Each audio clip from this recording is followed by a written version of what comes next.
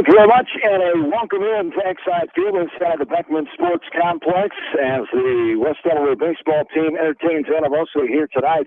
The Hawks coming in with a record of 1-1 with a win last week on the road over Waverly Shellrock 4-2. The night after, they lost their home opener to Dubuque Wahlert, number 3 team in Class 3, 4-1 last Tuesday night a week ago as Anamosa comes in with an 0-1 record. They had a doubleheader scheduled in Center Point, Urbana, in Center Point last Friday night, but it was rained out, and then they lost to Don Bosco at home in Anamosa on Saturday afternoon by the score of 8-2, as Don Bosco, a ranked team in Class 1A preseason as of last week at number 6. As Anamosa, Nick Norris, the sixth season head coach, sixth and final season as he accepted a job at Cedar Rapids Prairie. He'll be heading in there as 31 wins, 154 losses in 6 seasons for Nick Norris. The West Delaware 2007 grad, Nate Lahr, as he's in his 4th year here, 88-28 at West Delaware. You're ready to entertain Anamosa. And the last 14 meetings, past 7 seasons, the Hawks have dominated this series, winning 13 games, only losing 1. The only win coming for Anamosa back in 2015. It was the second game of the doubleheader on June 8th, 2015, when the Blue Raiders offense came alive, and they won that night 14-1 after the Hawks won in Game 1 by the score of 13-3. So 13-1 in the last 14 meetings. The Hawks have a stronghold on this series. Anamosa was 8-29 a year ago as they lost in the second round to Beckman in Dyersville by the score of 10-2 a season ago. As last year in the WAMAC, they were 4-25, 2-11 for 8th place in the east side of the WAMAC Conference. As the West Delaware Hawks a year ago, 24-14, as they were 19-11 in WAMAC play. East side 8-6, 4th of 8 teams as the start of the conference play here for both teams tonight. 0-1 Anamosa and 1-1 West Delaware. Take a look at the starting lineups here as the umpires at home plate. Chris Overrockling, the Dyersville native from Marion now, is the home plate umpire for Game 1. Kevin Mosier of Cedar Rapids is on the bases for this first game here tonight as they're meeting with both head coaches now. As we'll set the lineup for the Hawks defensively, it'll be Cole Engel in left field. Center field is Colton Reed. The right fielder, Trevor O'Reilly. Around the infield, the third baseman, Nick Casey. Jerry Harris is the shortstop. The second baseman, Dunstan Werner. And the first baseman is Hunter Zeezer, the boundary of Nolan Linus, the catcher. And Kyle Wright is on the mound for the Hawks, as Kyle Wright has not pitched yet this season, as last year he had a 4-1 record as a junior, 8 starts, 46 2/3 innings pitched, gave up 45 hits, 19 runs, 12 earned runs, a 1.80 ERA, walked 23, hit 4, struck out 22, and opponents hit 260 against him. For Anamosa, Zach McLean will lead things off at shortstop. Sean Burge is the number 2 hitter in left field. The second baseman, Nolan McLean, is the number 3 batter. Michael Martinson bats in the cleanup spot as he is the third baseman. Cole Sander, the catcher, he bats 5th. Cole Sander coming off of a State Boys golf tournament showing as he plays 37th, shot a 169 over the weekend up in Livermore. Chandler Seeley, the 6th batter, first baseman. Maverick Todd, the DH, batting 7th. Luke Rogers, the pitcher, batting 8th. Logan Seeley, the center fielder, batting 9th. Brian Sayers being DH for by Totten. And that are the starting lineups. I'll take a break, and we'll be right back for West Delaware Baseball as they entertain the Anamosa Blue Raiders here tonight in Manchester. We're back into this from KMCH Sports. Since 1995, Edgewood Feed Mill Construction has provided customers with a quality, pre-engineered building package for their swine facility needs.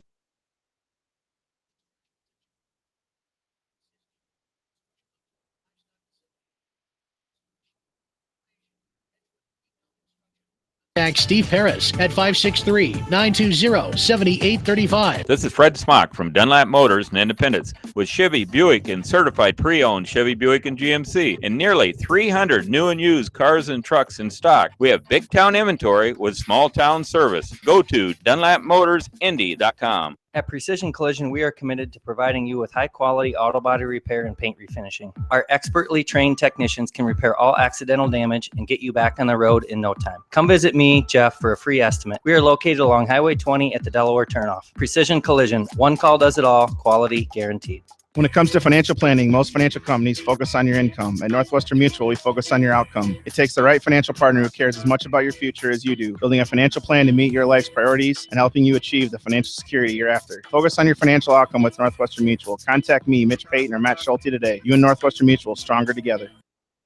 American Trust and Savings Bank wishes all area athletes and coaching staff continued success. American Trust and Savings Bank with locations in Dyersville, Farley, Dubuque, and Des Moines. Simply better banking. Check them out at americantrust.com. Member FDIC, equal housing lender. Sight and good vision is very easy to take for granted until it is taken away. Advanced Eye Care Associates of Eastern Iowa is here to help you. Advanced Eye Care Associates of Eastern Iowa is located at 105 East Butler Street in Manchester and at 1113 West 3rd Street in Benton. Your vision is our primary focus. Anderson is the leader in doors and windows. They set the bar high with high-performing, dependable, energy-efficient products for your renovation and building projects. Contact your local vendor, Delhi Lumber, at 922-2404 for all of your window needs. Delhi Lumber, your authorized Anderson Windows dealer. Big town quality with small town service.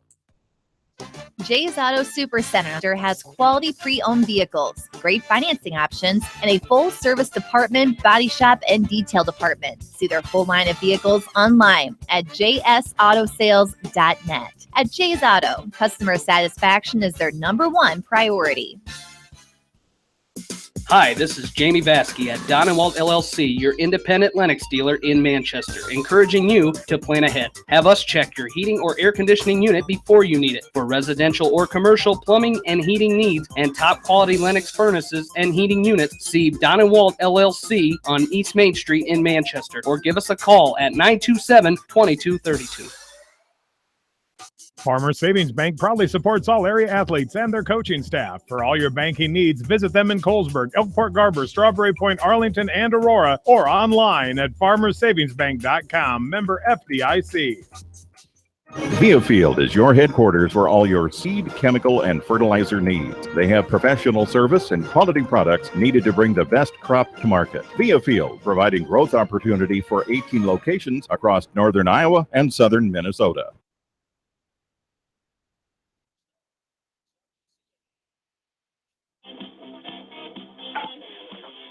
Back at Exide Field, John Swisher along with you. Baseball tonight. Open up conference play, East Division style. Here is the host of Blue Raiders of Anamosa, Kyle Wright, on the bump for the Hawks here in Game 1. Second team, Wildlife East Division All-Conference Player a season ago. He was a Iowa High School Baseball Coaches Association All-District Player second team a season ago as well.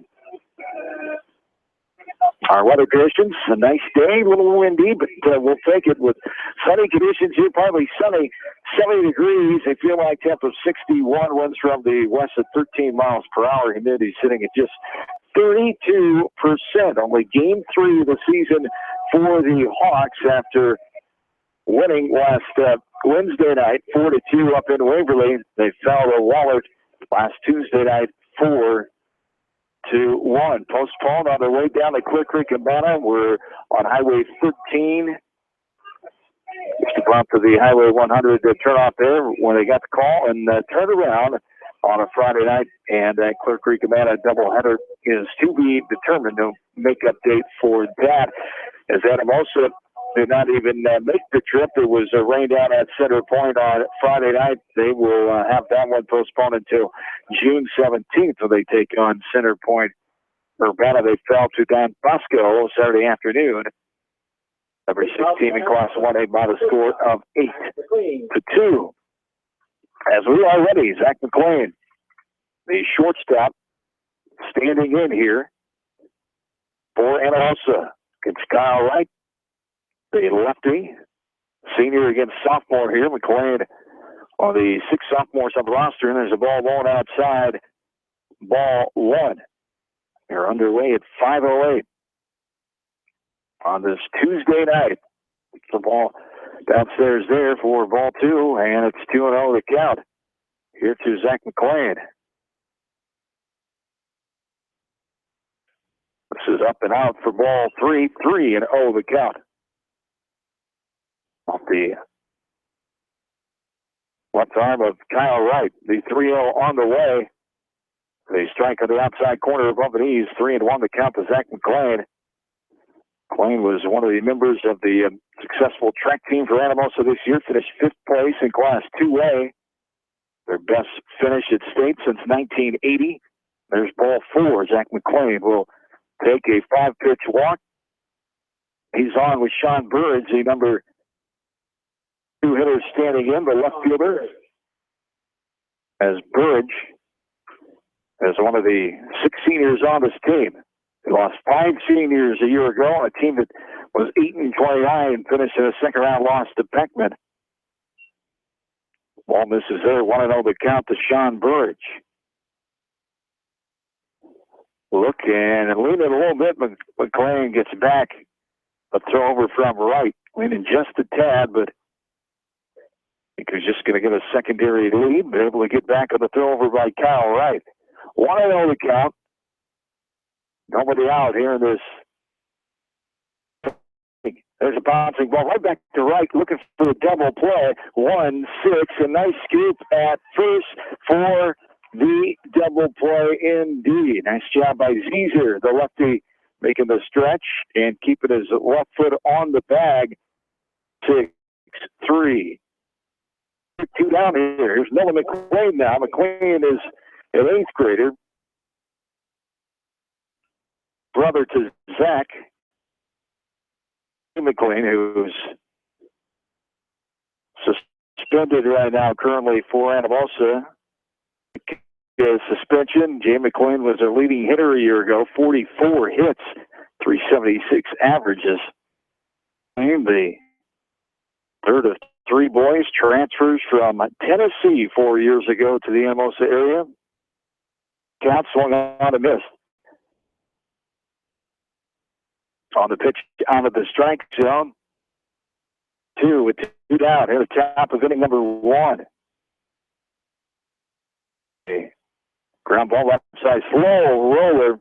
Shortstop up and nice stretch. And the dig by Caesar Harris. 3 shortstop ground out for out number 3. Bottom half of the first. No score from Exide Field. Hawks baseball from KMCH Sports. Shopping news and the Dyersville commercial recognize the hard work and dedication of all area athletes. Check out the weekly sports section in the commercial for scores and information. The Eastern Iowa Shopping News and Dyersville commercial, supporting your communities. For fan food, not fast food, visit your after-the-game headquarters, Manchester Dairy Queen. It's quick, it's easy, your family will love it. Manchester Dairy Queen.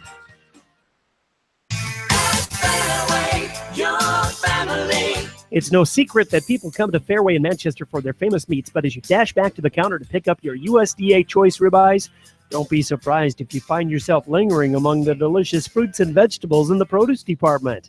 Shop Fairway in Manchester for low prices and all your grocery needs. Head to Fireside Pub and Steakhouse before or after the game or anytime, featuring steaks, seafood, pasta, sandwiches, and even fresh-made pizza. They say it's the best around. Visit them on the web at firesidemanchester.com for a full menu and special offers. Just like a great coach, State Farm agents like me, Julie Smith, can help you develop a game plan for your insurance needs. Whether it's car, home, life, health, or business insurance, I can dig into the playbook and help you find the affordable coverage you need. For all your insurance needs, call on a winning team. The Julie Smith State Farm Agency in Manchester. Hi, this is Chris Henry, Service Manager of Brown Sales and Leasing in Elkader. Our goal is to make your car buying experience the best possible, and our factory-certified technicians are dedicated to you and your vehicles. Stop in and see us at Brown Sales and Leasing in Elkader, or visit us online at ForBrown.com. Your hometown dealer, wherever your hometown may be. Best of luck to all area athletes and coaches.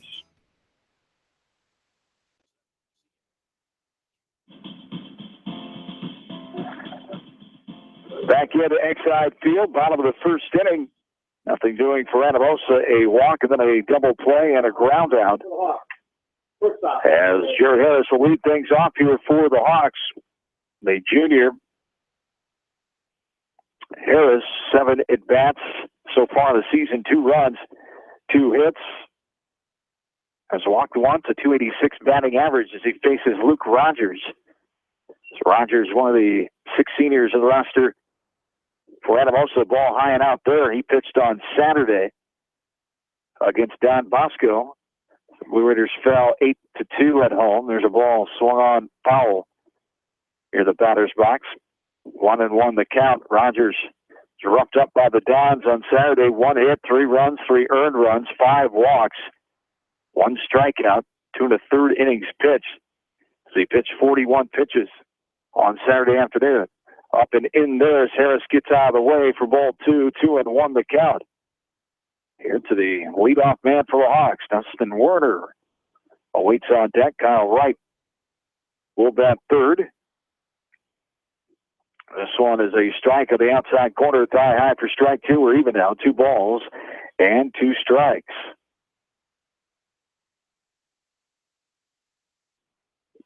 Luke Rogers a year ago as a junior, 1 start, 8 appearances, an 0-2 record. There's a ground ball right back to Rogers, and 1 hopper steps and throws on to Seeley at first base for the ground out to the pitcher. 1-3 variety for out number 1 brings up Dunstan Werner now.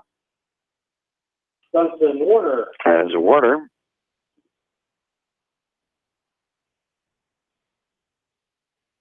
the junior at second base here in game 1. Takes a ball up and out there for ball 1. 1-0 the count. Here to Werner. 4th batter of the Hawks so far this season. 6 at-bats, 2 hits, 1 RBI. Has walked once. Hitting .333. Sprays this one up and out of play right side. Foul ball, strike 1. 1-1 the count. As a team, the Hawks are hitting .226 on the season with 12 hits. 1 home run and 5 runs batted in. They have struck out 17 times in 2 games. There's a ball up and out for ball 2. 2-1 the count here to Dunstan Werner. One of 12 juniors on the roster for Coach Nate Lahr and assistant coach B.J. Hermson. There's a ball in the dirt outside. Ball 3, 3-1 the count. 4 seniors, 12 juniors, 2 sophomores, 18 on the roster for the Hawks.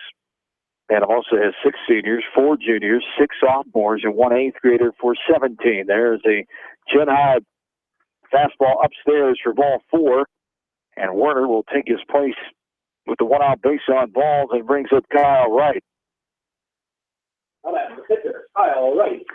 Mentioned Nick Norris in his 6th season. A Missouri native, played his college ball at Cornell College in Mount Vernon. That's how he ended up in the Eastern Iowa area. Teaches special ed at Anamosa. Also coaches, assistant coach in football and girls basketball. There's a ball fouled left side by Kyle Wright. Kyle, 6 at-bats, 1 run, 2 hits, 1 double, 1 home run, 4 RBIs, and .333 batting average. Nick Norris, assisted by Brian McCray, a Chicago native, teaches middle school math, and in Anamosa, went to Clark in Dubuque, also played baseball there. 1-1 the count. Here to Kyle Wright. 3rd man in this inning, 1 out and 1 on. We have no score in the bottom of the first. A pitch up and out for ball 2. 2-1 the count to Kyle Wright. Nick Casey awaits on deck. The sophomore lurking in the on-deck circle for the Hawks with 1 out and 1 on. The 2-1 is drilled right side. That's going to get down in front of the right fielder, Sayer. He'll throw it in. And a snap throw back to second base, and they got their man. And not realizing the throw, coming back in, Werner overran the bag, did not pick up where the ball was, and was tagged out on the 9-6 put out there. And just like that, there's 2 down after a nice base hit to right field by Kyle Wright. Just too big of a round there by Werner. And we'll have a courtesy runner here Cameron Cook, the junior, will run for Kyle Wright out at first.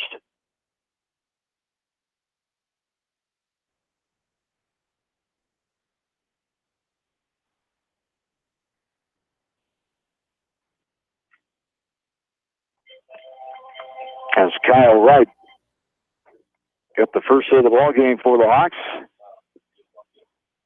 Nick Casey standing in. Big cut at that one for strike one, 0-1 the count. 2 down here in the bottom of the first inning, no score. Rogers will look at the runner, Cook at first. This one is hit into left field, left center field. Burridge and Seeley going back. It bounces on the warning track, rolls up against the fence. 1 run being sent in. Cook gave the green light to come all in. He will stand up, and the Hawks have jumped on the board first. 1-0 here at the bottom of the first.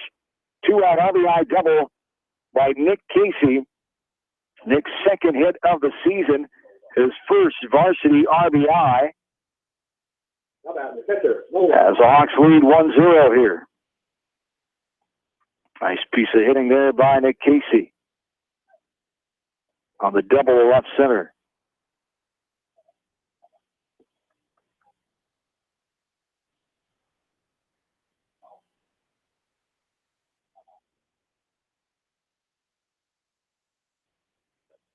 So on a strike at the outside corner at the knees to Nolan Linus, who stands in with 2 outs and a runner on second base.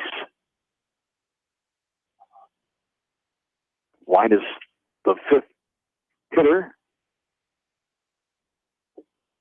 as the senior catcher takes the ball there. We're even 1-1. Nolan comes in 6 at-bats, 3 hits, most on the team so far. A 500 hitter in the first 2 games last week on Tuesday and Wednesday night. The loss to Wallard here and the win on the road at Waverly Shellrock. Ball 2 there. 2-1 the count to Nolan Linus. 5th batter in this inning. Rogers to check the runner at second. Now the 2-1 pitch is downstairs in the dirt for ball 3. Nice scoop by the catcher Sander. 3-1 the count with 2 away. Had a ground out, a walk, and 2 hits in a row in this inning. Hawks lead 1-0. A ball in the dirt and outside, ball 4. Linus will make his way down the second walk of the inning. 2-out variety here. Brings up Reed Hogan, the DH for Cole Engel, the left fielder. How about the designated hitter, Reed Hogan? So runners on first and second, 2 down. Hogan stands in. 3 at-bats so far. On the season, 1 strikeout, no batting average yet. The games last week. This one is a ball that misses off the plate inside for ball 1. 1-0 the count to Reed Hogan.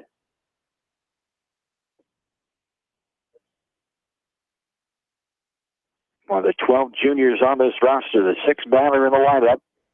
He goes out and chases that one. Just off the plate, cannot get a piece of it. And it's even now, 1-1.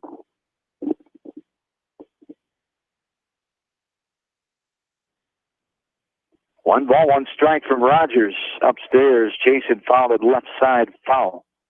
There's a tad upstairs, outer half of the plate. 1 ball and 2 strikes. Here to Reed Hogan.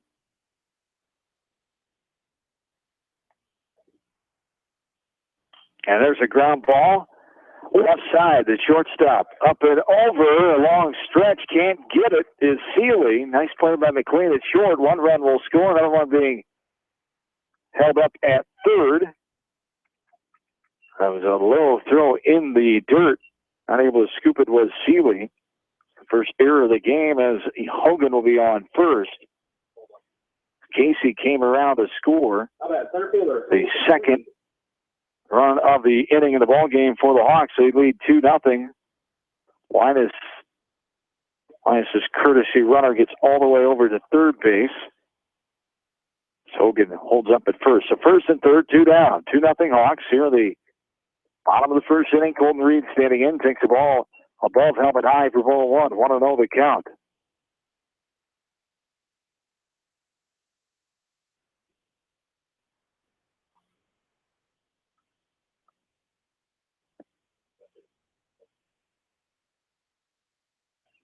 There's a pitch just off the plate. Outside, too far for ball two. 2-0 the count. Here to Colton Reed. Reed playing center field. First varsity at bat here. As the junior did not bat last week. In those two games, there's a grounder left side. Third baseman has to go right between his legs.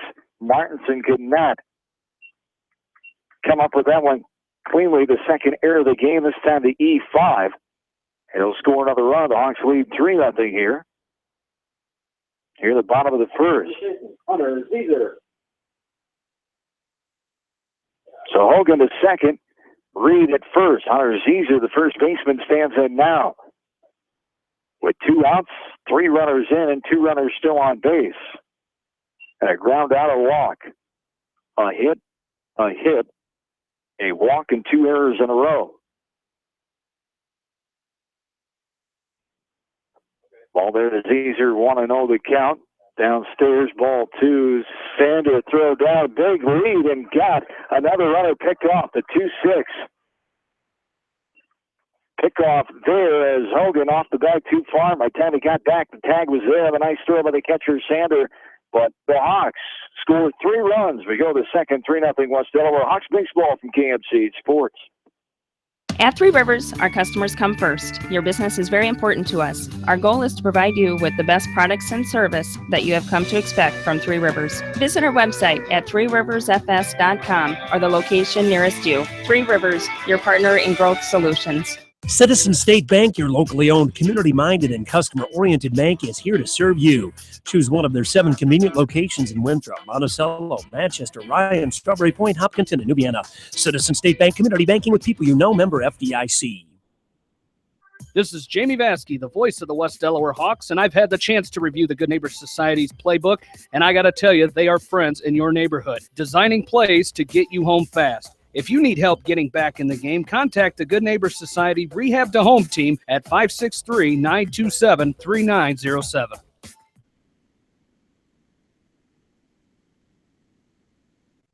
Martinson. Back in, top of the second inning. Anamosa will have 4, 5, 6. Martinson, Sander, and Seeley for the Hawks in the bottom of inning number 1.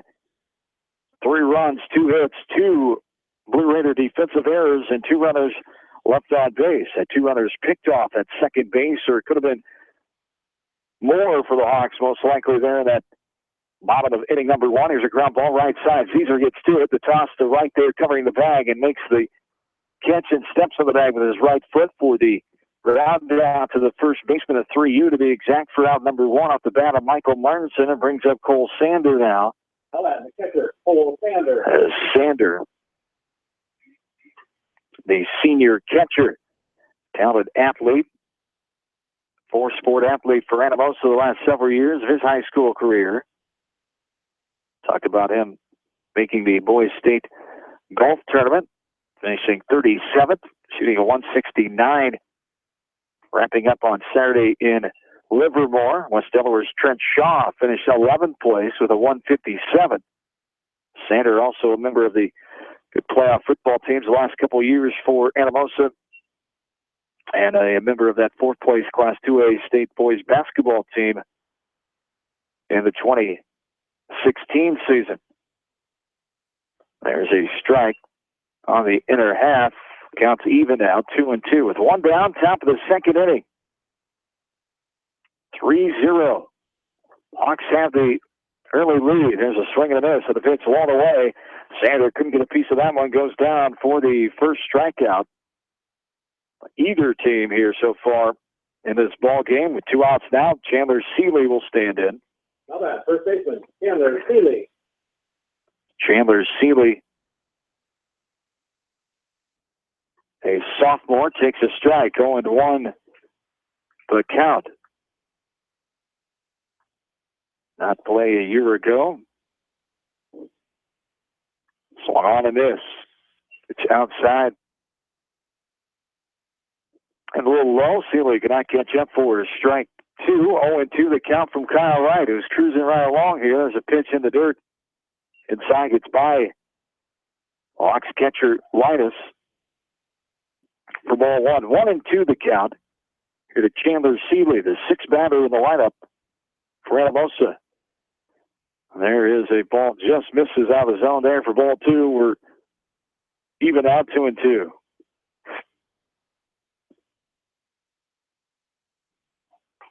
Pitches outside, a little high.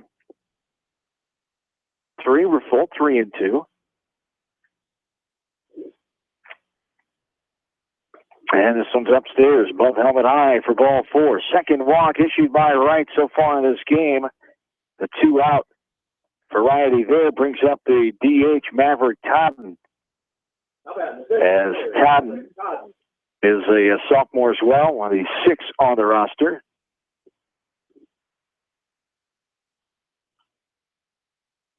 First varsity experience was last year, had 1 at bat at the varsity level.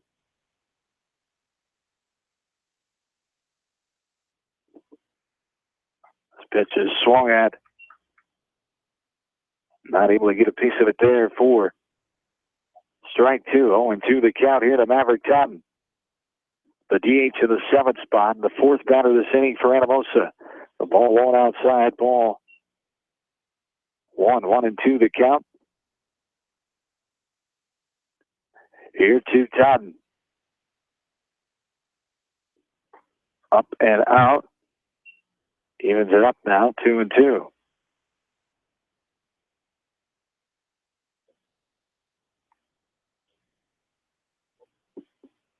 This one is swatted at and fouled right side for a foul ball. Count stays at 2 balls and 2 strikes. Swung at, downstairs, coming up empty is Totten for the swinging strikeout for out number 3. One left on here in the second for Anamosa. The Hawks lead 3-0. Go to the bottom half of inning number 2. This is West Delaware Baseball from KMCH Sports. The Edgewood Reminder is proud to support all the area teams in athletic action and appreciates their efforts in the classroom and during sports. Check out all the sports photos in each week's issue of the Edgewood Reminder. The victory is yours at Victory Ford. Hey, this is James Halverson, Service Manager at Victory Ford in Dyersville. Our service and parts team at Victory Ford is dedicated to keeping your car in tip-top shape. And our sales department makes buying a car easy and hassle-free. Stop out to Victory Ford in Dyersville or online at victoryfordonline.com. Good luck, athletes and coaches. TriVet Associates is a mixed animal veterinary clinic with offices in Farley, Dyersville, and Holy Cross. Our 8 doctors serve the Dubuque, Manchester, Guttenberg, and Cascade areas and provide veterinary services to both large and small animals. For more information, find us on Facebook or visit our website, trivetinc.com. High-Tech Communications has everything you need to stay connected. Audio, video, TVs, DVD and Blu-ray players, dish network systems, surround sound systems, phone systems, but the list doesn't stop there. High-Tech Communications has a staff of professionals to help you get connected, from the installation of your entertainment system to cable and data wiring in your home or business. High-Tech Communications, changing your world with technology.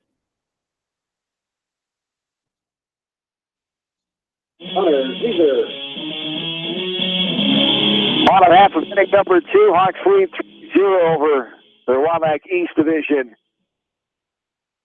conference foes Anamosa, as Hunter Zeezer will stand in. 8-9-1 slated for the Hawks here. Zeezer, the junior, will stand in for his first time. Zeezer, O'Reilly, and Harris due up. 3 runs, 2 hits, 2 errors, and 2 left on at the bottom of the first for the Hawks. A reason they lead this game 3-0. Ball is popped up left side, now to play. 1-1 the count. Freshman and sophomore baseball teams are both at Anamosa tonight, starting with a freshman game at 5:30, followed by the sophomores. Coach Morrison and Coach Werner have their teams down there tonight. There's a swing on and a miss. Strike 2 to Hunter Zeezer. Luke Rogers threw 29 pitches in that bottom of the first inning. Hawks got 3 runs. He threw 41 in 2/3 of an innings pitched on Saturday against Don Bosco. Here's a scalding ground ball right side. It'll be foul as Sealer gave it effort. It bounced down the line in foul territory. 1-2 the count as we have the scoreboard back. Bottom of the second. 3-0 Hawks with the lead.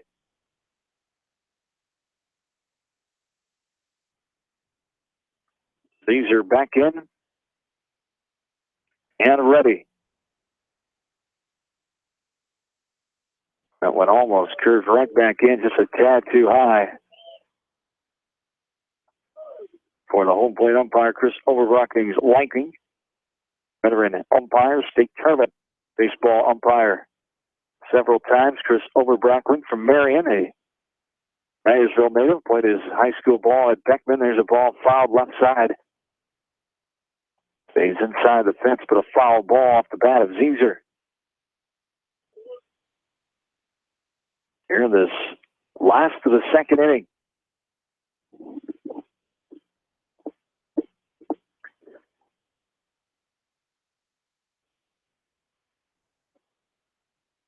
These are back in and ready. The 1-2 for Rogers outside too far. Ball 3. Full count now. 3 balls and 2 strikes. Here's to Hunter Zizer. For 2 on the way. Swung on and missed. Other half, a little low. Zizer could not get a piece of that one. The first strikeout for the Hawks offense so far here tonight. 1 out in the bottom of the second. As Trevor O'Reilly will stand in now. Right-handed junior has 3 at-bats so far on the season. 1 run scored, 1 hit. Batting .333.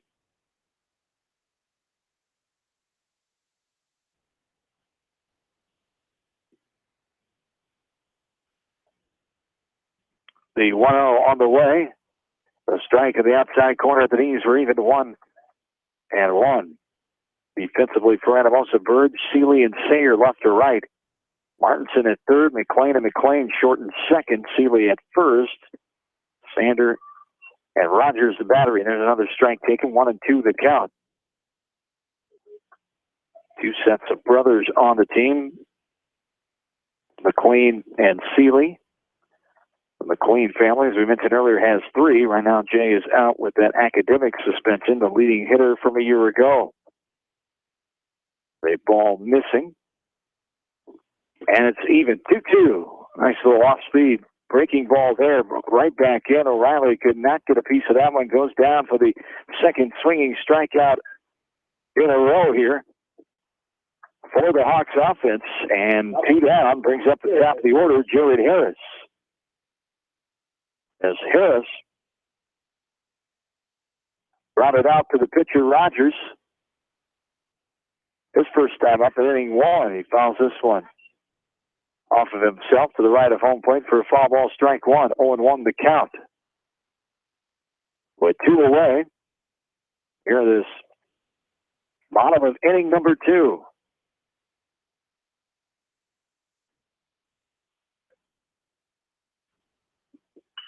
There's a one-hopper to the second baseman, McLean, up and over for the ground out to the second baseman. 4-3 put out for out.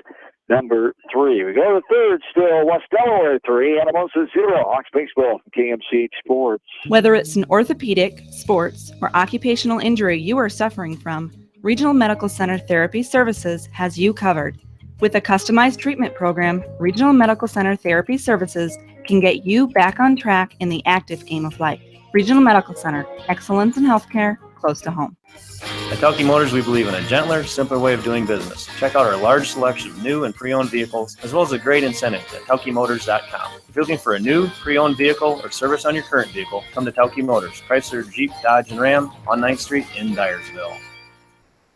Leonard Muller Funeral Home and Crematory wishes all the best to the athletes and appreciates their hard work and scholastic efforts throughout the year. For personal, caring service, Leonard Muller Funeral Home and Crematory in Manchester, Edgewood, and Strawberry Point. For more than 80 years, GMB has lived its mission to help customers achieve their financial dreams. Supporting the communities where you live, work, and play is important to us because that's where we live too. It's where we provide great service, sound advice, and solutions to meet your financial needs. GMB Bank, member FDIC. For all your general contracting needs, turn to the professionals at Lucky Building Service in Manchester. For commercial, remodeling, and building and new home construction, call the experts, Lucky Building Service in Manchester, 563-927-5677.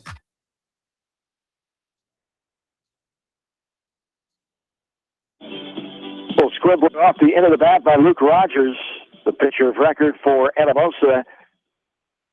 As coming up and getting it is Dunstan Warner. The toss to Zeezer at first. Got his man. 4-3 ground out for out number one. Off the bat of Rogers, Logan Seeley will stand in now.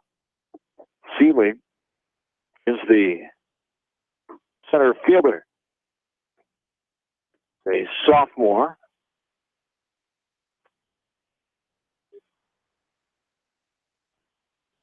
Back to the junior. Older than his sophomore brother, Chandler Seeley. There's a foul ball right side.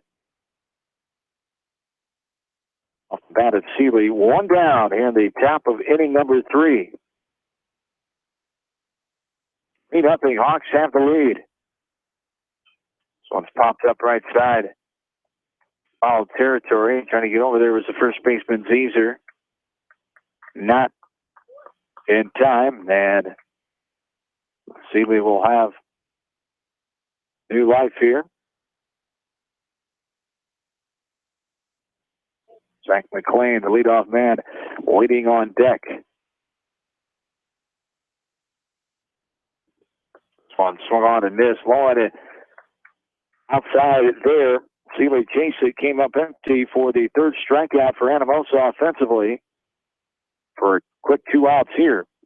How about the shortstop, Zach? Here in the top of inning number 3. Zach McClain walked.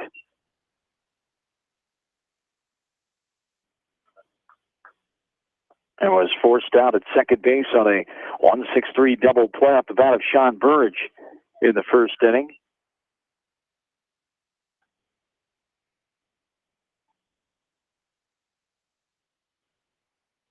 Back in there after a strike. On the ball, one outside. Here to McClain.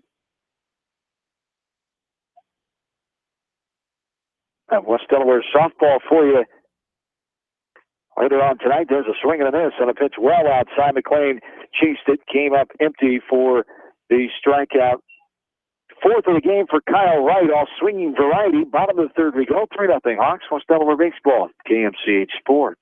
At Dupaco Community Credit Union, we know debt happens. A debt checkup from Dupaco ensures it's not costing you more than it should. With historic low interest rates, now is the time to bring your loans to Dupaco. Contact us at 563-927-6187 or visit dupaco.com.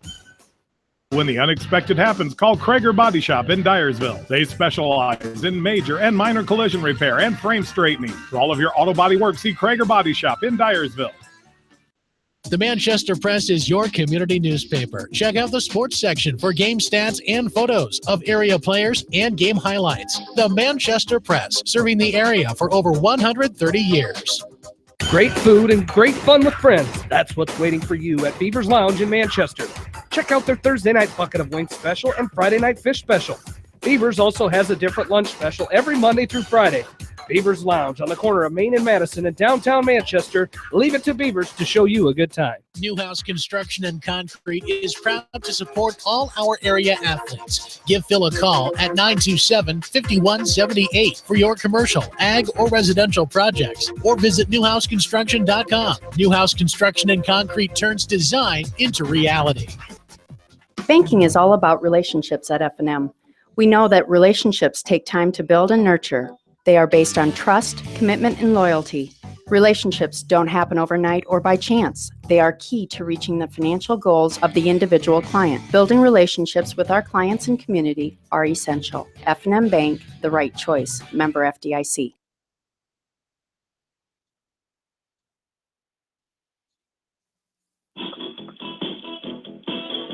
Back in, bottom of the third at Exide Field. Fly ball off the bat of Dunstan Warner. The right fielder, Sayer, gets over to it and puts it away. The F9 for out number one. Here in the last of the third, Hawks lead this game 3-0. All three of the runs came in the first inning. 3 runs, 2 hits, 2 errors, and 2 runners left on base. Kyle Wright stands in. Got a hit and scored the first run in that 3-run first inning. He has given up nothing, only 2 walks to Anamosa as the pitcher of record in this game. A ball now, another ball, high and outside. 2-0 the count to Kyle Wright. The senior will foul this one back on his way to play baseball at Central College in Pella. So go there in the fall. He'll join West Delaware graduate and a 2015 alum, Dallin Putz. Played baseball here at West Delaware, playing for the Dutch.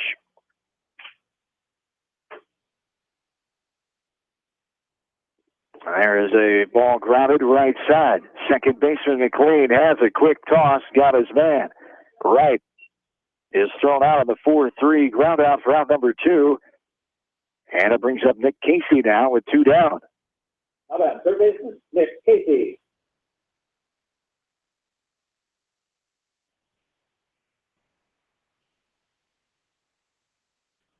All 3 runs and 2 hits came in that first inning. A 1-2-3 inning for Rogers against the Hawks offense in the second. He retired 5 in a row here since that first inning. A ball there to Casey, who got a RBI double, hit to left center field, and scored the second run of the game back in the first. So strike taken, 1-1 the count now. This game is 37 minutes old here as a swing and a miss. 1-2 the count. The bottom of the third, Hawks lead 3-0. West Delaware softball, number 16 in Class 3, will take on Anamosa tonight. They're getting ready to get underway with Game 1 in about 15 minutes from Sill Field. We'll hear from Jamie and Bill with updates, and then we'll have Game 2 live coverage coming up for you later on tonight. West Delaware 4-0, Anamosa 2-1. Swing and a miss on pitch high and away. Casey goes down swinging for round number 3, and we go to the 4th. 3-0 Hawks. This is West Delaware Baseball from KMCH Sports. At Georgian Auto in Manchester, their approach to auto repairs is simple. Fix it right and get you back on the road. From tires to transmissions, they fix it all. Georgian Auto in Manchester, where complete automotive service and repair is their complete focus. You may not wear glasses or contacts, but how do you know if you're seeing your best or if your eyes are healthy? Why not be proactive and get your eyes examined? Dr. Daniel E. Mersch and his professional staff at Manchester Family Vision can help. Call 563-927-3682 to schedule an appointment. Manchester Family Vision Center wishes all the local sports teams best of luck this season. Manchester Family Vision Center on West Main, where clear vision begins with healthy eyes. Why make 10 calls when you can make 1 call to Mormon Insurance, a member of People's Insurance in Manchester, and get the best quote from 10 different companies on your auto, home, and farm insurance? You can depend on Mormon Insurance for fast, friendly service and quality coverage. Call Kathy or Rachel today at 927-2263. Mormon Insurance, a member of People's Insurance in Manchester. Since 1995, Edgewood Feed Mill Construction has provided customers with a quality, pre-engineered building package for their swine facility needs. Edgewood Feed Mill Construction is a general contractor and will assist you with the construction of your livestock facility, start to finish. For more information on Edgewood Feed Mill Construction, contact Steve Harris at 563-920-7835.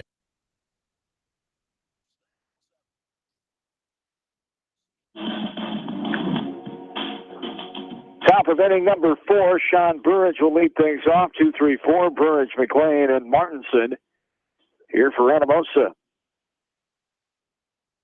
Burridge takes a pitch upstairs for ball 1, 1-0 the count.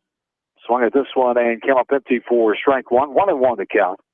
Here to Burridge, who hit into that 1-6-3 double play in the first inning. Skulls this one right back to the right of Kyle Wright.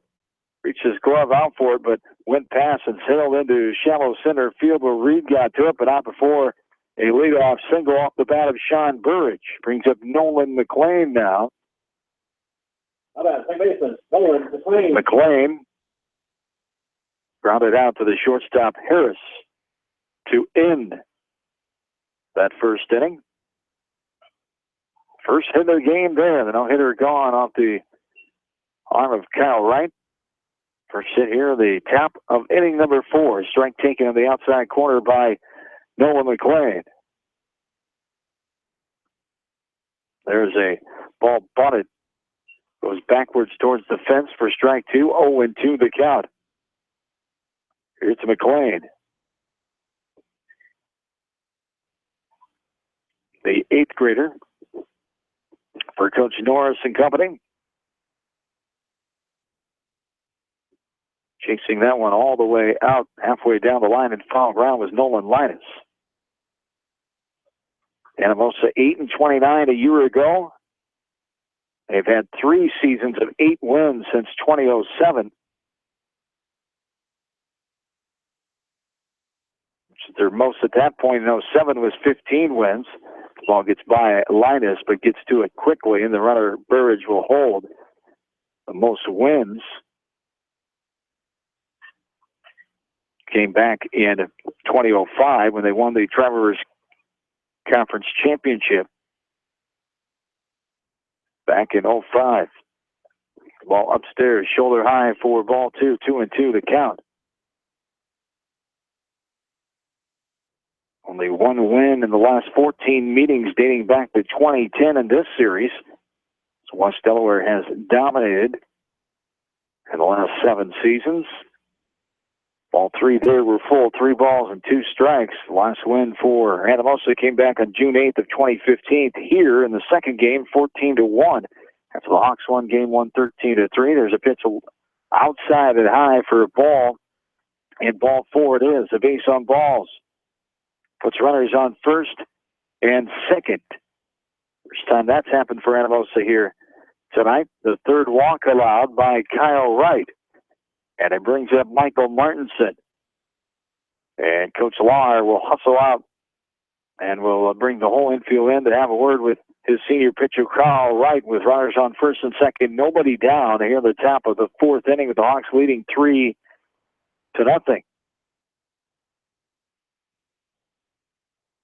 Fewest amount of wins for this Anamosa program came back in 2012 when they were just 2-34. 2015, 7-29, 8-28, 6-33. Go back to 2011, 6-34, and 2010 they were 6-30. Martinson stands in. Runners on first and second. Nobody down. Right. Throws it right over the plate, and it's bunted out front by Martinson, and he gets his job done. The sacrifice there to put runners on second and third is Wright. Has no problems with a bullet to Zezer at first for the 1-3. Sacrifice put out for out number 1. McLean gets the second. Burridge moves to third. And a bat is left outside the on-deck circle as a Blue Raider comes out of the dugout, hustles it down after Stroman Broccoli goes down and over and picks it up, draws attention to it. 1 down here, runners on second and third. Top of the 4th, 3-0 Hawks. Blue Raiders trying to get on the board for the first time here. Here's a ball hit in the left field. A drop in front of Engel. 1 run is in. Anamosa is on the board. 3-1 on the base hit. RBI variety by Cole Sander. His first hit of the season, of the senior campaign, as he did not play on Saturday. He was at the State Golf in Livermore representing the Blue Raiders in Class 3A. Klein goes to third. Bird scores on the hit to left. So runners on first and third. There's a strike, a throw down as the runner goes halfway and will go back. Sander back into first, drew the throw. Warner came in and cut it off on the grass in front of the second base bag. One away, runners on first and third. Chandler Seeley stands in now. Here's a pickoff. The runner going to slide to second. He is going to be out. Runner coming in to score. He is going to be out. 2 outs there for the Hawks defense to get out of the inning and leave Anamosa only scoring 1 in the fourth. We go to the bottom of the fourth. 3-1 Hawks. West Delaware Baseball, KMC Sports. This is Fred Smock from Dunlap Motors in Independence with Chevy, Buick, and certified pre-owned Chevy, Buick, and GMC and nearly 300 new and used cars and trucks in stock. We have big town inventory with small town service. Go to DunlapMotorsIndy.com. At Precision Collision, we are committed to providing you with high-quality auto body repair and paint refinishing. Our expertly trained technicians can repair all accidental damage and get you back on the road in no time. Come visit me, Jeff, for a free estimate. We are located along Highway 20 at the Delaware turnoff. Precision Collision, one call does it all, quality guaranteed. When it comes to financial planning, most financial companies focus on your income. At Northwestern Mutual, we focus on your outcome. It takes the right financial partner who cares as much about your future as you do, building a financial plan to meet your life's priorities and helping you achieve the financial security you're after. Focus on your financial outcome with Northwestern Mutual. Contact me, Mitch Payton, or Matt Schulte today. You and Northwestern Mutual, stronger together. American Trust and Savings Bank wishes all area athletes and coaching staff continued success. American Trust and Savings Bank with locations in Dyersville, Farley, Dubuque, and Des Moines. Simply better banking. Check them out at americantrust.com. Member FDIC, equal housing lender.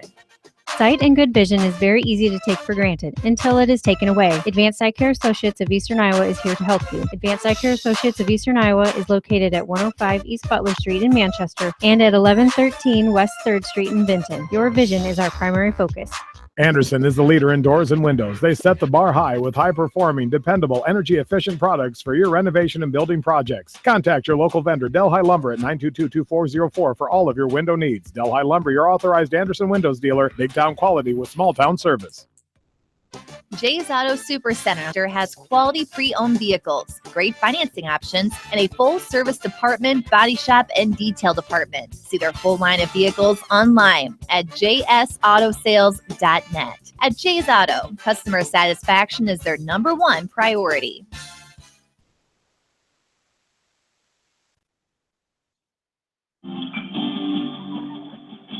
Out of the fourth inning, 3-1, Hawks have the lead. Swung on and missed after a strike, 0-2 the count to Nolan Linus, the fifth batter for the Hawks, who leads things off here in the last of the fourth. Linus, Hogan, and Reed due up. Time is called as Rogers start to go into his delivery. Anamosa scored 1 run on 2 hits, no errors, and nobody left on. They pick off there, 1-3-6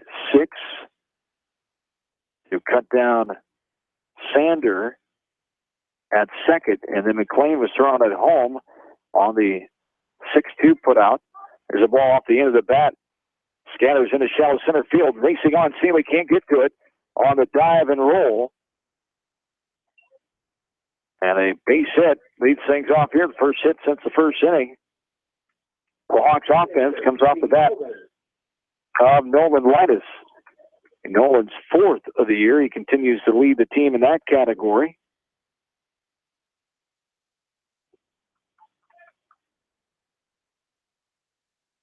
Brings up Reed Hogan now, the DH. A runner out there for Linus at first. It's like number 8. There's a ball to Reed Hogan. Want to know the count. This ball is hit into center field. Coming on, Seeley. He dives this time, hits it hit off of his glove. And we'll get it in, but not before runners are on first and second. One that bounced right in his glove and out. Not sure if he even had to really dive. The error there, this 3rd of the game for the Blue Raiders defense. As Linus's courtesy runner moves to second. Hogan on first. So quickly runners on first and second. Nobody down here at the bottom of the 4th. Hawks try to get that run back and then some here. in the bottom of this fourth inning. Hawks will have 6 games total this week. 1 more tonight after this one. 2 tomorrow night at Owine, and then 2 down at Van Horn taking on Bend Community on Thursday night. I'll have all the coverage for you there starting around 5 o'clock on Thursday night. Bill Logan will have West Delaware softball for you tomorrow night from Tiffin as the Hawks take on Clear Creek Amana. Colton Reed stands in. He reached on an error, was stranded back in the first. Stands in here with nobody out. Runners on first and second. Ball in the dirt.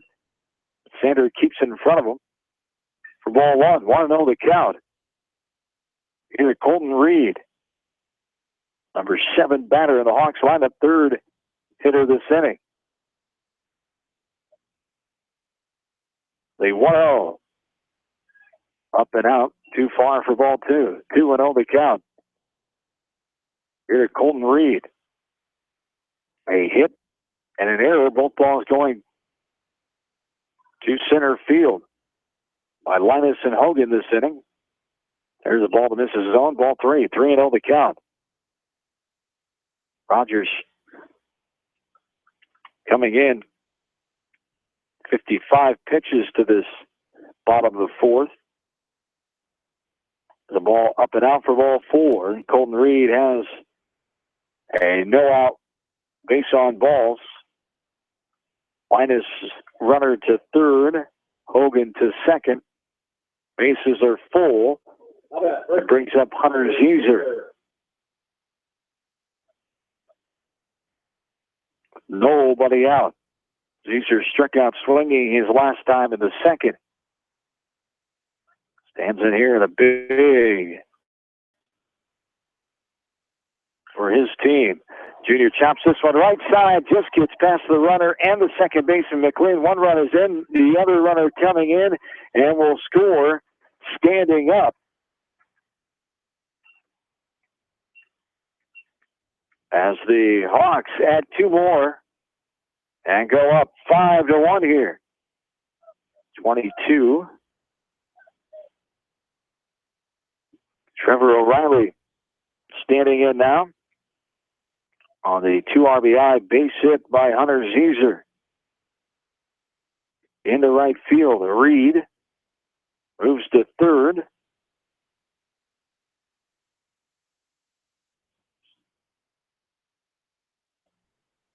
Two-run score brings up the number 9 batter, Trevor O'Reilly here.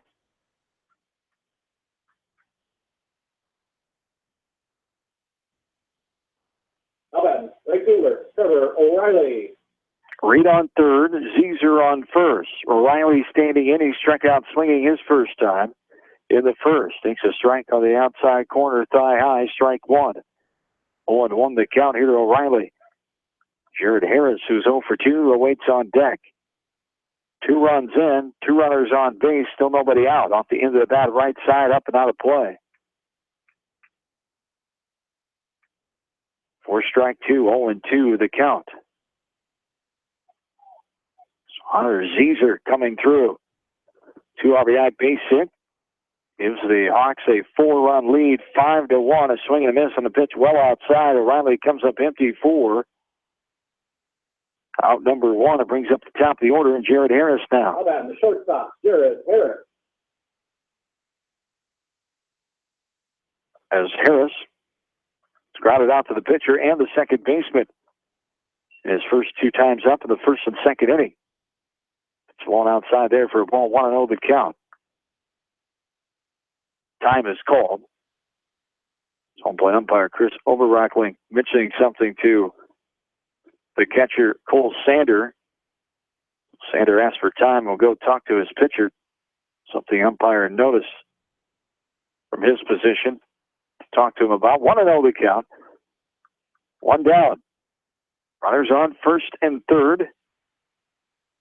2 runs in this inning. Hawks lead by 4, 5-1. We're in the last of the 4th inning. So it's scolded down the line. It's a fair ball. 1 more run will score on a base hit by Jared Harris. He'll go into second. Some trouble. He had that ball on the line verge, threw it in, and nobody was there. did not hit either two fielders over on the left side. So runners will be on second and third on the double down the line. Dustin Warner. RBI variety there by Harris. So he scoots into second.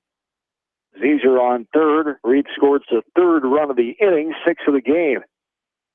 Dustin Warner stands in and takes the ball up and out.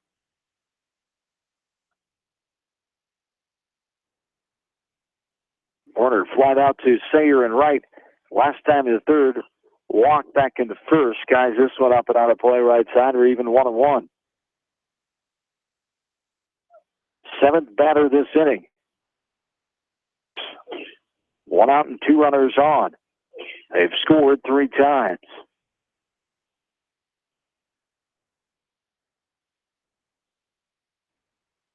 The 1-1 from Rogers. Curveball there, missed outside. For ball 2, 2-1 the count. Here to Werner with Kyle Wright awaiting on deck. The 2-1. Lifted in the air right side. That'll be out of play. And we're even here, 2-2.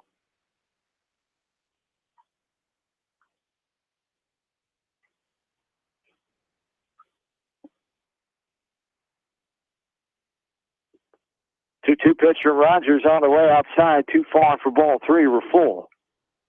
3 balls and 2 strikes. A hit, an error, a walk, a hit, a strikeout, and a hit so far in this inning for the Hawks. Inside, on that inside corner, Werner was frozen on that inside corner. Close enough, says home plate umpire Chris Oberbrockling for the looking strikeout. How about the pitcher, Kyle Wright? 5th of the game. Taking by the Hawks offense, first looking variety. Round number 2 here, Kyle Wright stands in. A hit and a ground out so far in this game. Takes the ball down there, 1-0.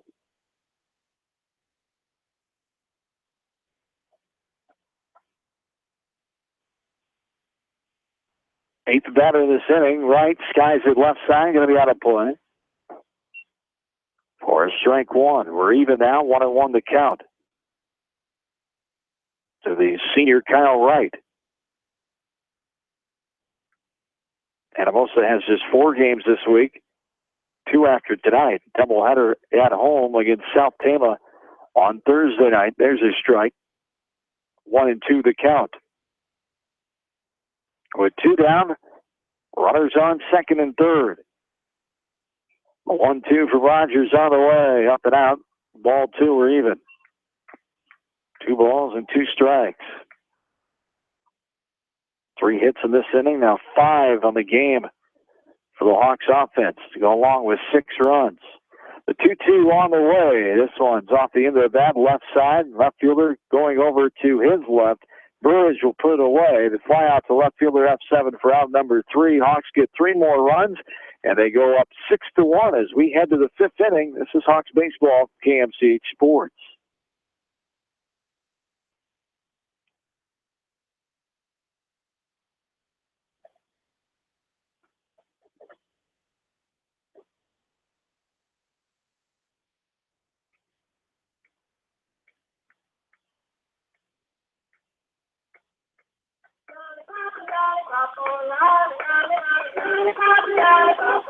Hi, this is Jamie Vasky at Don & Walt LLC, your independent Lennox dealer in Manchester, encouraging you to plan ahead. Have us check your heating or air conditioning unit before you need it. For residential or commercial plumbing and heating needs and top quality Lennox furnaces and heating units, see Don & Walt LLC on East Main Street in Manchester, or give us a call at 927-2232. Farmers Savings Bank proudly supports all area athletes and their coaching staff. For all your banking needs, visit them in Colesburg, Elkport Garber, Strawberry Point, Arlington, and Aurora, or online at farmersavingsbank.com. Member FDIC. Viafield is your headquarters for all your seed, chemical, and fertilizer needs. They have professional service and quality products needed to bring the best crop to market. Viafield, providing growth opportunity for 18 locations across northern Iowa and southern Minnesota. The Eastern Iowa Shopping News and the Dyersville Commercial recognize the hard work and dedication of all area athletes. Check out the weekly sports section in the commercial for scores and information. The Eastern Iowa Shopping News and Dyersville Commercial, supporting your communities.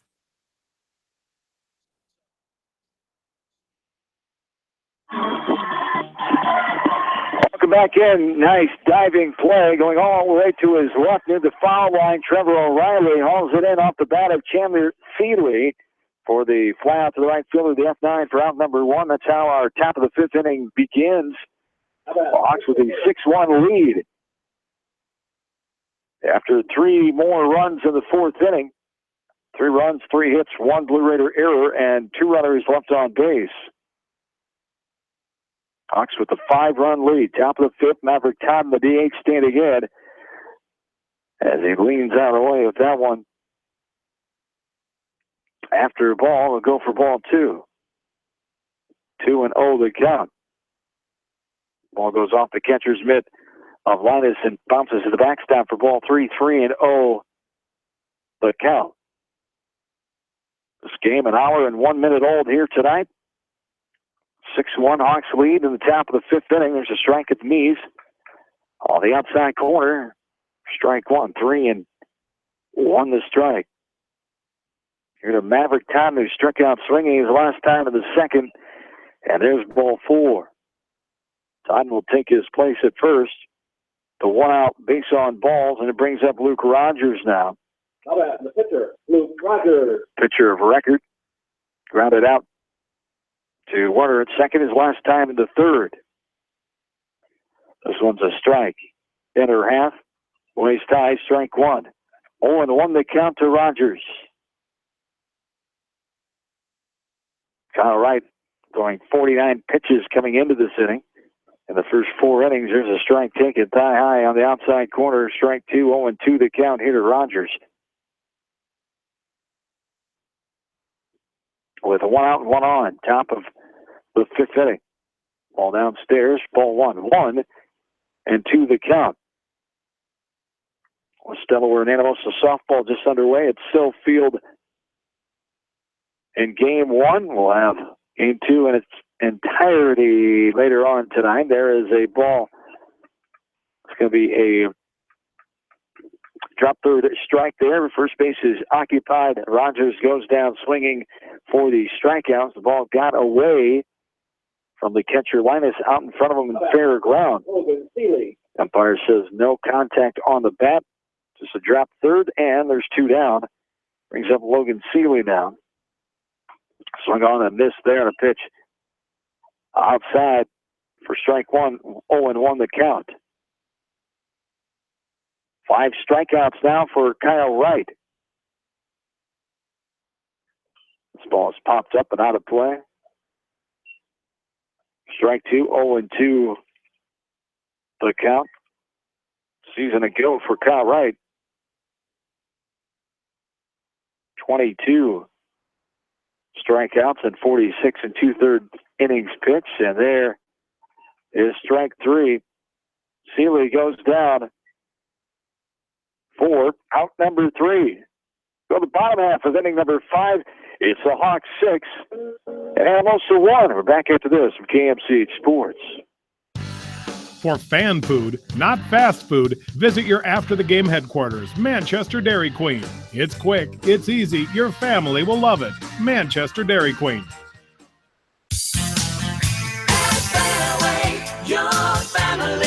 It's no secret that people come to Fairway in Manchester for their famous meats, but as you dash back to the counter to pick up your USDA choice ribeyes, don't be surprised if you find yourself lingering among the delicious fruits and vegetables in the produce department. Shop Fairway in Manchester for low prices and all your grocery needs. Head to Fireside Pub and Steakhouse before or after the game or anytime, featuring steaks, seafood, pasta, sandwiches, and even fresh-made pizza. They say it's the best around. Visit them on the web at firesidemanchester.com for a full menu and special offers.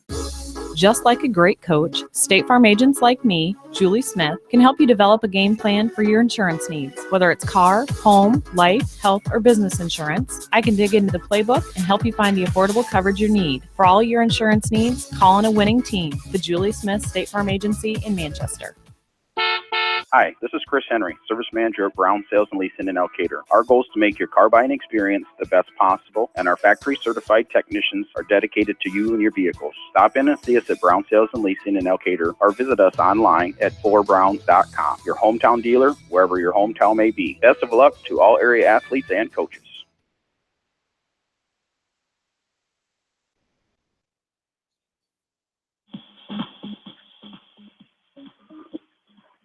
All right, thanks to producer Ashley Bramley. John Swisher back with you. Bottom of inning number 5. Hawks lead this game 6-1.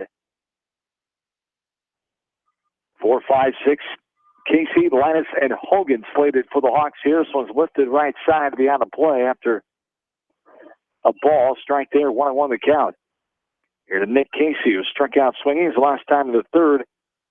Got a hit and scored the second of 3 runs to score in that first inning. Luke Rogers is back out there for Anamosa. Bounces this one several feet in front of the plate for ball 2. 2-1 the count. Trying to get pitching depth. A concern for Coach Norris and company. That's why they're in no hurry to go to the bullpen here in game 1. 6-1. The bottom of the 5th.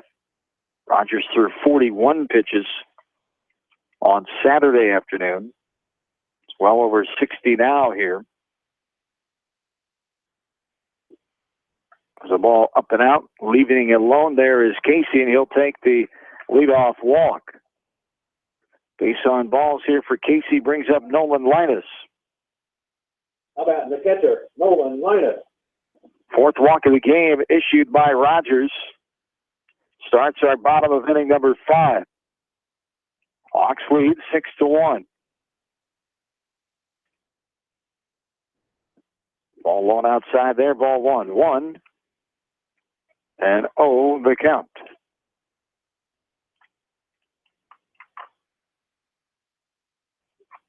So over 60 pitches, requires 3 days of rest with the new pitch count rule this year, effective in high school baseball. Ball flowing to right side. Tailing foul will stay inside the fence, bound down near the warning track in the right field corner. 1-1 the count here to Nolan Linus. Got a hit and scored his last time. Walked in, scored back in the first. At least his courtesy runner did.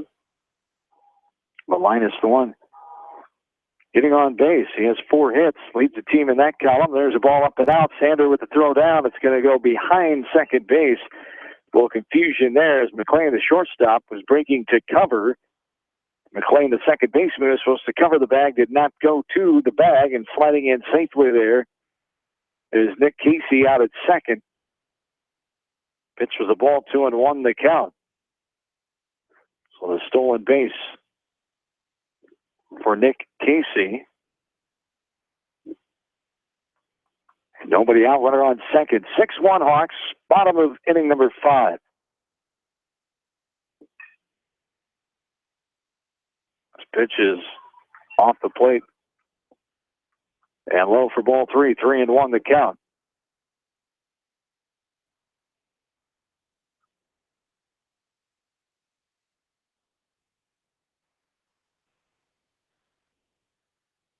And there is ball 4. Linus will take his place. 2 walks in a row here to start this on the 5th. And Coach Nick Norris will make the walk out. Most likely Rogers' night is done, but we shall see. Here at the bottom of the 5th, 6-1. Runners on first and second. Coach Norris just talking to his team and his senior pitcher for right now. Let's see if he makes a switch. Nothing yet.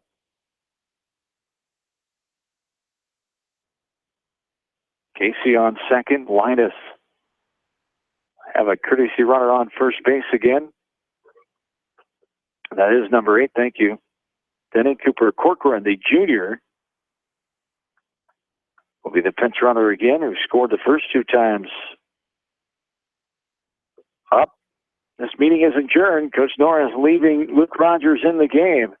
Now that designated hitter, Reed Hogan. With nobody out, 2 runners on.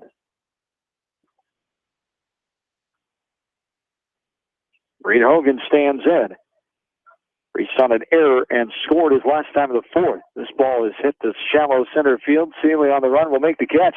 Runner's going to tag. The throw into third, going to get by and go all the way to the fence, but staying put there is Nick Casey. He gets a piece of Casey's arm on the bounce by to the fence. So the F8, as Seeley made the catch on the run, threw it in to McLean. McLean's relay throw bounced into third and past the base in foul territory. But the runner, Hogan, checked that Casey staying put. Corcoran did tag up and get to second as well on the throw in the third. So runners on second and third, one away. Here is Colton Reed standing in now. One out, bottom of the fifth, 6-1. Hawks with the lead. This one is sent into left field. Burge coming in, the wind knocking it down. Tremendously shallow left field. Lands in front of Burge. One run will score. Ball looked hit much harder than it did. That wind knocking it down and ended up in shallow left field before Burge could get there. So the RBI single to left, one out variety for Reed. He's on first. Corcoran holds up at third. Casey scores the first run of the inning, the seventh of the ball game. It's 7-1, bottom five. Hunter Ziegler stands in now and rockets this one right side. Foul ball. Past the first base Blue Raider dugout on foul ground.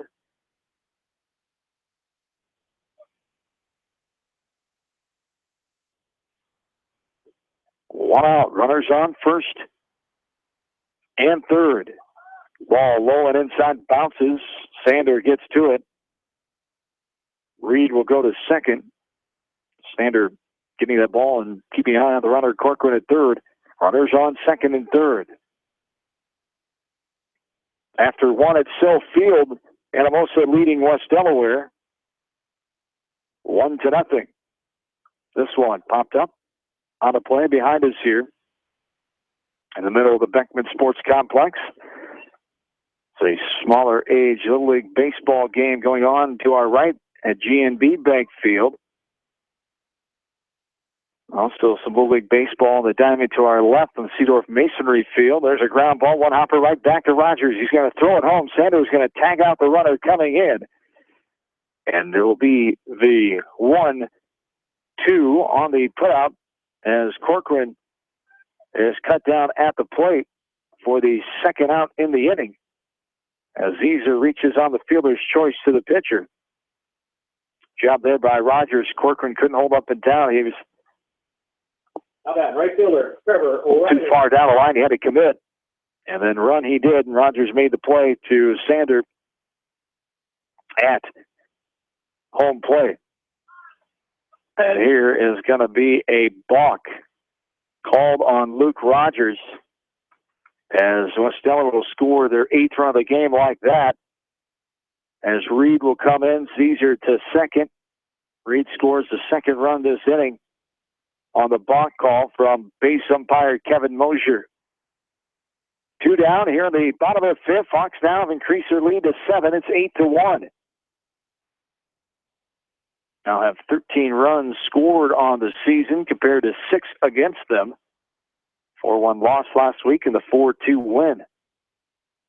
Lost to Waller, won to Waverly Shellrock. Here's a ground ball deep in the hole. It's short. A wild throw off the bag as O'Reilly will turn the corner and get to second. Coming in to score is Hunter Ziegler, the 3rd run of the inning.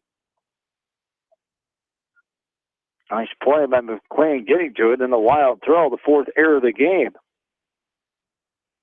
O'Reilly gets the second. 3 runs have scored, 9-1. Brings up the top of the order, Jared Harris now here, the bottom of the 5th inning. In the middle of the 2nd inning now at Sill Field, and Anamosa has scored 1 more run. They lead 2-0 over West Delaware. Number 6 team in Class 3A. West Delaware trailing Anamosa. A young team. New system, new first-year head coach. for Anamosa on the softball diamond this year. Doug King, a Cedar Rapids Jefferson graduate of 1982. Here's a ball in the dirt, 2-1 the count to Jared Harris. Upstairs, above helmet high there. And it's 3-1. A hit and an RBI his last time in the fourth for Harris. He's 0 for 2 in the first two innings before that. 3-1 on the way with 2 down. Runner on second is grounded left side. Third baseman keeps it near him, but initially it was hit to his right. Hit his glove and bounded to the right. Not able to make the play there. Martinson at third. Second error this game. This inning, I should say. Fifth on the night. Runners are on first and second, and that will be it for Luke Rogers. Valiant effort by Rogers. Put it in that zone, gave himself and his team a chance. A few too many errors to this inning. And he will not be allowed to stand and try to get the third out. Hawks lead 9-1. So the bottom of the fifth with 2 down. Our pitching change. We'll tell you more about the new Blue Raider pitcher when we come back. Hawks baseball from KMCH Sports. At Three Rivers, our customers come first. Your business is very important to us. Our goal is to provide you with the best products and service that you have come to expect from Three Rivers. Visit our website at threeriversfs.com or the location nearest you. Three Rivers, your partner in growth solutions. Citizen State Bank, your locally owned, community-minded, and customer-oriented bank, is here to serve you. Choose one of their 7 convenient locations in Winthrop, Monticello, Manchester, Ryan, Strawberry Point, Hopkinton, and Nubiana. Citizen State Bank, community banking with people you know, member FDIC. This is Jamie Vaskey, the voice of the West Delaware Hawks, and I've had the chance to review the Good Neighbor Society's playbook, and I got to tell you, they are friends in your neighborhood, designing plays to get you home fast. If you need help getting back in the game, contact the Good Neighbor Society Rehab to Home team at 563-927-3907. The Edgewood Reminder is proud to support all the area teams in athletic action and appreciates their efforts in the classroom and during sports. Check out all the sports photos in each week's issue of the Edgewood Reminder. The victory is yours at Victory Ford. Hey, this is James Halverson, Service Manager at Victory Ford in Dyersville. Our service and parts team at Victory Ford is dedicated to keeping your car in tip-top shape. And our sales department makes buying a car easy and hassle-free. Stop out to Victory Ford in Dyersville or online at victoryfordonline.com. Good luck, athletes and coaches.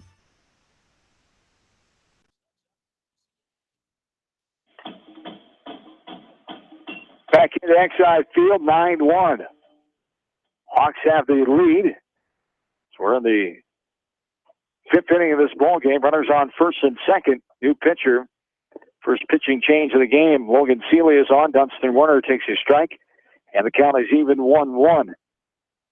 Logan Seeley, the junior, did not pitch at the varsity level a season ago. Ball just misses there. 2-1 the count. Here to Dunstan Warner. Walked and picked off his first time in the first, flew out to right in the third, and struck out looking his last time in the fourth.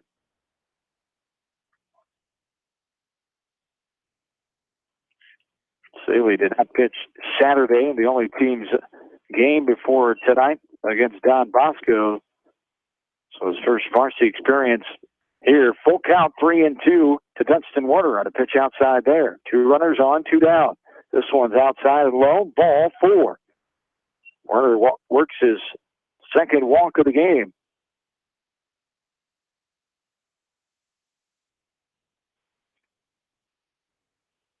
How about the pitcher, Kyle Wright? 5 walks given up by Rogers, 2 this inning for him. First allowed by Seeley, so 3 walks in the inning. Given up by Anamosa pitching. Kyle Wright stands in with the bases loaded. So Riley's on third, Harris on second, Warner's on first. 9-1. The winning run out at second base with the 10-run rule after 5 innings.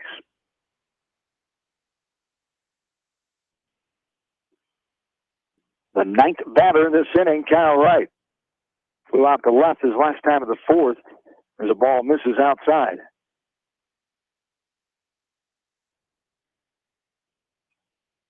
Wright will stand back in.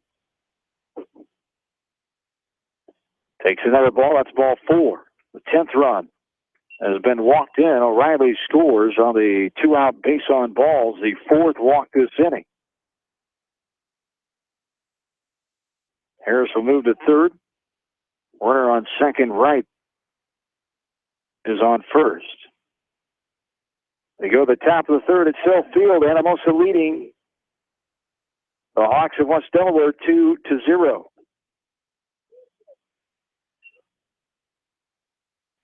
Nick Casey stands in.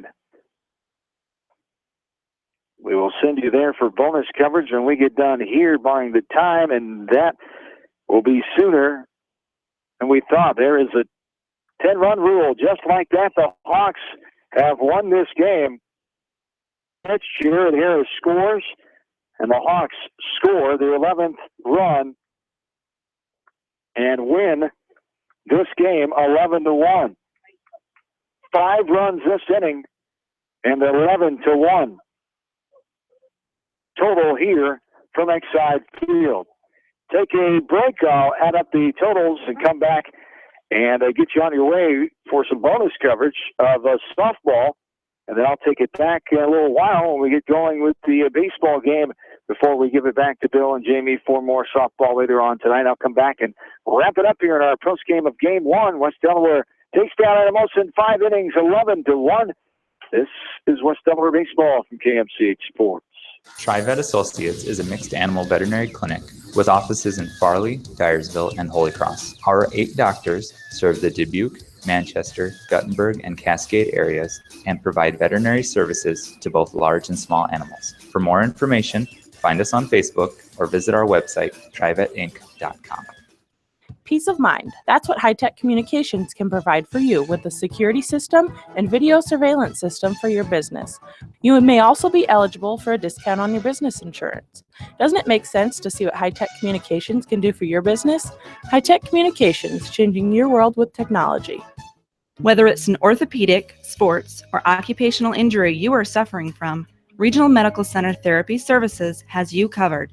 With a customized treatment program, Regional Medical Center Therapy Services can get you back on track in the active game of life. Regional Medical Center, excellence in healthcare close to home. At Telke Motors, we believe in a gentler, simpler way of doing business.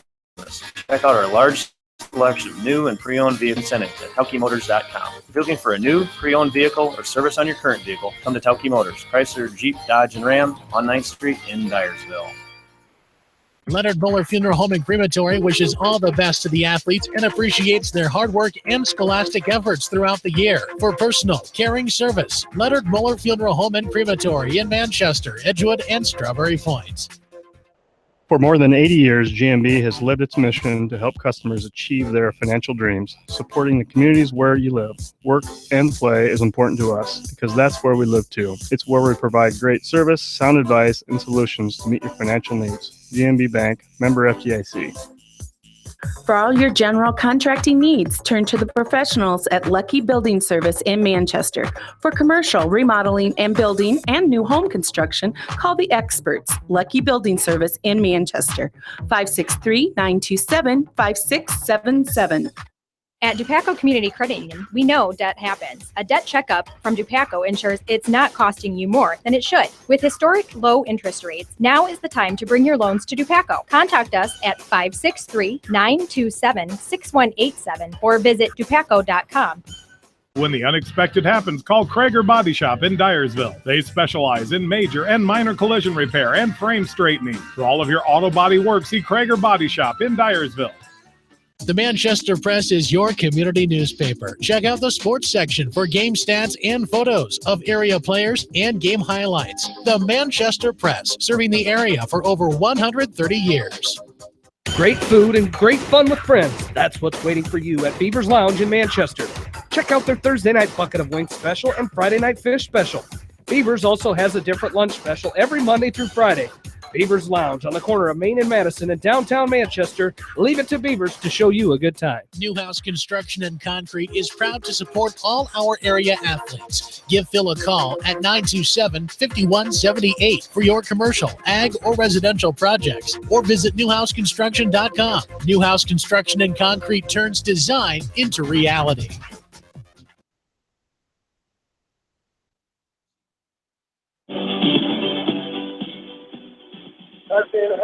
Back into Exide Field here at the Beckman Sports Complex. We'll get you to Sill Field for bonus coverage of game number 1. Anamosa leading West Delaware 2-0 in the third inning. Here, it was a short contest for game number 1. West Delaware with the 10-run win as the Hawks win this game.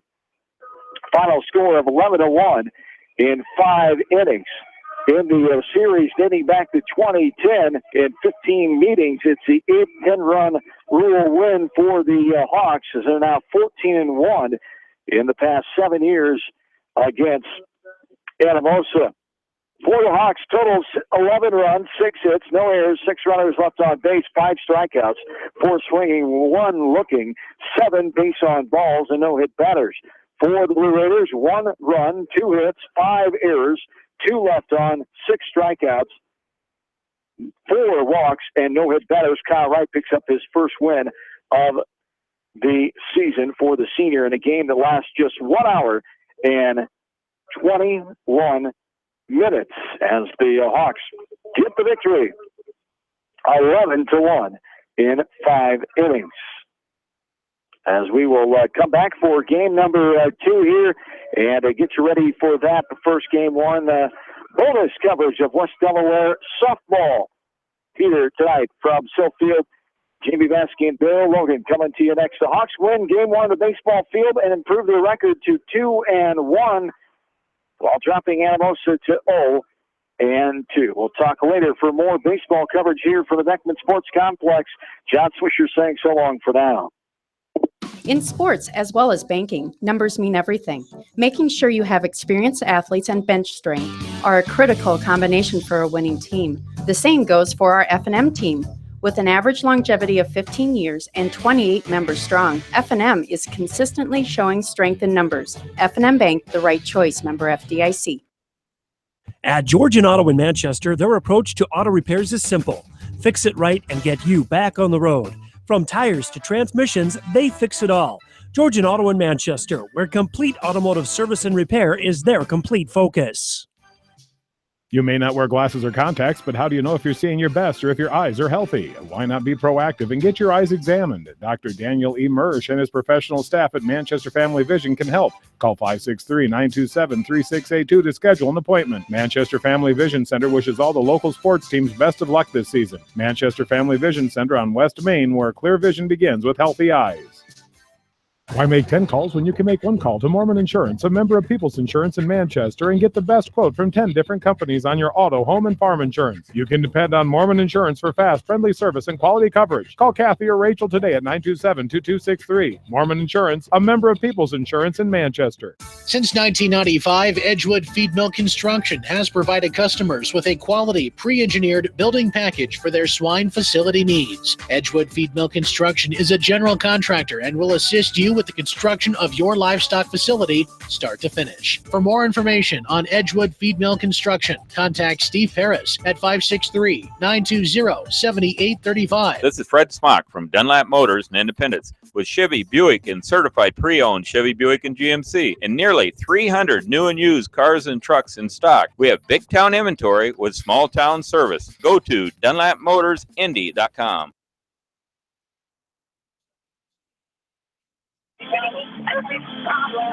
Welcome into Sill Field.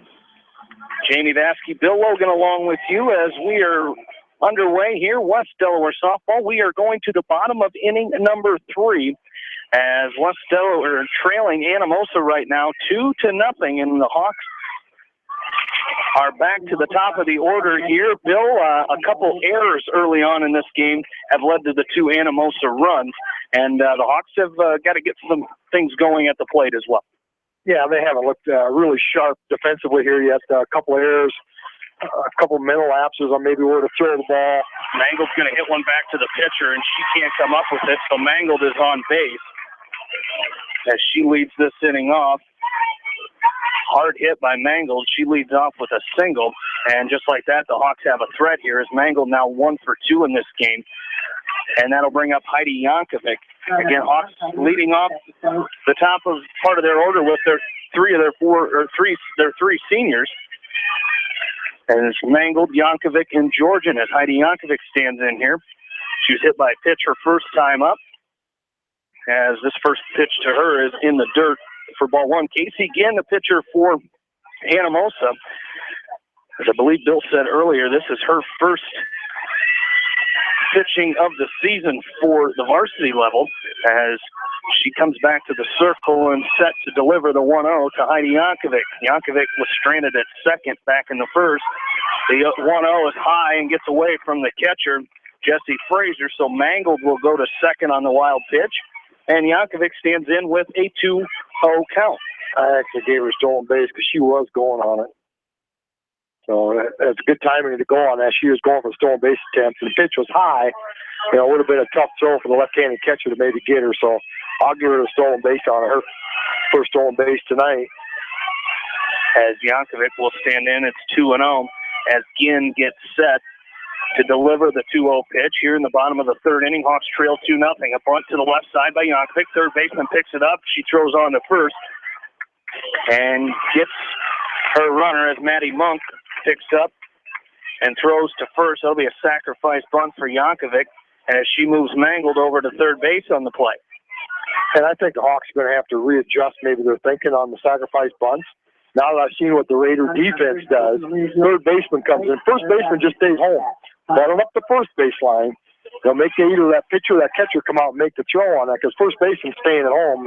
A couple times we tried to bunt to that. We bunted it down the third baseline, so hopefully they adjust. And that's the second time we've seen that, where the third baseman has come in and thrown over to first as the first pitch to Malia Georgian is taken for a ball. 1-0 the count on the senior catcher who ripped a shot into left field her first time up. Now stands in here with a runner on third in Mangold. As Casey Ginn set to deliver the 1-0 pitch to Malia Georgian.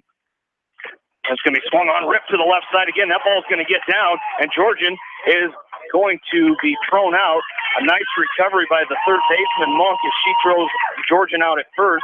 With that sharp hit, Mangold had to freeze, and she was unable to score, so she holds at third base. Yeah, the girl couldn't charge it or anything. I think it was hit hard right at her, and she did a nice job of knocking it out. Almost caught it, but kind of bobbled it around.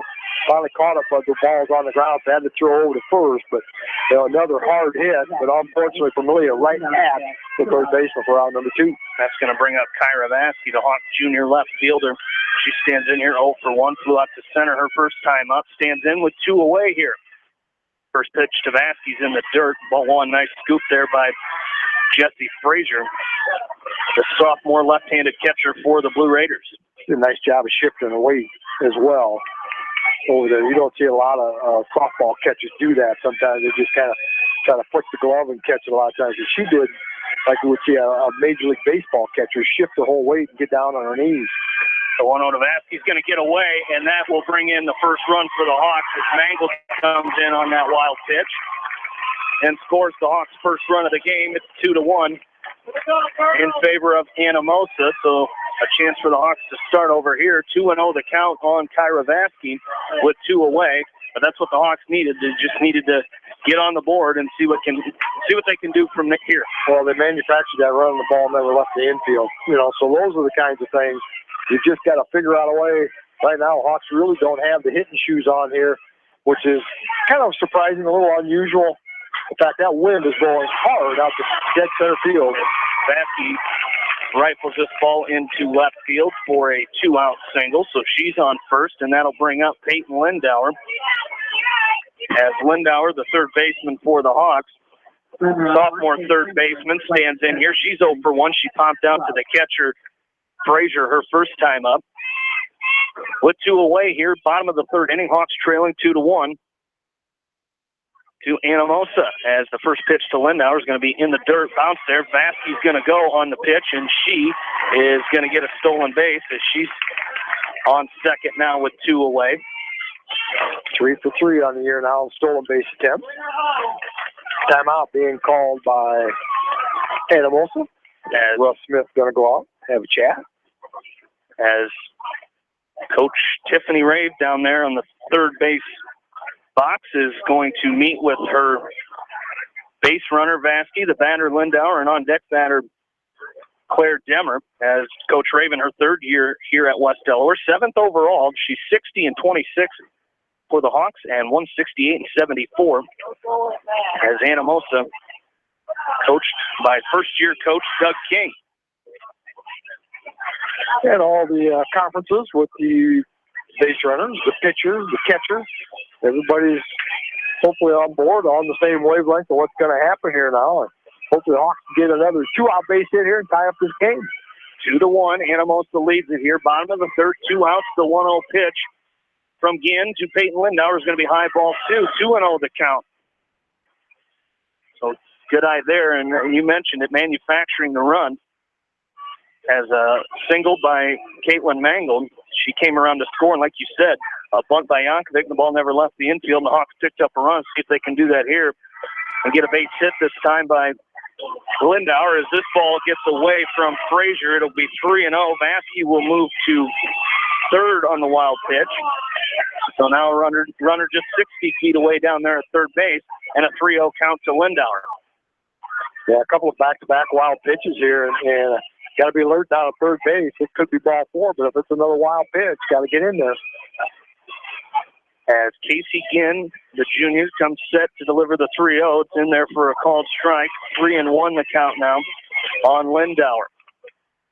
In the West Delaware boys baseball team winning in 5 innings over at the Beckman Complex tonight. 11-1 the score at game 1. When we're done here, we'll send it back to John Swisher for a little bit of the boys' game before we come and take it back for the end of this game. As Lindauer's going to hit a ball out into left field, and that's going to tie this ball game up as she comes up with a 2-out RBI single. And just like that, we've got a tie ball game as Vasky comes in to score, and Claire Demmer digs in here with 2 away. Yeah, that's a good piece of hitting there. And both runs are scored after the 2 are out. And those are little things you really got to look in the score box to be able to see. It's those 2-out runs, but what a huge deal there for the Hawks. As the first pitch to Demmer is going to be in the dirt, as it's going to be a ball. Lindauer, very alert base running out there, is going to steal second base. It bounced right in front of Frazier, but just enough to allow Lindauer to take the opportunity to swipe second base. And the Hawks with another runner in scoring position here with 2 away. And a good stick at the plate, and Claire Demmer. As she hits this ball to the right side, it's going to be picked up by the second baseman, Alexa Jett, and she throws on to first for out number 3. The Hawks add 2 there. It's tied up 2-2. We go to the 4th. You're listening to West Delaware Softball from KMCH Sports. At Precision Collision, we are committed to providing you with high-quality auto body repair and paint refinishing. Our expertly trained technicians can repair all accidental damage and get you back on the road in no time. Come visit me, Jeff, for a free estimate. We are located along Highway 20 at the Delaware Turnoff. Precision Collision, one call does it all, quality guaranteed. When it comes to financial planning, most financial companies focus on your income. At Northwestern Mutual, we focus on your outcome. It takes the right financial partner who cares as much about your future as you do, building a financial plan to meet your life's priorities and helping you achieve the financial security you're after. Focus on your financial outcome with Northwestern Mutual. Contact me, Mitch Payton, or Matt Schulte today. You and Northwestern Mutual, stronger together. American Trust and Savings Bank wishes all area athletes and coaching staff continued success. American Trust and Savings Bank with locations in Dyersville, Farley, Dubuque, and Des Moines. Simply better banking. Check them out at americantrust.com. Member FDIC, equal housing lender.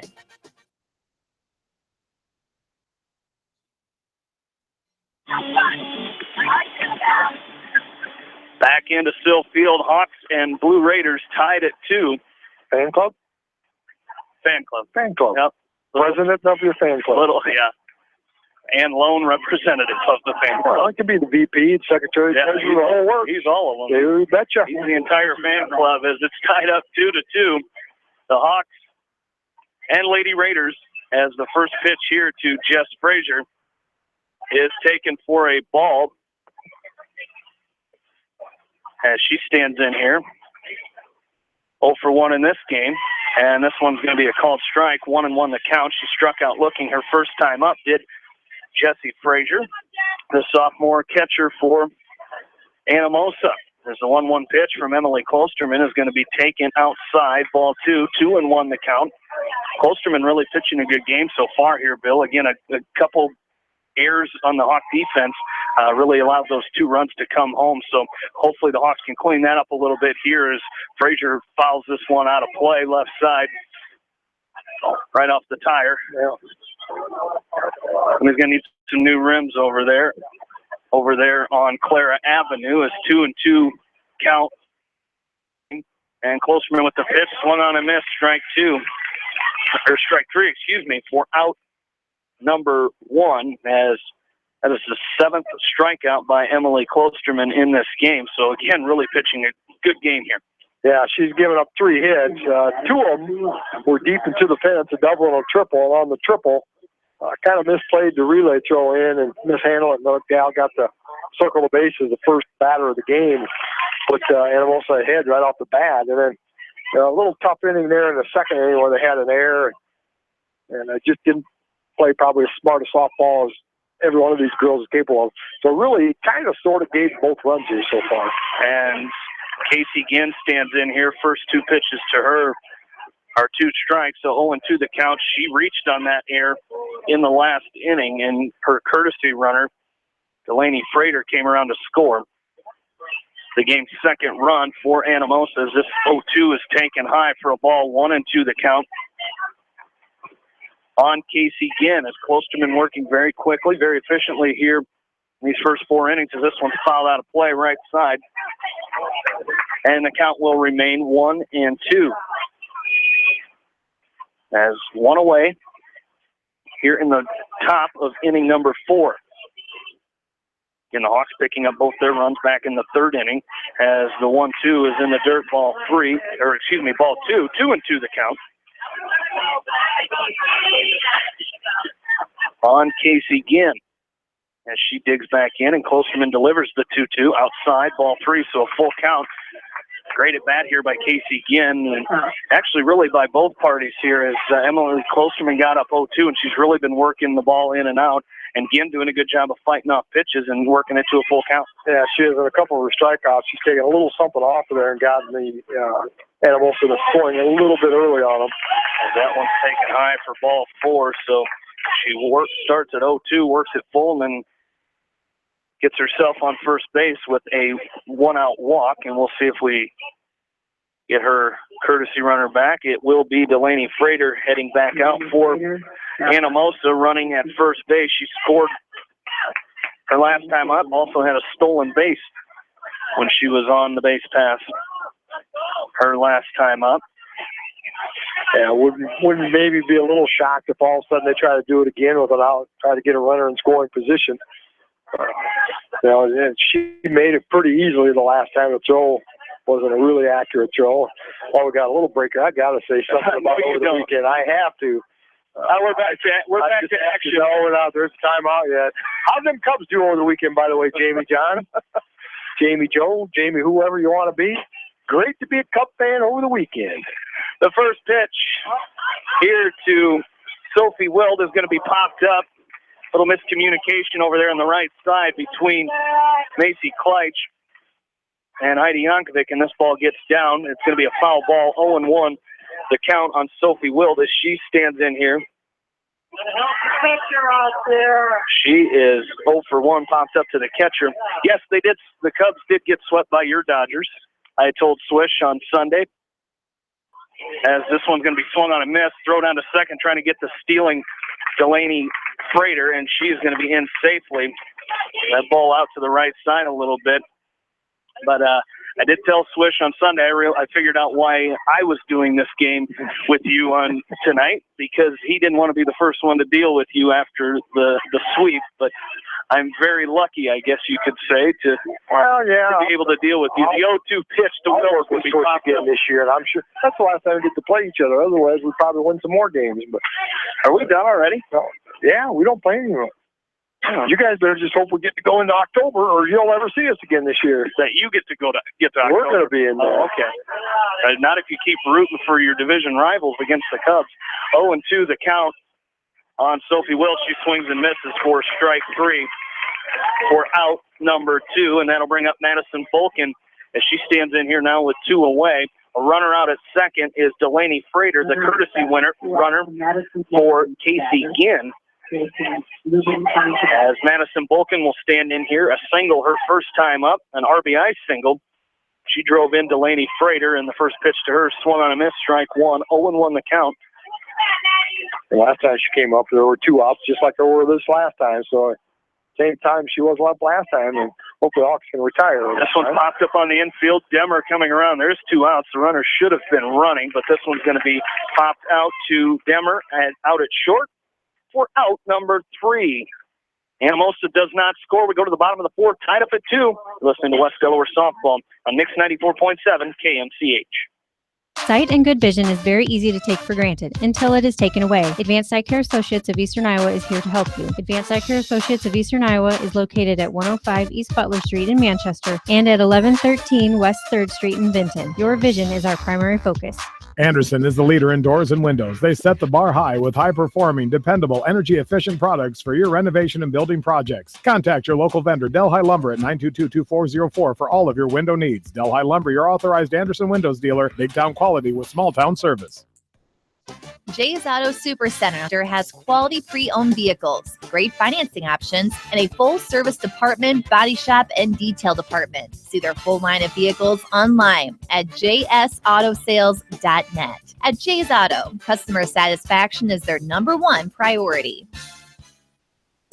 Hi, this is Jamie Vasky at Don & Walt LLC, your independent Lennox dealer in Manchester, encouraging you to plan ahead. Have us check your heating or air conditioning unit before you need it. For residential or commercial plumbing and heating needs and top quality Lennox furnaces and heating units, see Don & Walt LLC on East Main Street in Manchester, or give us a call at 927-2232.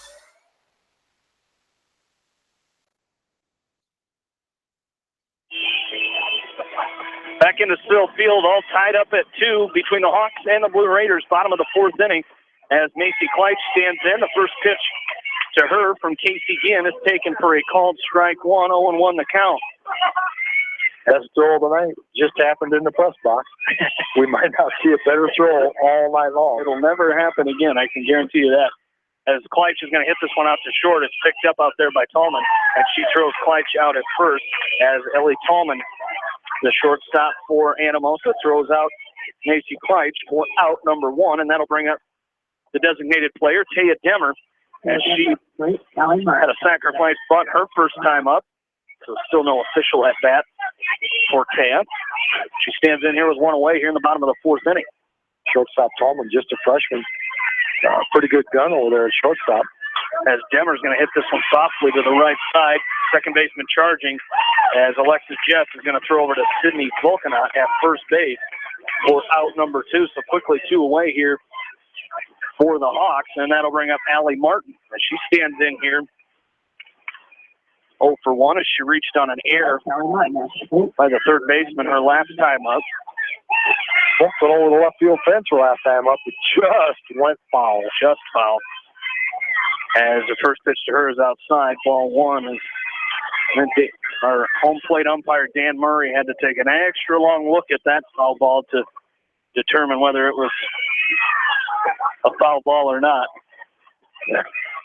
And Allie Martin, the leading hitter for the Hawks so far through 3 games, batting a nice robust .545 on the year. She swings and misses at this one to even the count 1-1 here on Martin, the Hawks sophomore right fielder. She digs back into the right-handed batter's box and awaits the 1-1 from Casey Ginn, pitching a nice game here herself. As this one's going to be hit out in the left center field. That'll get down for a base hit as the center fielder, Sophie Wilt, will come over and pick it up and throw back in. So Martin 1 for 2 in this ball game now. Sits down there at first base with 2 away, and the Hawks are back to the top of the order. And Caitlin Mangold, who stands in here 1 for 2. She reached on a single, stole second base, got to third on the bunt by Heidi Yankovic, and scored on a wild pitch. The Hawks' first run of the game was Mangold, her last time around the bases. As we're still tied at 2 here in the bottom of the 4th inning, as Ginn gets set to deliver the first pitch to Mangold. Again, the lefty for the Hawks gets set, and this one's high and inside as she was looking to slap it, had to get out of the way of that one, as it was a little chin music there by Ginn, but she gets out of the way. 1-0 the count here on Mangold. And close into that third baseman line. That's why you wear that mask.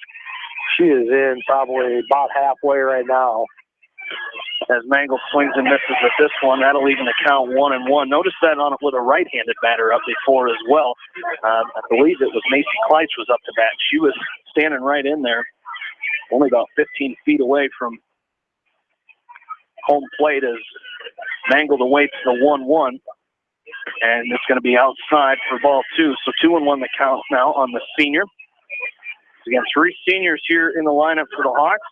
Congratulations to them, all walking across the stage and graduating Sunday at the West Delaware commencement. As Mangold, the first of the 3 up here, waits for 2-1. It's going to be bunted back to the pitcher. She throws it away out into right field, and that'll allow Martin to go to third. She's going to be held there, and Mangold will go to second on the throw.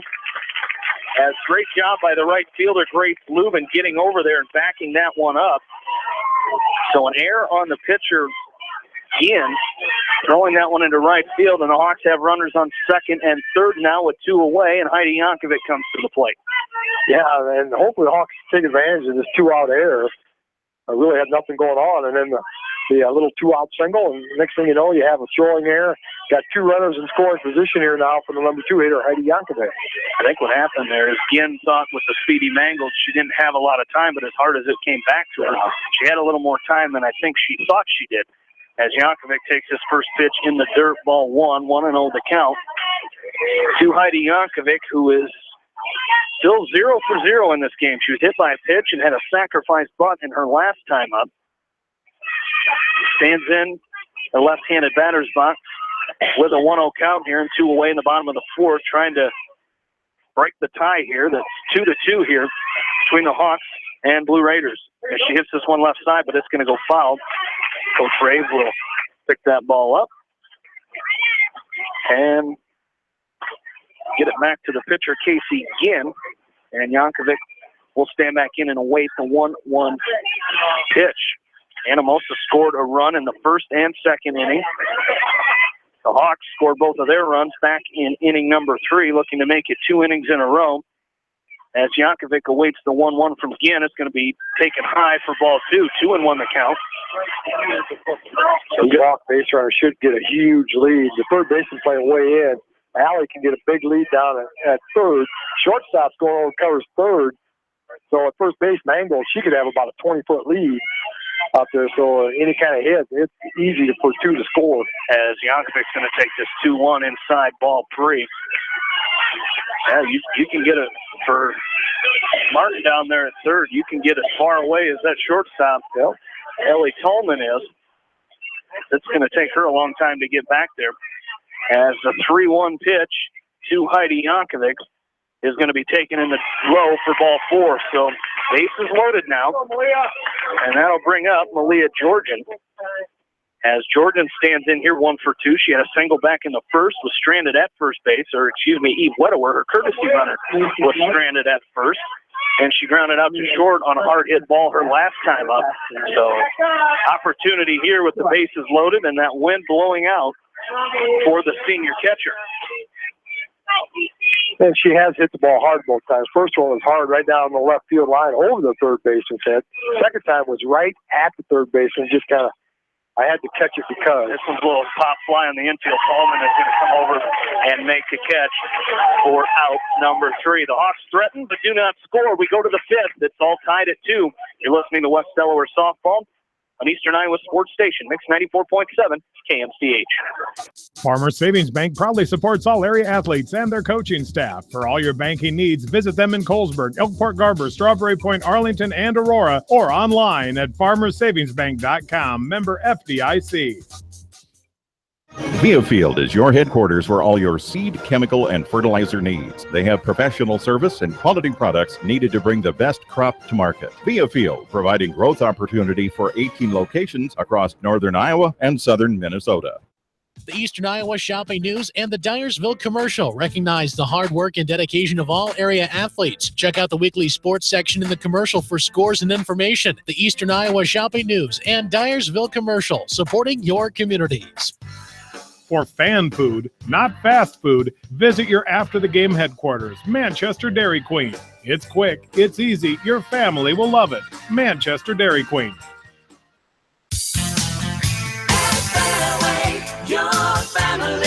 It's no secret that people come to Fairway in Manchester for their famous meats, but as you dash back to the counter to pick up your USDA choice ribeyes, don't be surprised if you find yourself lingering among the delicious fruits and vegetables in the produce department.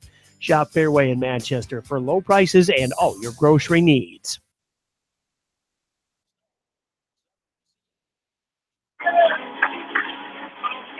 Back into Sill Field, top of the fifth inning. West Delaware and Anamosa tied at 2. Here, West Delaware softball, as the first pitch here to Grace Lubin is going to be taken high for ball 1. 1-0 the count here.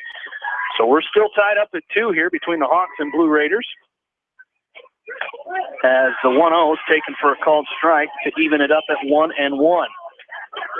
As Grace Lubin, Ellie Tallman, and Maddie Monk due up here for the Blue Raiders, as this one's going to be taken for a called strike too. 1-2 the count here.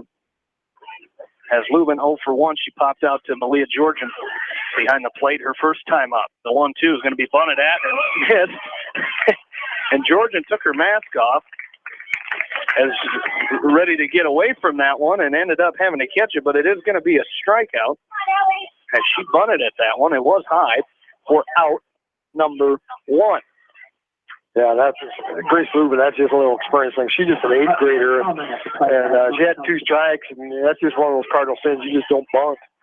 You know, probably a pitch that wasn't going to get called a strike. It was high, and part of why she couldn't at least foul it off. But if she fouls off the bunt, she's going to be out anyway. 9th strikeout of the game, as this one's going to be hit out into left field. Vasky will slide over and make the catch as Ellie Tallman makes the second out. Tallman, her first time up, ripped a shot out into right field. We thought we might have had a chance to get out of there right off of that sign out in right field, as she came around third and then kind of caught the Hawks napping on the infield and was able to come around to score the first run of the game.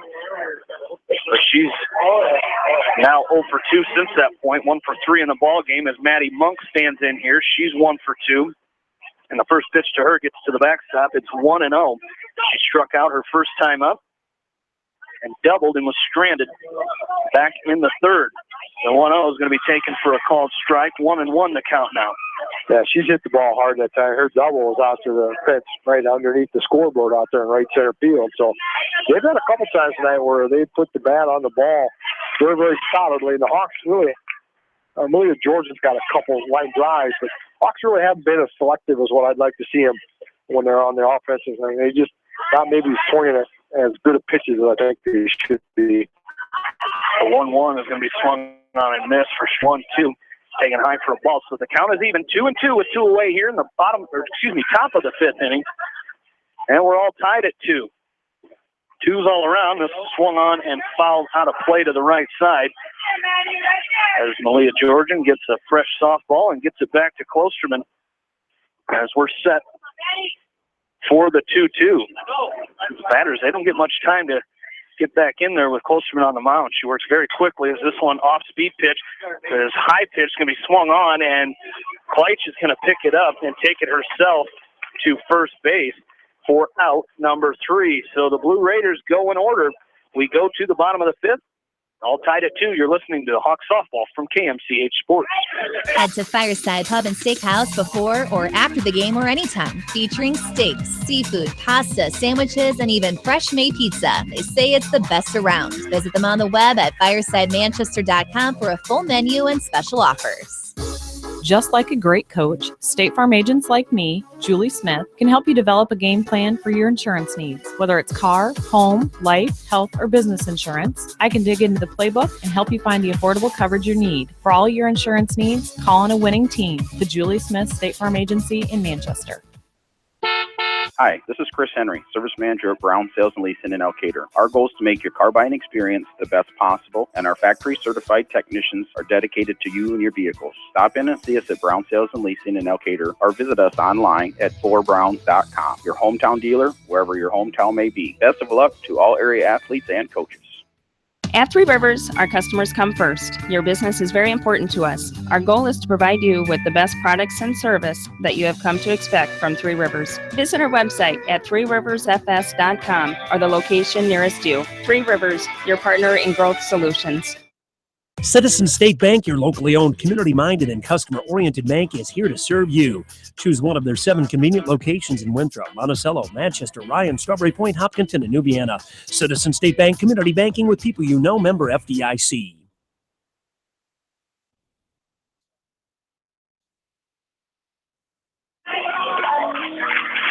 Back into Sill Field. Defensive substitution here for Anamosa, as Callie Minger will take over in right field for Grace Lubin. So new right fielder for the Blue Raiders, as the first pitch here to Kyra Vasky is taken outside for ball 1. As Vasky stands in here, she's 1 for 2 in the ballgame. Flew out to center her first time up, reached on a single, stole second base, went to third on a wild pitch, and was driven in by Peyton Lindauer. Back in the third inning, as the 1-0 to her is going to be flied out into left field. This one's going to be close to out of play. It will be, or not out of play, a foul ball, as it gets between the shortstop Tallman and the left fielder Madison Bolkin, as the count will be even on Vasky, 1-1 the count. Now let's take advantage of that, and maybe a little misplay. I don't look like center fielder was probably going to catch that most of the way, and I think maybe she got messed up by her shortstop a little bit. It looked to me like they both kind of let up there at the end. Now let's hit something hard, get a base runner. Hawks have left 7 runners on base in the first 4 innings. They've been able to get them on base. Now we got to get them around to score. As Vasky watches this one go in the dirt. 2-1 the count on the Hawks junior left fielder. She takes a look down to the third base coaching box. Coach Rave down there. The Hawks, the number 6 team in Class 3A. Looking to start the season 5-0 as Vasky chops this one left side. It's going to be foul as Maddie Monk moves over to retrieve it, but a foul ball, and the count will be even 2-2. The Hawks so far, this is their 5th game of the season. All 5 have been at home, and they make the big road trip tomorrow, along with Bill Logan, to Tiffin, as the Hawks will take on Clear Creek Amana. Tiffin, a really big jump from Delaware County. The 2-2, Vasky chops it left side. Monk picks up, throws on the first, and gets Vasky over at first base for out number 1.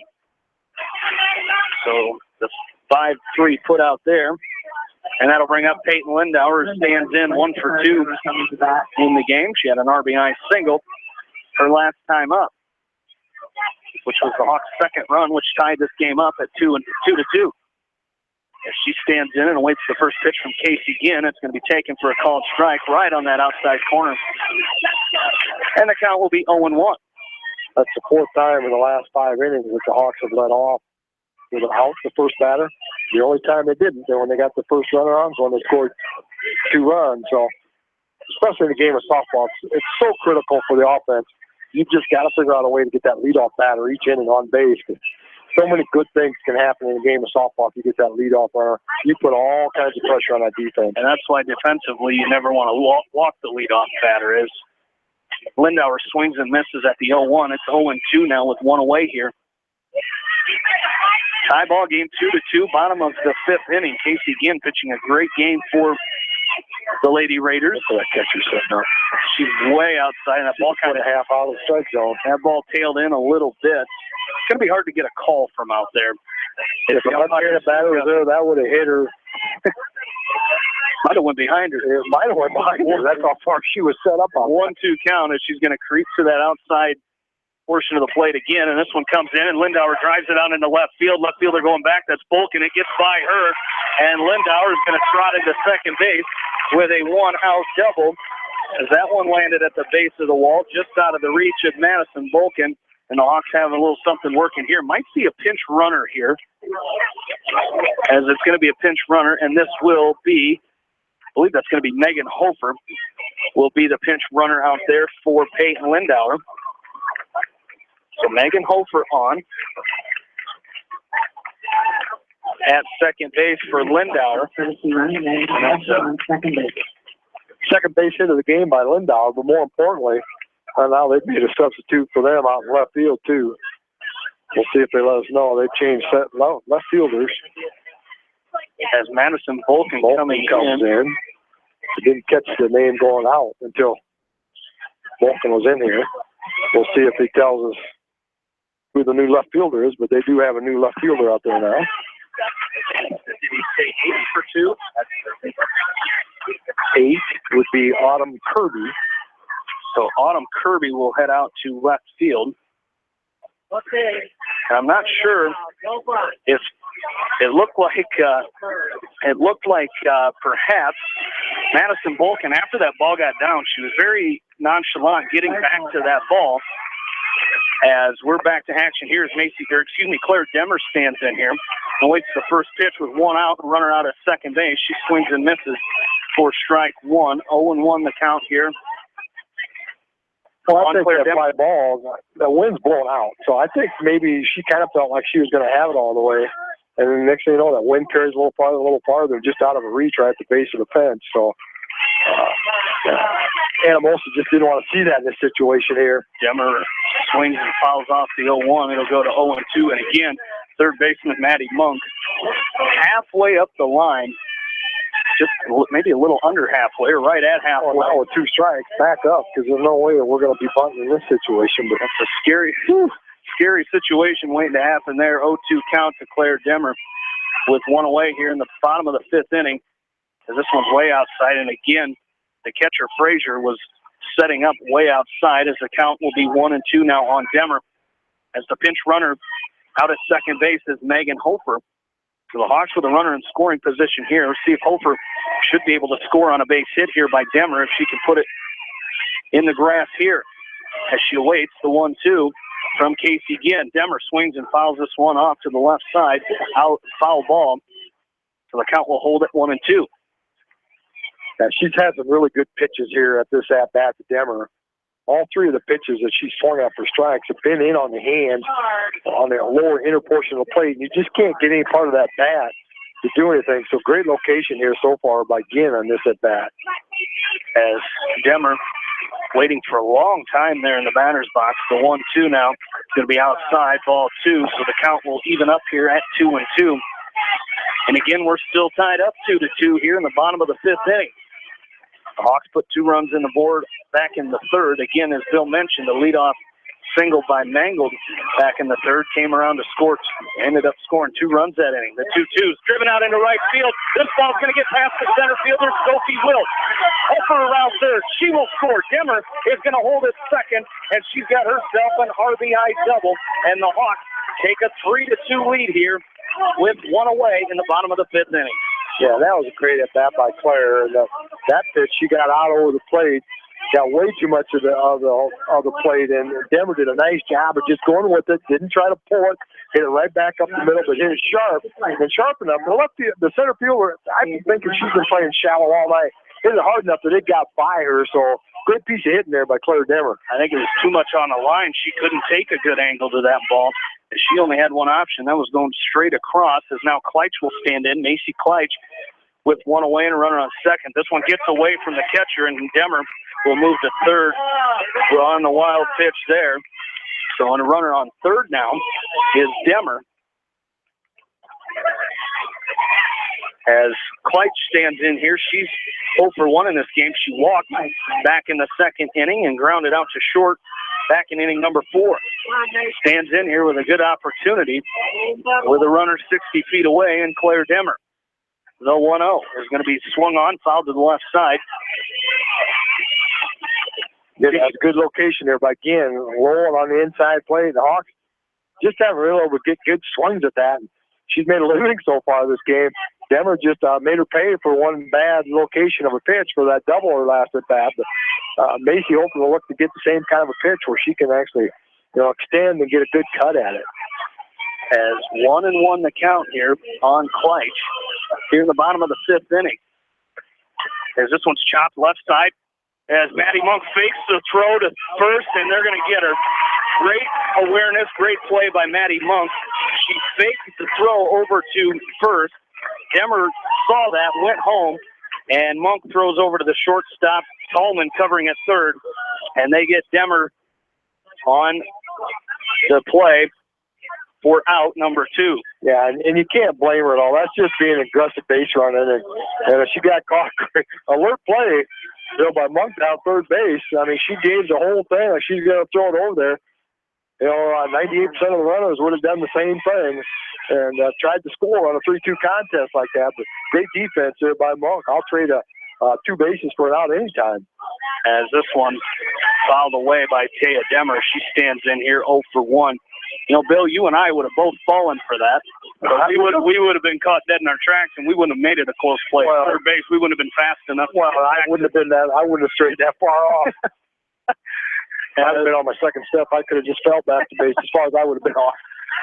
As the 0-1 to Taya Demmer is going to be swung on, hit left side. Tallman moves to her right, and she can't come up with it. A base hit by Demmer as that one got through the hole. As Kleitz will move to second on the play on the 2-out single by Taya Demmer. Hawks lead 3-2 here in the bottom of the 5th, 2 away, and Allie Martin will step in here. 1 for 2 in this ball game. She reached on an air her first time up in the second. Had a base hit and was stranded at third back in the 4th inning. As she stands in here with 2 away and runners on first and second. As Casey Ginn gets set to deliver the first pitch to Martin. This one's going to be chopped foul left side. Gets out into the outfield grass, and the count will be 0-1. I wonder how many times in her career Maddie Monk's been hit down at third base. Oof. But she plays a good third base. She's made some great awesome plays down over there. there. It's hard to get anything by her. She's playing there so shallow. I mean, you don't have any time. Granted, she's only a freshman or sophomore, whatever she is. But, you got to be cat like quick down there when you're that close. And, man, she's just making it look easy down there, doing what she's doing. The 0-1 to Allie Martin is going to be swung on. Dribbler back to the mound as Ginn throws on to first to retire the side. The 1-3 put out there. The Hawks get 1. They take a 3-2 lead. We go to the 6th. You're listening to Hawks Softball on Mix 94.7 KMCH. This is Jamie Vaskey, the voice of the West Delaware Hawks, and I've had the chance to review the Good Neighbor Society's playbook, and I got to tell you, they are friends in your neighborhood, designing plays to get you home fast. If you need help getting back in the game, contact the Good Neighbor Society Rehab to Home team at 563-927-3907. The Edgewood Reminder is proud to support all the area teams in athletic action and appreciates their efforts in the classroom and during sports. Check out all the sports photos in each week's issue of the Edgewood Reminder. The victory is yours at Victory Ford. Hey, this is James Halverson, Service Manager at Victory Ford in Dyersville. Our service and parts team at Victory Ford is dedicated to keeping your car in tip-top shape. And our sales department makes buying a car easy and hassle-free. Stop out to Victory Ford in Dyersville or online at victoryfordonline.com. Good luck, athletes and coaches.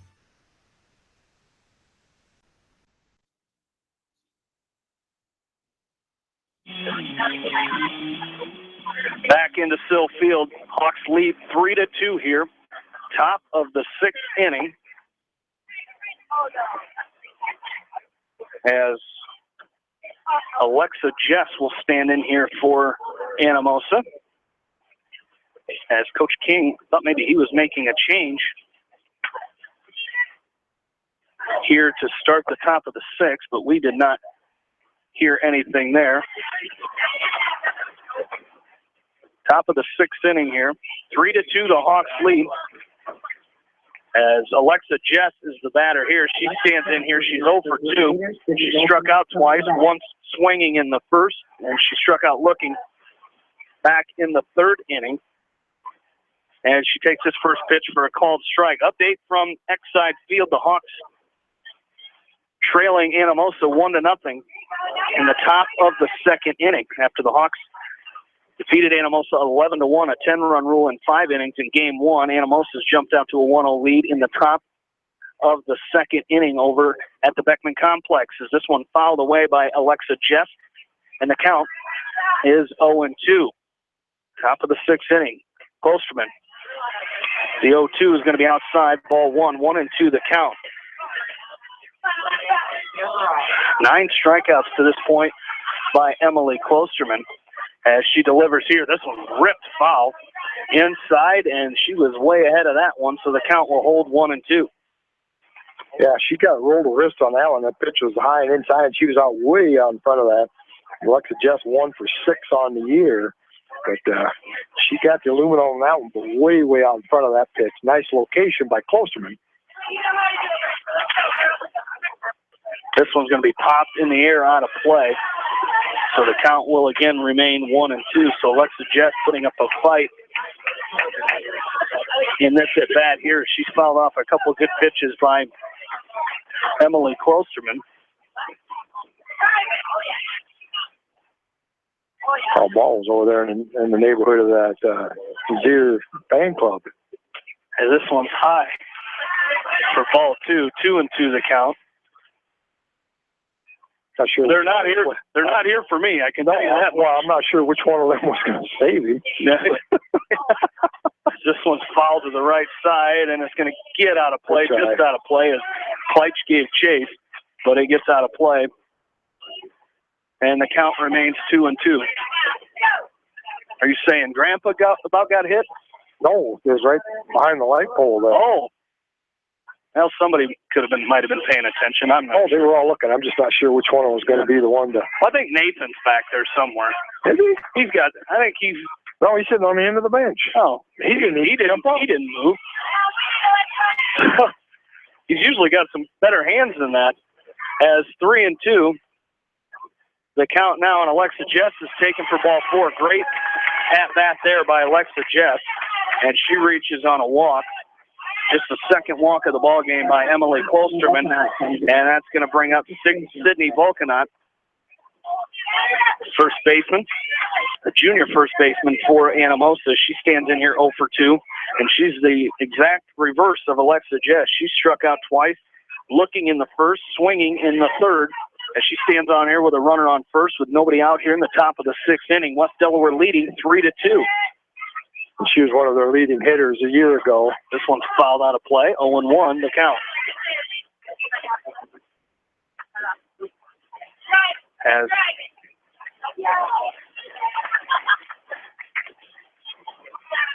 0-1 the count here on Volkanot, as this one's going to be a snap throw to first by Georgian, and the count will be 1-1. Look at that. Is it over? No, it's only in the top of the third. Well, the Dodgers are winning 4-3. Well, they're helping you. They're beating the Cardinals. What more do you go on everything? We got to win. I got to win your game. Hey, we got to win too, Bill. Well, that could be a problem. That's been a problem. As 1-1 the count here on Volkanot. She bunts it and it goes straight back to the screen, so the count will go to 1-2 on Sydney Volkanot. As again, Hawks leading 3-2. Now I see why Swisher has such little hair. He's got to deal with you talking about the Dodgers every time they score. I haven't said much yet tonight, but I will before the night's over. As the 1-2 to Volkanot is going to be outside, ball 2. 2-2 the count. The runner, Jess, still down there at first base after a leadoff walk. Bill talked about how important it is as an offense to get that leadoff runner aboard, as Alexa Jess did, as the 2-2 from Klosterman to Volkanot is going to be driven out into right field. Martin comes over to her right. She makes the catch for out number 1. A running catch there by Allie Martin. And that's the first out of this inning. And that will bring up Jessie Frazier, the catcher, sophomore catcher for the Lady Raiders. She stands in here 0 for 2, 2 strikeouts in this game, one looking in the second, one swinging in the fourth. And she stands in with one away and a runner at first. Here in the top of the sixth, Hawks lead 3-2 as Frazier standing in. She catches left-handed and bats left-handed as well, and she swings and misses at this one, and the count is 0-1. She's our leading hitter through 3 games here so far this year, 4 out of 7 coming into tonight. And out of those 4 hits, 2 doubles and a triple, so she's got some power in that bat. This one is going to get away from Georgian, and Alexa Jess will go to second on the wild pitch. And the count will even up at 1-1 on Jessie Frazier. Anamosa 2-1 on the season as they split a doubleheader with Washington. Lost 12-0, came back and won the second game 5-4, and they defeated Marion 7-0. So they're 1-0 in the WAMAC as well. 1-1 the count here on Jessie Frazier as she awaits the pitch from Klosterman. She bunts at this one and comes up empty. The count will be 1-2 now on Jessie Frazier. A little surprised by that. You know, you've got a runner at second, and I've got some pop in that bat. 3 of my 4 hits this year are extra base hits. Potential tying run out second base. I need to drive the ball somewhere. This one high and inside. Nice stab there by Georgian as the count runs even 2-2. As this would be a good big spot for a strikeout from Klosterman. She has 9 already. Should be a good spot for another one with 1 away, and she hits this ball out into left field. Does Frazier, and Baskey's going to come up with it. She throws the ball home. Georgian's waiting, and she can't make the tag. The throw was there. Georgian couldn't get that swipe across, and that's going to be an RBI double by Jessie Frazier, and once again, this ball game is tied. Yeah, and they didn't hesitate going around third. They knew it was going to take a good throw, and Georgian was just undecided at home plate whether she's going to short hop or whether she's going to try to come out and catch it in the air and try to make a swipe tag, and kind of in between, and kind of tried to do both. And by the time she tried to do the swipe tag, the runner was already fired. So, you know, hey, you're gambling. You're down 1. Takes a good throw to beat me. So hats off to Anamosa for sending the runner. But now they put the runner back at second base with the throw home on the single, and they're throwing a throw to second. First pitch to Casey Ginn is taken low for ball 1, and Anamosa trying to knock off the Hawks for the first time since 2015, as this one's going to be swung on a miss. Strike 1 as they won 12-0 in 4 innings in a game, the game 1 on June 8th back in 2015. As the Hawks have almost owned the series, really owned the series against Anamosa, as the Hawks are 10-2. The 2 wins by Anamosa came July 1st back in 2013 in the second game in Anamosa. And, of course, that one back in 2015, the game 1 here at Sill Field. And these have played 12 games. This is the 13th game since 2011 between these 2 teams. As the 1-1 count to Casey Ginn is high, ball 2, 2-1 the count on her as Ginn stands in here. She's 0 for 1 in this ball game. Reached on an air and scored back in the second. Walked and late was stranded at second back in the 4th inning as the 2-1 is high, ball 3. So 3-1 the count now on Ginn. And almost started this inning off with that leadoff walk. Came around and scored, and we talked about that repeatedly, and we'll keep talking about it, is the odds are way higher than 50%. When that leadoff runner gets on base, they'll come around and score, especially with a walk. 3-1 is outside, ball 4, so the second walk of the inning issued here to Casey Ginn, and we'll see if we see her courtesy runner, Delaney Frater, come out. Number 12, yes, we do. Frater will take first base as the courtesy runner for the pitcher, Ginn. And that is going to bring up Sophie Wilt. As Sophie comes in here 0 for 2, popped up to the catcher in the second, struck out swinging back in the 4th inning. So Anamosa threatening here in the top of the 6th. They've tied this game 3-3, and they have runners on first and second with just 1 away here. As Klosterman comes set with the first pitch to Sophie Wilt, that's going to be taken called strike one.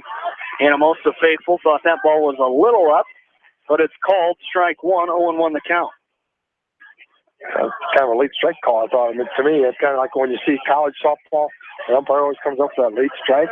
I thought it looked like it might have been a little up, too.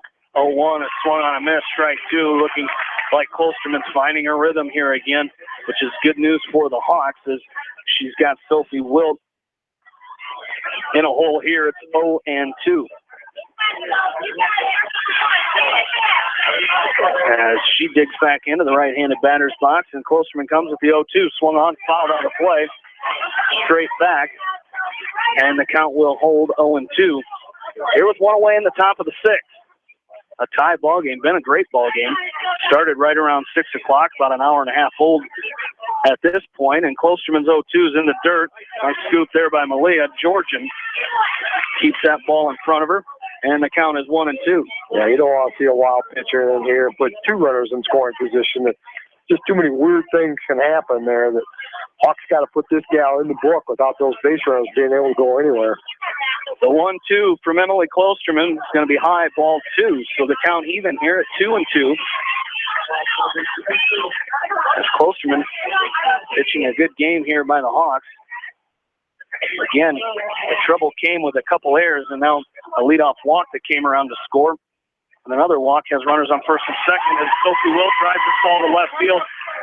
Left fielder Vasky's going to get it back in, but a one-out single by Sophie Wilt, her first hit of the ball game, as the base is loaded. There's a Lady Raider at every station here with one away, and that is going to bring up, I believe, that is going to bring up Autumn Kirby, as Autumn Kirby came in for Madison Volkin.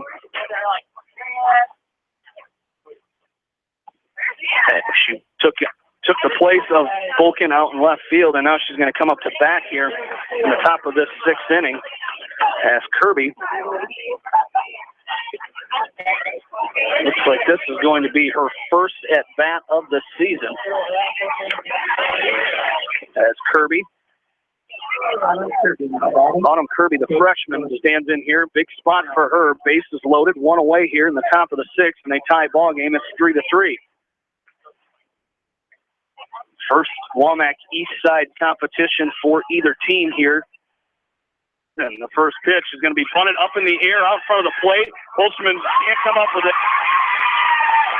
Klosterman and Georgian were both converging on the ball, and it gets between both of them. And that's going to be an RBI for Autumn Kirby. And Anamosa takes the lead here. 4-3 here in the top of the sixth inning. I was a little surprised the Hawk defense there. I mean, I was thinking they were going to, our third baseman standing about 5 feet in front of the base, first baseman. You're just letting them be able to sit there and bunt again. I'd be surprised they don't do it again with number 9 hitter up there.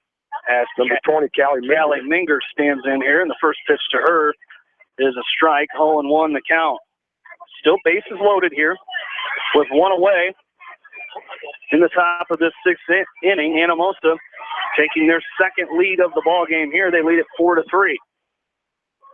This one's popped in the air in the infield. That'll be an infield fly. The batter is out. Jankovic makes the catch anyway, and that's the second out of the inning.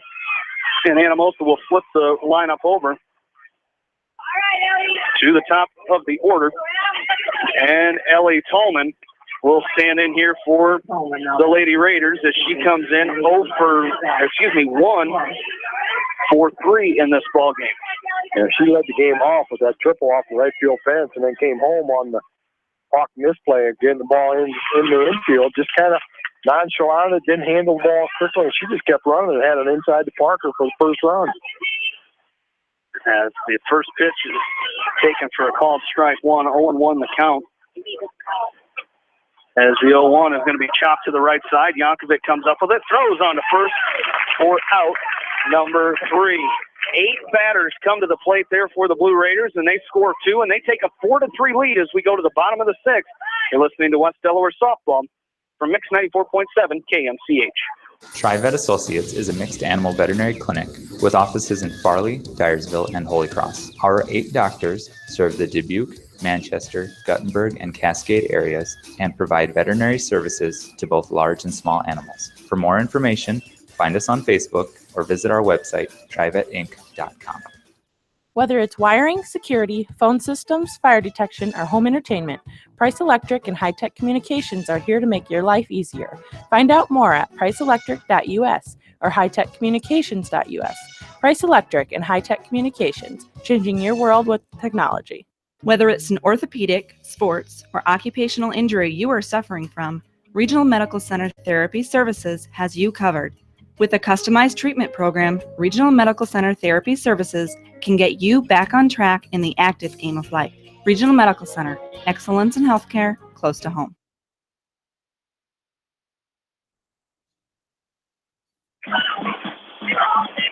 Back into Still Field, Hawks softball.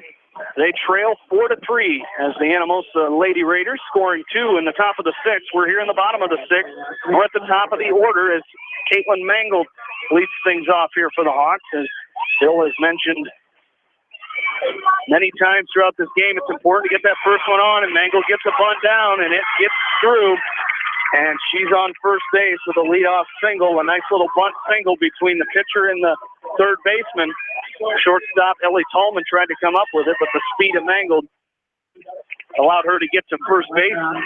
And a runner on first, and that'll bring up Heidi Yankovic. Should be no secret what the Hawks do here, down a run in the bottom of the 6th inning as Yankovic stands in from the left side of the plate. As Casey Ginn comes set, Yankovic shows bunt and takes a called strike. Mangold stealing, and she's going to be thrown out. Got her by a couple feet as her first caught stealing on the season, I believe. Yeah, it is. She was 8 out of 8 going into that one. And she was thrown out easily. I mean, she had foot even started her slide yet, and then slid way back on the backside trying to come in and maybe reach in, and couldn't do it. So good throw by the catcher, Jessie Frazier. So one away now. 0-1 count to Yankovic. She chops this to the left side, gets over the third baseman's head, but it's going to be fouled. So the count will be 0-2, on Yankovic. As Yankovic in this ball game still does not have an official at bat. She was hit by a pitch. She had a sacrifice bunt in the third and walked back in the fourth. So Yankovic still 0 for 0 in this ball game as she awaits the 0-2 pitch from Casey Ginn. With the Hawks trailing 4-3 here in the bottom of the 6th inning. Ginn's 0-2 swung on, hit to the left side, and that's off the glove. Diving effort by Tallman. She almost throws this ball away, but that will be a one-out single by Heidi Yankovic. That would have been a tough play to get her even if she makes the catch. But it's a runner on first now. Yankovic now 1 for 1 in this ball game. And Malia Georgian stands in. Malia, she was up there last time with bases loaded and swung at the first pitch and didn't really go for as good a pitch as I think she should have waited for. So hopefully she gets a little patient here, gets the pitch she can drive, because she's got some pop in that bat, but she's got to be a little patient and get that right pitch. They say wait for your pitch as she swings at the first pitch here again and fouls it out of play. So 0-1 the count. See if she settles into the at-bat this time here. And she's got an 0-1 count. Heidi Yankovic, the runner, out at first base here. Hawks trail 4-3. Bottom of the 6th inning. Third baseman finally backed up a few steps. I think she might know the power of Malia Georgian a little bit, too. 0-1 here is going to be taken on the outside corner. Called strike 2. 0-2 the count here on Malia Georgian. Last update from the Beckman Complex. The Hawks trailed 1-0 in the top of inning number 2. Well, let's try that. 2-0 now, top of 4. We had a recent update. 0-2 here to Malia Georgian is going to be taken high for ball 1. So 1-2 the count. You can see Malia sit back here. Of course, she's got to protect now, but I'd like to see her get her pitch here. Maybe a mistake by Casey Ginn and find a gap somewhere. Is the 1-2 with 1 away here in the bottom of the 6th from Casey Ginn. Again, I think center field and right field were both playing shallow. That one's high for ball 2. Good eye there by Georgian as she watches that one go by. So the count's even 2-2. One out. Yankovic, the runner at first, representing the tying run for the Hawks. As complete opposites on the mound here as Casey again takes her time getting set to deliver each pitch. Emily Klosterman pitches very quickly as the 2-2 is going to be taken outside, ball 3. So the count is full now to Georgian. Kyra Vasky waits on deck. As Vasky's 1 for 3 in this game, Georgian is 1 for 3 as well. And again, has hit 2 balls very hard, kind of atom balls, by the senior catcher as she awaits the 3-2. This one's driven out into right field. Right fielder Minger going back. She makes the catch for out number 2. So the second out of the inning, a fly out to right will bring up Kyra Vasky, the junior left fielder for the Hawks. That was 2 down. It'll be interesting to see what they do. Maybe get the runner in motion, trying to get that stolen base or a wild throw or something just to get that runner in the scoring position so if base hit, you could score and tie the game. Because unless you're going to drive in the gap, you're not going to score from first base. So maybe they're going to try to get the wheels in motion. Now, they threw Mangold out, but, that was a perfect throw, and, maybe she can do it twice in a row. I didn't see the jump that Mangold got, but the first pitch to Vasky's in the dirt, and it skips away from Frazier just a little bit, not enough to allow Yankovic to go to second, so the count is 1-0 to Kyra Vasky. And again, she's 1 for 3. She reached on a single and later scored back in the third inning, but she flew out to center and grounded to third her other 2 times to the plate. 1-0 count with 2 away. Vasky's going to pop this one in the air left side. Tallman coming over, and she'll make the catch. A pop out for the shortstop for out number 3. So we go to the last inning. Hawks trail 4-3. We're back after this from KMCH Sports. At Telke Motors, we believe in a gentler, simpler way of doing business. Check out our large selection of new and pre-owned vehicles, as well as the great incentives at TelkeMotors.com. If you're looking for a new, pre-owned vehicle or service on your current vehicle, come to Telke Motors, Chrysler, Jeep, Dodge, and Ram on 9th Street in Dyersville. Leonard Muller Funeral Home and Crematory wishes all the best to the athletes and appreciates their hard work and scholastic efforts throughout the year. For personal, caring service, Leonard Muller Funeral Home and Crematory in Manchester, Edgewood, and Strawberry Point. For more than 80 years, GMB has lived its mission to help customers achieve their financial dreams. Supporting the communities where you live, work, and play is important to us because that's where we live too. It's where we provide great service, sound advice, and solutions to meet your financial needs. GMB Bank, member FDIC. For all your general contracting needs, turn to the professionals at Lucky Building Service in Manchester. For commercial, remodeling, and building and new home construction, call the experts, Lucky Building Service in Manchester, 563-927-5677.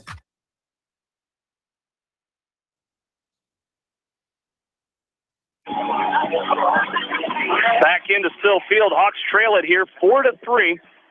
We are here in the top of the 7th inning as Anamosa added 2 runs back in inning number 6 to take a 4-3 lead as they stand back up, come back to bat here, and they're going to lead off with Maddie Monk, the third baseman, has played a whale of a third base here in this game.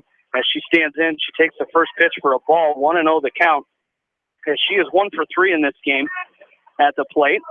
And the first pitch to her is low for ball 2. So 2-0 the count on Maddie Monk. As Emily Kolsterman still in the circle for the Hawks here. Trying to get a quick 1-2-3 inning and get the Hawks to the plate. As this one's taken for a called strike. 2-1 the count. Nobody away. Top of the 7th inning. Anamosa leading 4-3. The 2 innings that they got their leadoff runner on base. Both of the 2 innings, they scored 2 runs. So very important to keep that leadoff batter on base.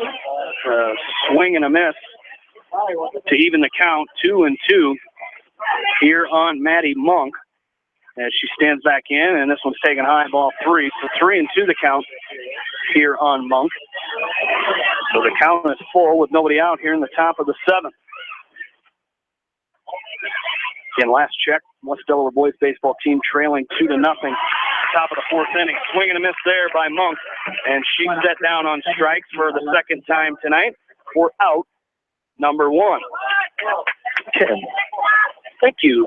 10th strikeout of the ball game for Klosterman, and that's going to bring up Alexa Jess, the second baseman, as she's 0 for 2 in this ball game. Struck out twice and walked. Was that leadoff walk that Bill mentioned back in the 6th inning. As she stands in, the first pitch to her is taken for a ball. 1-0 the count on Jess. Klosterman working quickly. This one is going to be taken high for ball 2. So 2-0 the count here. With 1 away in the top of the 7th inning, the Lady Raiders leading 4-3. And they took a 2-0 lead in the first 2 innings. Hawks battled back to tie it and then take the lead 3-2. But Anamosa came back with 2 in the 6th to take a 4-3 lead, as this 2-0 count is high for ball 3. 3-0 the count here on Alexa Jess, as Klosterman has walked 3 batters in this game. And this one's taken for a called strike. 3-1 the count on Alexa Jess, the sophomore for Anamosa. No seniors on the Anamosa roster. This one's taken slow for ball 4. So with 1 away, that's a 1-out walk by Klosterman, her 4th of the ball game, and that is going to bring up Sydney Volkanot. The first baseman stands in here. She's 0 for 3 in this game, struck out twice and flew out to right field her last time up. She comes up here with 1 away and a runner at first in Alexa Jess. And she is one of their better hitters, scoring around the bunt, pulled that bat back. I think that's just maybe trying to see if she can draw the infield in a little bit. I'd be a little surprised if they got the number 4 hitter trying to bunt with 1 out. So that one high for a ball, so 1-0. She pulled it back, as Bill mentioned. As thought maybe we'd see Alexa Jess moving on the play. As she reached second on a wild pitcher last time, and she does bunt, as Lindauer is going to pick up, throws onto Yankovic at first for the second out of the inning. So the 5-4 there for out number 2. That's a sacrifice by Sydney Volkanot, and that'll bring up Jessie Frazier, the sophomore catcher for the Lady Raiders, as she is 1 for 3, had an RBI double her last time up, and later scored the go-ahead run for Anamosa. She stands out in here with 2 away and a runner on second here in the top of the 7th. And head coach Doug King thinking the same thing. If she can get a base hit, if we get her over to second, we can maybe get her in score and get an insurance run. And you know as well as I do in softball, 1 run and 2 run, those are a big difference of how you attack an inning. Absolutely. As this one's fouled out of play, 0-1 the count here on Jessie Frazier. That one fouled way out of play over the press box here. The 0-1's taken for called strike 2. 0-2 the count on Frazier. Like to see Klosterman get out of this one, because as you mentioned, Bill, the Hawks play that differently in the bottom of the 7th as well. They get a runner on, they can bunt her over. You're playing for 1 to at least tie it. The 0-2 is going to be high for ball 1. 1-2 the count here on Frazier. Needs another pitch right where that 2-strike pitch was at, because that was on the lower outer portion of the plate. And a pitch right there, that'd be a hard pitch for Jessie Frazier to get any kind of a good swing on. Well, this one went over her head. She's kind of thinking she should have taken that one, wore that one a little bit, as that's going to even the count 2-2. Don't want to give her anything. She brought the bat down with her, so that was good, because that might have hit her bat had she not brought that down with her. And she tucked everything in, as the 2-2 is going to be driven out into left center field. That's going to get the gap. Vasky retrieves it, but 1 run will score, and Frazier, her second straight RBI double, puts the Lady Raiders up 5-3 here with 2 outs in the top of inning number 7. Well, we talked about it so far this year. She's the one that's got all the extra base hits. 4 hits in the year, and 2 of them were doubles and 1 triple. You know, so she keeps that pop in the bat and gets that big, huge insurance run for Anamosa. As 5-3 the lead now for Anamosa, as Casey Ginn stands in, and the first pitch to her is a called strike, 0-1. As Casey Ginn stands in here, she's 0 for 1 in this ball game. She reached on an error and has walked twice. as she digs back in and awaits the 0-1 from Emily Klosterman. 2 away here. This one's high for a ball. 1-1 the count now. 1-1 count. As Bill, you mentioned the hitting, but she's hit 2 really good balls for doubles here in this ball game, and both of them have been to left field, and both of them have resulted in RBIs. The 1-1 is fouled straight back. 1-2 the count. Yeah, they've done a nice job of actually swinging and hitting some power behind that. They've actually done a little better job of maybe being a little more selective, hitting with some power in that bat, what the Hawks have done here, and thus the 5-3 Raider lead. 1-2 is fouled straight back.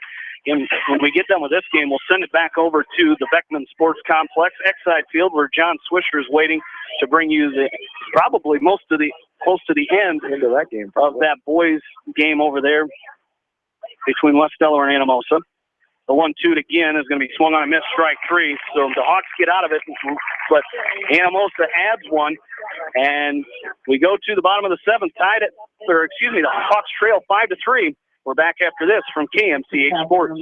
At Dupaco Community Credit Union, we know debt happens. A debt checkup from Dupaco ensures it's not costing you more than it should. With historic low interest rates, now is the time to bring your loans to Dupaco. Contact us at 563-927-6187 or visit dupaco.com.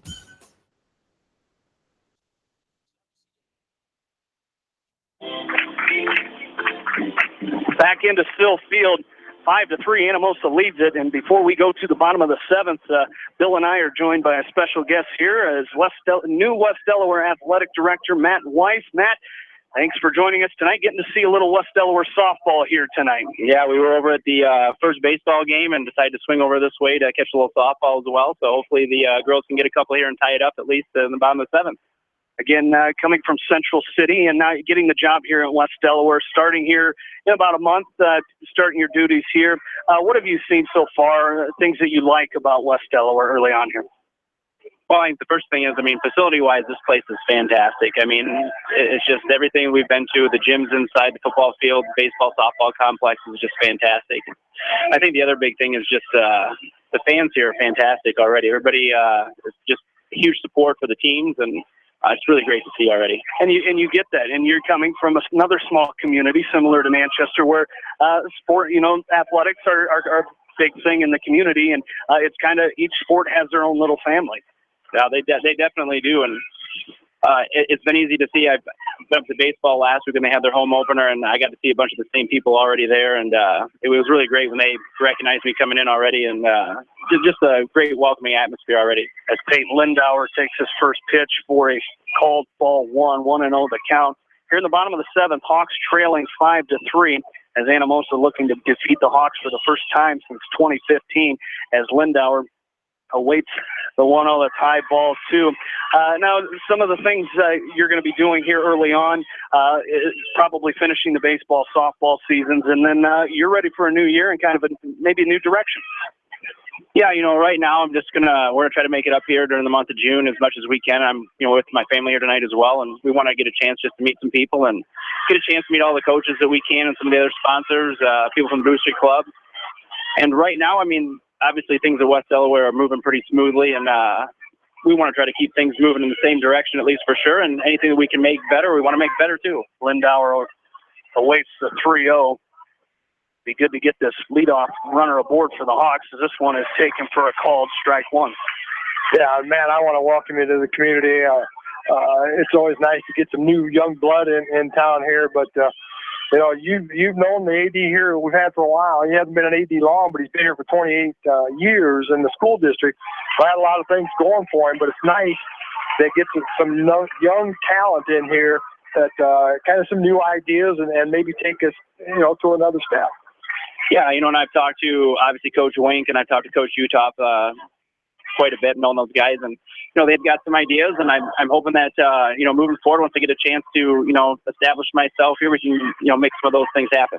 Lindauer works a first leadoff walk, as she's down at first. Claire Demmer stands in. The first pitch to Claire, swung on a miss. Strike 1, snap throw to first by Frazier is not going to be in time as Lindauer gets back in there safely as the Hawks trailing 5-3 here in the bottom of the 7th. Last chance for the Hawks, as Bill and I are joined by new West Delaware Athletic Director Matt Weiss, as the 0-1 is taken outside for ball one.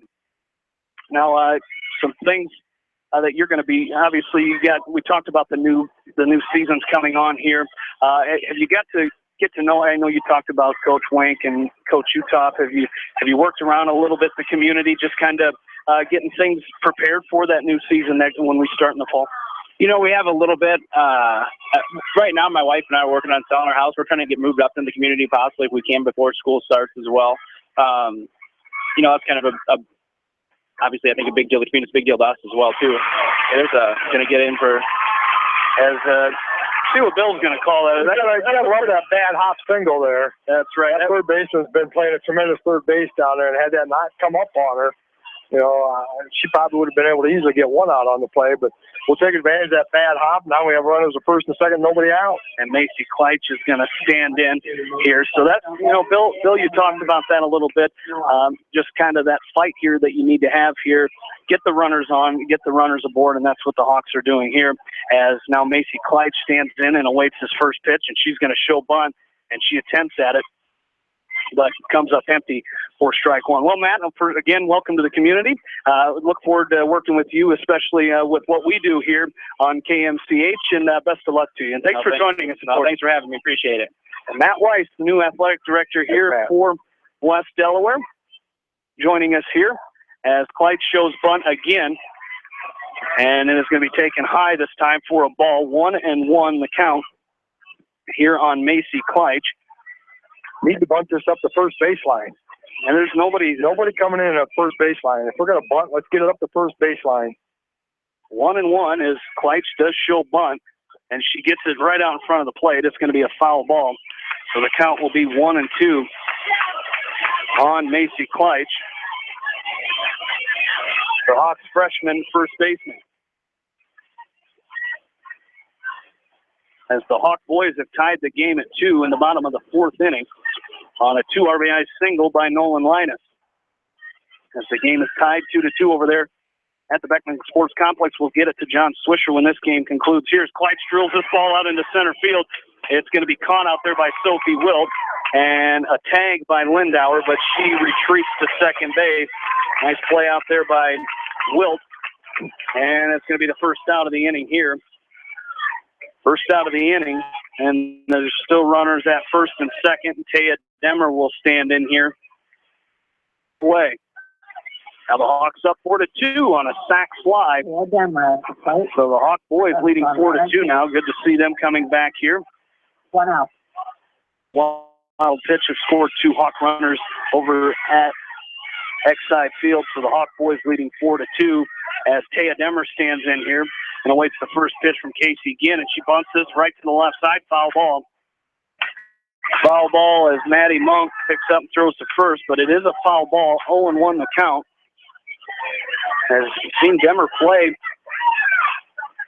a little JV ball in the last couple of years. Has a good stick. If you're gonna bunt, what the defense is doing, you've got to go up that first baseline. Take that third baseman out of the play because she's going to scoop it up and tremendous third base. And this one's popped in the air right side, just like Bill had that. And where she throws it home, nobody home. As the pitcher, Ginn, she wouldn't have got. That's going to be a single by Demmer. But Ginn threw it home thinking there was a force there, and I believe we're going to get a pinch runner here. See if Ginn comes in here to run. Over the fastest girl you got in the bench. I think it is going to be Eva Wynn. See where she's going to go. She's going to go to third base. No, she is not. She's going to go run for Demmer. She's going to run for Demmer over at first base. So Eva Wynn will be the pinch runner out there for Demmer. Or I guess, is that a courtesy for the designated player? I don't know. Courtesy's only for the pitcher and catcher. Okay. So that'll be a pinch runner out there in Eva Wynn as Allie Martin stands in, as she's 1 for 3 in this game. Then on base twice, reached on an air and had a single back in the fourth. She stands in here with the bases loaded and 1 away here in the bottom of the 7th. Hawks trail 5-3. And that's for sure I don't do the same thing for us. You get that ball to first baseline, I'm not sure anybody can handle it. Pitch to her, swung on a miss, strike one. I think Coach Raves and Allie Martin remember the hit she had out to left field that went foul in her first at-bat. Trying to duplicate that here, except keep it fair. Way to end this ball game for the Hawks as the 0-1 from Casey Ginn is on its way. Swings and fouls this one right back to the screen. Would have went right off the glasses if Bill Logan had it got through here. Through the hands. I had my hand up. Through the hands. I'd have caught it and tossed it back. Would have had to get you a new pair of glasses before the night's over, as the count will be 0-2 now on Allie Martin. Nice talking with this inning, talking with new West Delaware Athletic Director Matt Weiss. Got some big shoes to fill, but I think the fact that he's a young guy and he'll come in with, maybe some new fresh ideas on things. 0-2, the pitch is inside. Martin kind of left it hanging, and he gets by the left fielder on her way home. And this is going to be a game winner for the Hawks, as coming around the score from first base was Eva Wynn. Coach Ray puts Wynn in at first, and she comes all the way around to score, and the Hawks come back and win this game 6-5 on a walk-off hit by Allie Martin. It would have been a 2 RBI single for Allie Martin, but the ball got through the hands of the left fielder, Autumn Kirby, and Martin drives in 2 runs, which would have tied it. And coming in to score was Ava Wynn from first base, and the Hawks win this one 6-5 in dramatic fashion here in the bottom of the 7th inning. We will take a break. We'll come back and do a quick recap before we send it to John Swisher. You're listening to Hawks Softball from KMCH Sports. When the unexpected happens, call Krager Body Shop in Dyersville. They specialize in major and minor collision repair and frame straightening. For all of your auto body work, see Krager Body Shop in Dyersville. The Manchester Press is your community newspaper. Check out the sports section for game stats and photos of area players and game highlights. The Manchester Press, serving the area for over 130 years. Great food and great fun with friends. That's what's waiting for you at Beaver's Lounge in Manchester. Check out their Thursday night bucket of wings special and Friday night fish special. Beaver's also has a different lunch special every Monday through Friday. Beaver's Lounge on the corner of Main and Madison in downtown Manchester. Leave it to Beaver's to show you a good time.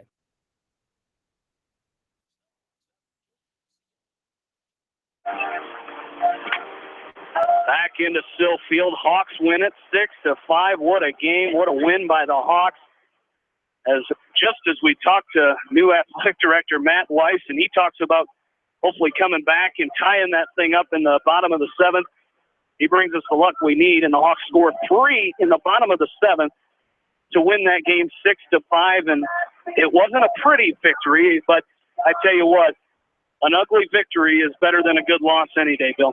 Yeah, that's probably a good way to explain that one, because for about probably 5.5 innings, Anamosa really outplayed the Hawks here tonight. But that last inning was the first time I really thought that they came up at the plate with an idea of what they wanted to do.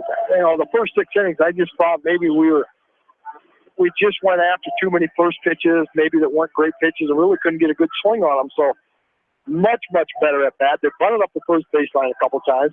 We talked about that the whole game. They got to do more of that, so we'll see what happens. Game totals here tonight for the Hawks: 6 runs on 13 hits, 3 Blue Raider errors. Hawks left 11 on base. No strikeouts in the game. 3 walks and 1 hit batter. And a huge game-winning hit by Allie Martin, and she has 2 hits in that number 9 spot. And what a tremendous job that she's done all year long here so far. For Anamosa, they scored 5 runs on 7 hits, 2 West Delaware errors, and Anamosa left 7 on base. Emily Klosterman struck out 11, walked 4, and did not hit anybody. So she gets the complete game victory here tonight in Game 1.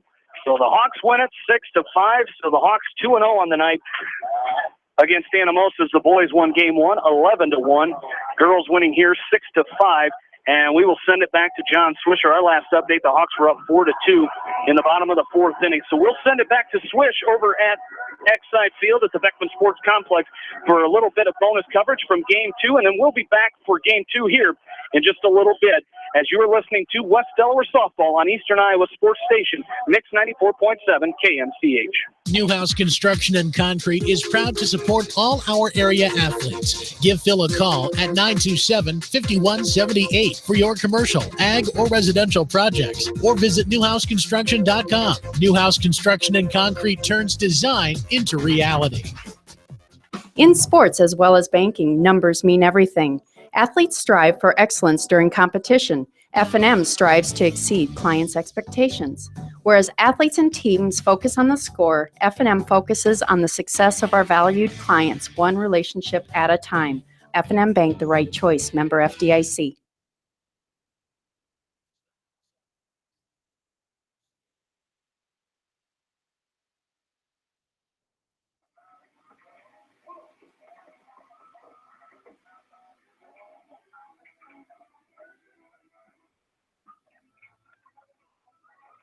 Shortstop. Tuesday night. One game. Here in the second game, Womack East Division doubleheader tonight in Manchester. As a double RBI scoring double, Zach McLean knocks in Luke Rogers. Ball gets by the catcher Mangold, so he gets to it, but not before McLean will scoot into third. Nobody out. Runner on third. It's 4-3. Anamosa started ahead in this ball game with 2 runs. 2 runs on 1 hit. 2 runners left on the second inning. The Hawks didn't score until the bottom of the fourth, when they scored 4 runs, 1 hit. Had 2 Blue Raider defensive errors and 1 runner left on base. So you sit here at the top of the 5th inning. 4-3.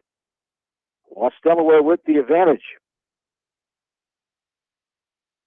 There's a ball blown inside in the dirt here to the number 2 batter, the 8th grader, Noah McLean. He's 0 for 1, grounded out back in the first. Walked him, was thrown out his last time in the third. Runner on third is Zach McLean, older brother of Noah. There's a ball bounces left side. Mangold will keep in front of him, ball 4. So that is the 4th walk given up by Reed Hogan, the starting pitcher. 5th free pass. And runners are on first and third, and now a meeting on the mound as Coach Nate Lahr will head out. Coach Lahr picked up his 89th win in his 4th season with that 11-1 10-run rule after 5 in Game 1, 89-28. Nick Norris for Anamosa, his 6th season, the Missouri native, 31-155 after the Game 1 loss. The Hawks winning their 14th game out of the last 15 meetings, spanning 8 seasons now. That was the 8th 10-run rule victory for the Hawks since 2010 in this series. So Hawks leading this game here in Game 2, 4-3 in that 4-run bottom of the 4th inning. Dunstan Werner got on with an error. Kyle Wright was walked. Nick Casey struck out, a 2 RBI hit by Nolan Linus. Mitch Mangold reached on an error, then scored on a wild pitch. Reed Hogan had an RBI sac fly for those 4 runs. The Hawks being answered here by Anamosa. They come back and score 1 and aren't done yet. Runners on first and third. And nobody down. Sean Burridge stands in now. Burridge is one of the 6 seniors on this roster for Coach Norris and company. Struck out swinging his last time up. Swing and a miss there after a foul ball, and he's down the count 0-2. Burridge grounded out his first time to Casey at third, back in the first. Burridge hit into a 1-6-3 double play in Game 1 and got a hit and scored in the 4th inning. Only 1 run for Anamosa in that Game 1. Here's a little squibbler off the end of the bat. Going to get it. Hogan has trouble picking up initially, throws, and not going to be in time. Went for the bare hand, could not get a good handle on that ball. Had to go back again, but that time Burridge, hustling down the line, is safe at first. So runners on every base here for Anamosa with nobody out. Michael Martinson stands in. He's grounded out a couple times, had a sacrifice in Game 1. Struck out on the grounder last time. Here's a high bouncer. Nice snag by Harris. The 6-4. The throw gets passed right at first. One run will score. Another one comes in. As Werner to Harris on the 4-6 force-up. And then the low throw. Wright could not scoop it. It bounded past him, hit the fence down beyond the first base dugout. So Martinson reaches on the fielder's choice to the second baseman and brings up Cole Sander. 2 runs scored, McLean and McLean. And it's 5-4, Anamosa leading in this game.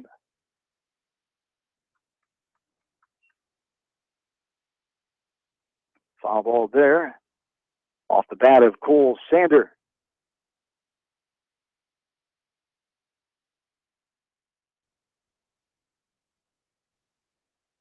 Ball lifted right side by Sander. He had a hit and scored back in the second inning. Slide out to McCarty in left. Back in the fourth. Run on first. 1 down. 3 runs are in this inning for Anamosa. After being down 4-2 entering the inning. They have the 1-run lead. Anamosa with a record of 0-2. They lost to 6th ranking Class 1A Don Bosco Saturday afternoon in Anamosa. Hawks are 2-1 with the Game 1 win tonight. They split with Wahlert and Wembley Shellrock last week. Pitch to Sander. Takes it downstairs for a ball. So a runner on first.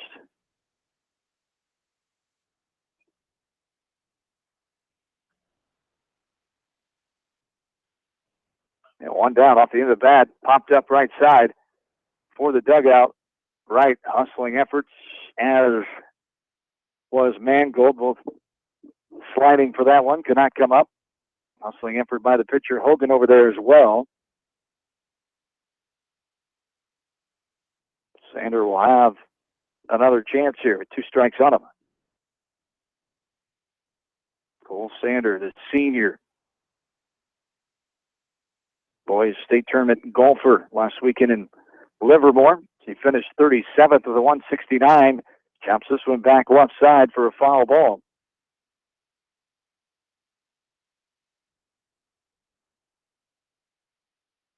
So stand back in and ready.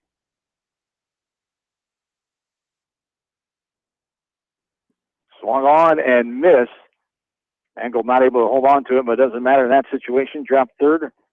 First base occupied for the strikeout there for out number 2. And it brings up Brian Sayer now. Sayer, the right fielder, he entered the game after Chandler Seeley, the original starting first baseman, was hit the lower left arm. This is going to be a foul ball off the bat of Sayer. As the runner, Martinson, was off and hustling, but a foul ball, says home plate umpire Kevin Mosier. From the Atkins area, Chris Oberrockling from Marion is on the bases here in Game 2. The veteran state tournament umpire, Mr. Oberrockling, the Dyersville native. And time is called. Sayer grounded out to third his last time in the fourth. Hit by a pitch and scored back in the second. What do we have? That's going to be our third balk of the night. The second on Hogan. We had one against Anamosa in Game 1. As Martinson will go to second on the block here with 2 down. 3 runs in for Anamosa in this inning. Blue Raiders lead 5-4. This one's popped up right side out of play, back behind the first base Anamosa dugout.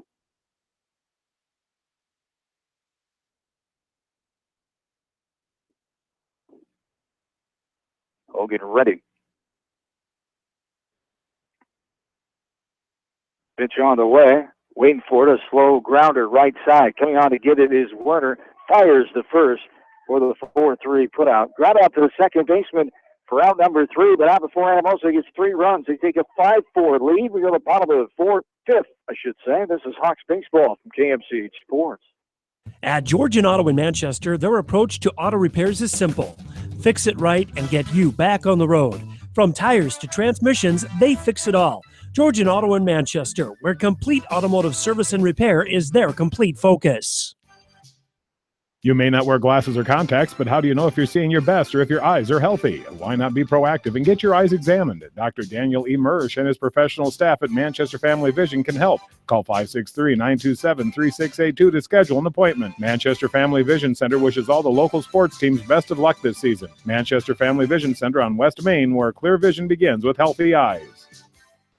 Why make 10 calls when you can make 1 call to Mormon Insurance, a member of People's Insurance in Manchester, and get the best quote from 10 different companies on your auto, home, and farm insurance? You can depend on Mormon Insurance for fast, friendly service and quality coverage. Call Kathy or Rachel today at 927-2263. Mormon Insurance, a member of People's Insurance in Manchester. Since 1995, Edgewood Feed Mill Construction has provided customers with a quality, pre-engineered building package for their swine facility needs. Edgewood Feed Mill Construction is a general contractor and will assist you with the construction of your livestock facility, start to finish. For more information on Edgewood Feed Mill Construction, contact Steve Harris at 563-920-7835. This is Fred Smock from Dunlap Motors and Independence with Chevy, Buick, and certified pre-owned Chevy, Buick, and GMC, and nearly 300 new and used cars and trucks in stock. We have big town inventory with small town service. Go to DunlapMotorsIndy.com.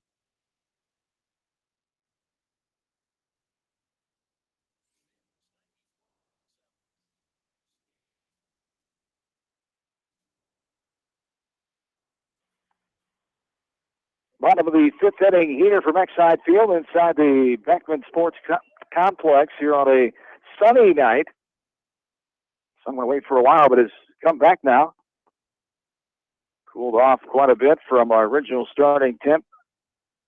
Back around 5 o'clock in that game 1, hour and 21 minutes in game 1. 11-1 5-inning victory for the Hawks. 70 degrees then, 63 now. Feel like temp of 54. Winds about the same out of the northwest at 13 miles per hour. Jared Harris stands in to lead off this bottom of the 5th. He grounded out his last time in the 3rd. Got to hit the center back in the 1st. Stands in and takes a strike there and a half die high from Zach McLean.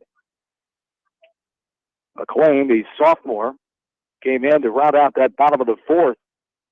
Got Grant Morris to fly out to Walton in left field. And now Harris takes a lead-off walk and will head down to first base. Dunstan Werner will stand in. 8 batters went to the dish in the 4th inning. Hawks are hoping for a little more of that here as they trail by 1 now, 5-4. Dunstan Werner reached on air and scored back in that 4th. He was the first runner to cross the plate for the Hawks. That 4-run 4th inning. At the bottom of the 5th here, 5-4, Anamosa leads it. There's a showing bunt. Right side, it's going to go foul, picked up by Sander in foul ground. And Harris will retreat back. McLean pitched to Don Bosco and got the loss on Saturday afternoon in Anamosa. 2 innings pitched, 38 pitches thrown. Gave up 1 hit, 2 runs, 3 walks, and 2 strikeouts. A year ago, as a freshman, started 2 games, 2 appearances, an 0-2 record. 6 2/3 innings pitch. Here's a throw down. Sanders, a runner goes. Harris, he'll slide in safely. Throw skids in a shallow center field. Seeley is there for the backup. Harris will get into second base with the stolen base. First of the season for the junior Jared Harris. 0-2 the count here to Dunstan Werner. Tying run on second base. Last of the 5th inning. Time is called. McLean is thinking too long for Werner's comfort here. And Werner back in and ready. Waits on the breaking ball. Slices out of play right side. Will stay. No balls. And 2 strikes. Only 1 time in the last 15 meetings has Anamosa beat West Delaware. baseball program that has struggled the last several years, as there is a ball hit into right field. Will bound down in front of the right fielder, Sayer. He'll get it in quickly, and runners will be on first and third. On the 2-strike, nobody out. Single by Dunstan Werner. Good job of protecting the zone, just putting the ball in play, and got that one to drop into right field. Harris moves into third, right standing in. He walked and scored in the fourth. Now we have a pinch runner coming on here. Cameron Cook, the junior, get the pinch running duties. Here for Werner.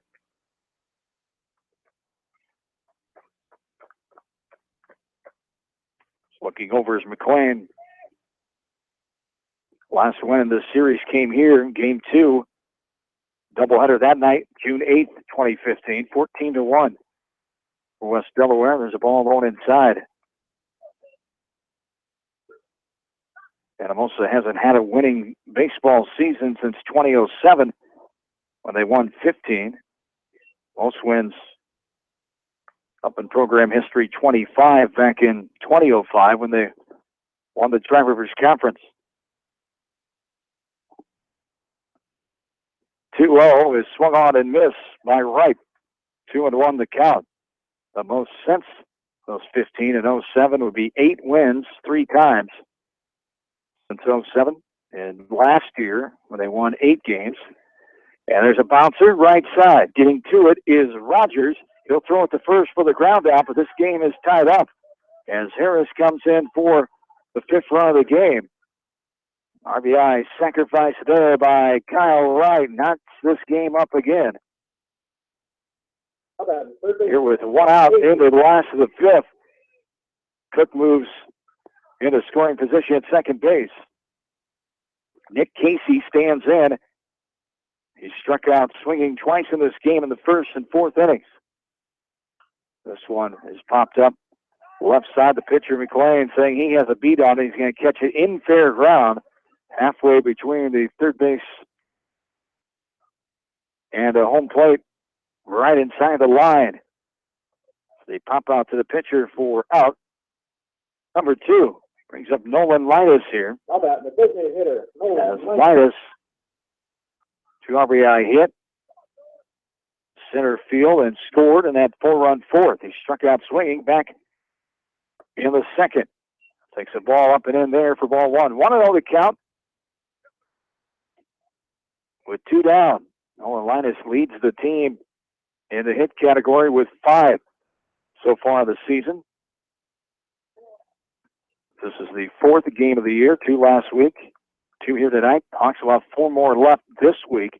Be at Oline tomorrow night for a doubleheader, starting at 5, and then at Benton down in Van Horn on Thursday night. We'll have all the radio coverage for you right here from KMCH and KMCH.com on Thursday night. So Hawks take on Benton Community. Time is called, as I thought they called another block. As Cook was just off for a little jog there after time was called, and no one caught it until he got all the way to third base. Hey, why not? Try it. Jeff Harris caught it up here, but it wasn't until he got to the bag that they noticed it down there. 2-0 to count. Here to Nolan Linus. We're tied up at 5 here in the last of the 5th inning. Closer game than game 1 is 11-1, the 10-run final after 5 innings. Hawks won.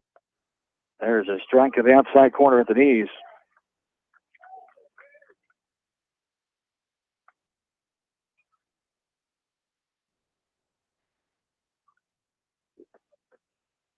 Ball misses the zone, and it's 3-1. Congratulations to the West Delaware Hawks softball team. Allie Martin with the walk-off winning hit. 6-5, Hawks come back and beat the Lady Raiders. Down by 2. Going into the bottom of the 7th inning, Hawks stay unbeaten at 5-0. Anamosa drops to 2-2. Game 2 is starting shortly at Sill Field. We'll send you back there when we're done here with our Game 2 from Exide Field. And the 3-2 pitch is outside and low. ball 4. The 2-out walk for Nolan Linus gives the Hawks runners on first and second. And we'll bring up Mitch Mangold. Have another pinch runner.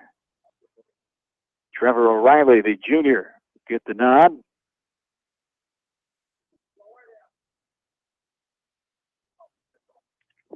Is it O'Reilly?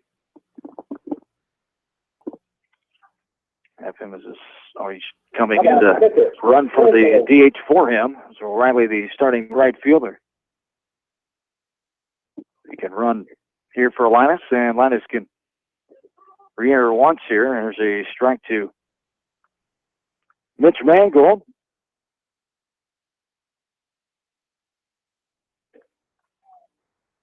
Runners on first and second. Here is a ball hit to center field coming on. Couple steps in. Seeley puts it away. The F8 for out. Number 3. Hawks come back and get a run, though. They tie the game up. We head to the 6. We're now at 5. Hawks baseball, KMCH Sports.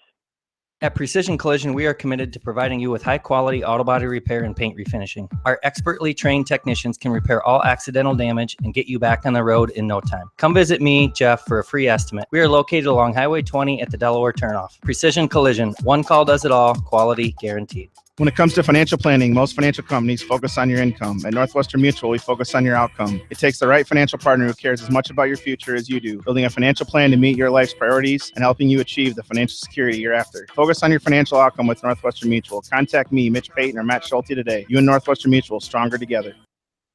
American Trust and Savings Bank wishes all area athletes and coaching staff continued success. American Trust and Savings Bank with locations in Dyersville, Farley, Dubuque, and Des Moines. Simply better banking. Check them out at americantrust.com. Member FDIC, equal housing lender.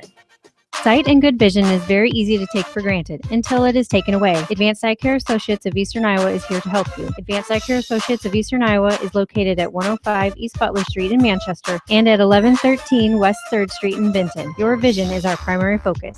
Anderson is the leader in doors and windows. They set the bar high with high-performing, dependable, energy-efficient products for your renovation and building projects. Contact your local vendor, Delhi Lumber, at 922-2404 for all of your window needs. Delhi Lumber, your authorized Anderson Windows dealer, big-town quality with small-town service.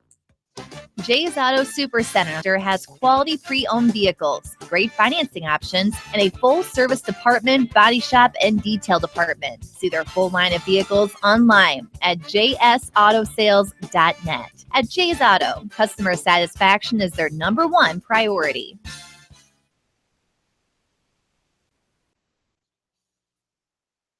The Disney hitter, Maverick Hudson. And welcome back in. Top of the 6th inning. We're knotted at 5. Maverick Cotton starts things off for Anamosa, the DH.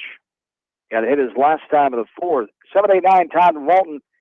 And Rogers swinging a miss there after a ball. 1-1 the count. Dunstan Werner is the new pitcher here, taking over for Reed Hogan, who went 5 innings. Swinging a miss there. For strike 2. 1-2 the count. Werner, 1 appearance, 3 innings pitch against Wahlert last Tuesday night. 2 hits, 2 runs against, 2 earned runs, a 4.67 ERA. Opponents are hitting 182 against them. Walked 1 and struck out 1. 2-2 pitch to Totten. Up and out for ball 3. We're full, 3-2. As a sophomore last year, 1 appearance, 1 inning pitch, 1 save for Dunstan Werner. There's a little floater right side. He'll get down and handled by Cooper Corcoran, the junior, new second baseman in. First time he's played the field as a varsity player.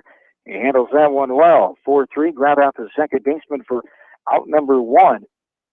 Corcoran courtesy ran for Nolan Linus in the first game. Scored a couple of those 11 runs. The Hawks won 11-1 in 5 innings. 1 down to here brings up Matthew Walton. Starting pitcher in this second game. Didn't give up any runs until 4 of them in the bottom of the 4th inning. Struck out his last time in the 4th. Walked. Was forced out back in the 2nd. Quickly down 0-2 here.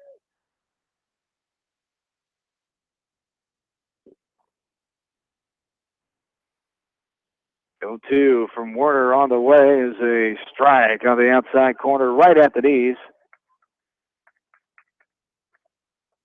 for the backwards K. How about second baseman, Luke Rogers? 6 strikeouts. 3 looking, 3 swinging for Anamosa offense here in game number 2. Struck out 6 times in game 1, all swinging variety. This one's lifted in the air right side. Second baseman Corcoran calls off O'Reilly in right, makes the catch. And shallow right on the grass. Pop out for the second baseman. Out number 3. Quick 1-2-3 inning. Bottom of 6 we go. We're tied at 5. Hawks baseball. KMCH Sports.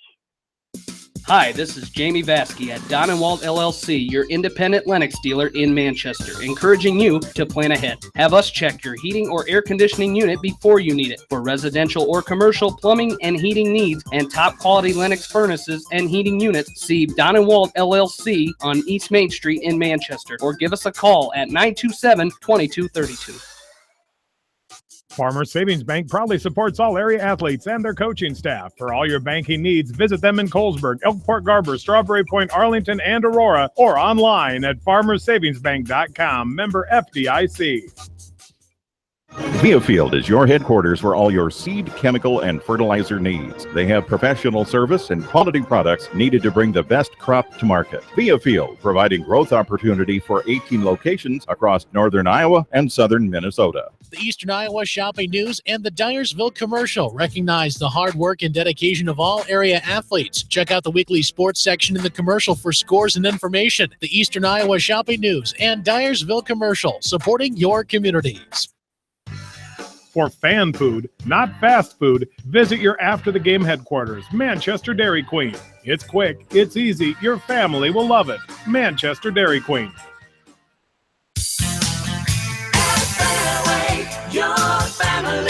It's no secret that people come to Fairway in Manchester for their famous meats, but as you dash back to the counter to pick up your USDA choice ribeyes, don't be surprised if you find yourself lingering among the delicious fruits and vegetables in the produce department.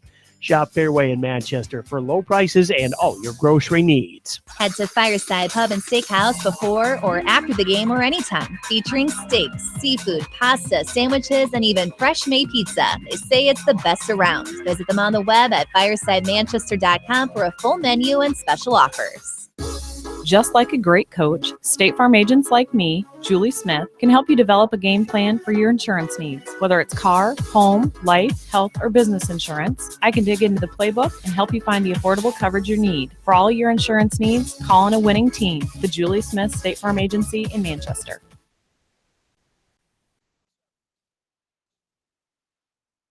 Stand for the Hawks. Colton Reed. This one an hour and 36 minutes old.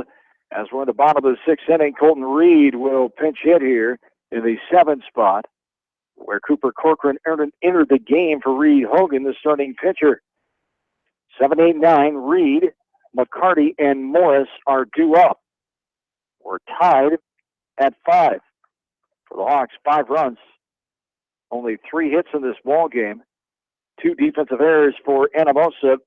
4 runners left on base for the Hawks.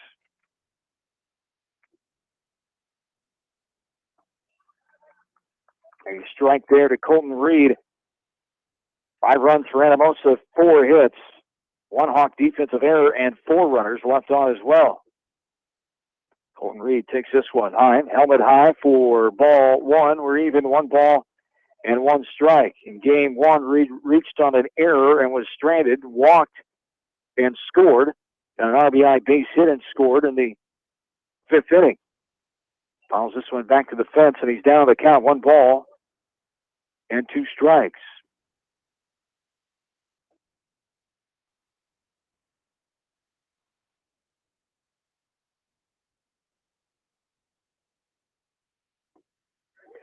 And there is strike 3 on the swing. Reed goes down for out number 1.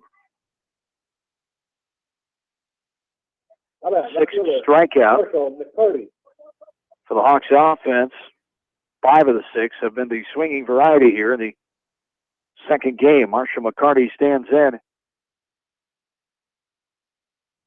Takes the breaking ball there in her half. High. McCarty down 0-1. Nasty breaking ball from the 8th grader. Nolan McLean. Third and youngest McLean boy. He transfers from Tennessee into Anamosa 4 years ago. And a bright spot for their athletics. All three of them are pretty good athletes.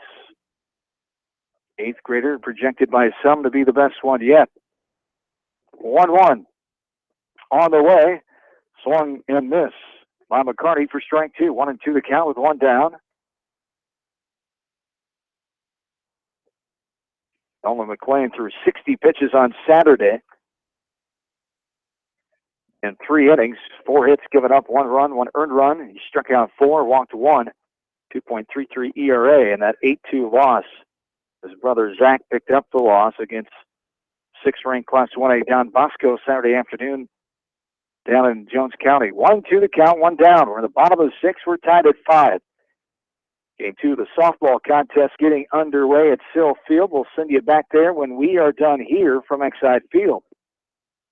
The Hawks won a thrilling 6-5 in comeback fashion in the bottom of the 7th on an Allie Martin hit to win. Hawks improved to 5-0. They stay unbeaten on the year. We'll have Hawks softball tomorrow night, a doubleheader from Tiffin. Bill Logan will have all the coverage starting around 6 o'clock. The Hawks take on the Clippers of Clear Creek, Amana. 2-2 on the way here to McCarty. Swings through that one, a pitch blown away. Couldn't get a piece of it. Goes down for the strikeout, now number 2. That brings up Grant Morris now. How about center fielder Grant flew out. The left fielder, his last time up in the 4th, grounded out to the second baseman back in the 3rd. Takes this one outside for ball 1-1. And hold the count here to Grant Morris, number 9 batter in the Hawks lineup, 3rd this inning. Swing and a miss there. We're even 1-1. And I've also have the top of their order, McLean, and Burridge. First 2 scored 2 of their 5 runs in this game. In the top of the 7th inning, 5-5 are tied. 1-2 the count here to Grant Morris. 2 down.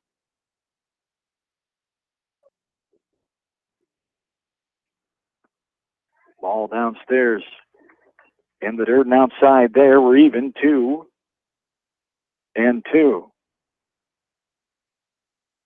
Hawks won both meetings a year ago down in Anamosa 5-4 and 10-5. There's a ground ball right side. Rogers has it up and over in a 1-2-3 inning for Anamosa defensively. So we go to the 7th inning. Tied at 5. Hawks baseball, KMCH Sports. Hi, this is Chris Henry, Service Manager of Brown Sales and Leasing in Elkader. Our goal is to make your car buying experience the best possible, and our factory-certified technicians are dedicated to you and your vehicles. Stop in and see us at Brown Sales and Leasing in Elkader, or visit us online at 4browns.com. Your hometown dealer, wherever your hometown may be. Best of luck to all area athletes and coaches. At Three Rivers, our customers come first. Your business is very important to us. Our goal is to provide you with the best products and service that you have come to expect from Three Rivers. Visit our website at threeriversfs.com or the location nearest you. Three Rivers, your partner in growth solutions. Citizen State Bank, your locally owned, community-minded, and customer-oriented bank, is here to serve you. Choose one of their 7 convenient locations in Winthrop, Monticello, Manchester, Ryan, Strawberry Point, Hopkinton, and Nubiana. Citizen State Bank, community banking with people you know, member FDIC. This is Jamie Vaskey, the voice of the West Delaware Hawks, and I've had the chance to review the Good Neighbor Society's playbook, and I got to tell you, they are friends in your neighborhood, designing plays to get you home fast. If you need help getting back in the game, contact the Good Neighbor Society Rehab to Home team at 563-927-3907.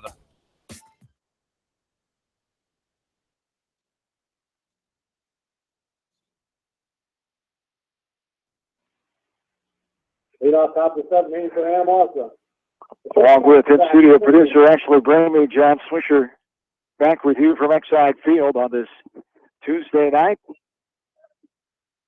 Final Tuesday of the month of May 2017 as the Hawks and the Blue Raiders of Anamosa tied at 5. We're in the top of the 7th inning in Game 2. Hawks won Game 1, 11-1 in 5 innings. It's the 8-10-1 rule victory for the Hawks since 2010 in this series. 14-1 record for the Hawks in the last 15 meetings dating back to that same year of 2010. Here's a slow ground ball right side. The new second baseman, Nick Casey, gobbles it up and throws it over to first for the 4-3 put-out. Ground out the second baseman for out number 1 as Noah McQueen, now the pitcher for Anamosa, standing in with 1 out, top of the 7th. Nolan Linus has come in and went to third base. Casey moved from third to second. Colton Reed, who pinch hit, is in right field now for Trevor O'Reilly. Elsewhere, it's Mangold catching, Werner on the mound, right to first baseman, Harris at short, McCarty and Morris left and center. Noah McLean. McLean grounds this one left side. Harris up and over, routine, 6-3 put out number 2. So quickly, 2 down. Sean Burridge stands in, reached on an error, was forced out his last time of the 5th. Struck out swinging back at the 3rd, grounded out. First time in the 1st. In Game 1, Burridge had a hit to center and scored the lone run of that game. All off the plate there, 1-0.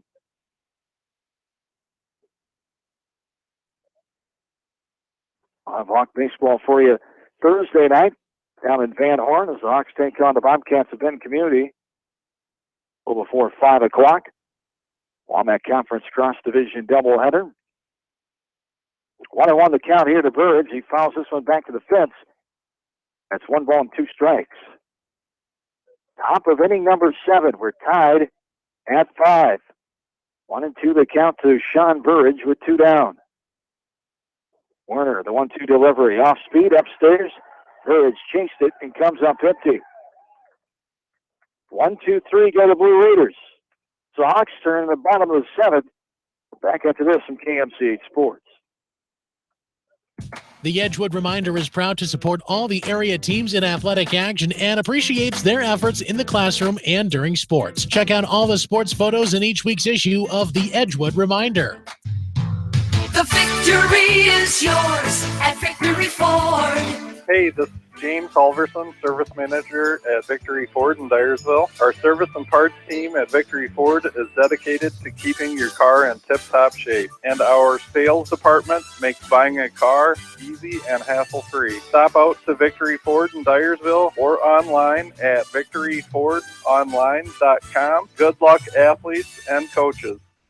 TriVet Associates is a mixed animal veterinary clinic with offices in Farley, Dyersville, and Holy Cross. Our 8 doctors serve the Dubuque, Manchester, Guttenberg, and Cascade areas and provide veterinary services to both large and small animals. For more information, find us on Facebook or visit our website, trivetinc.com.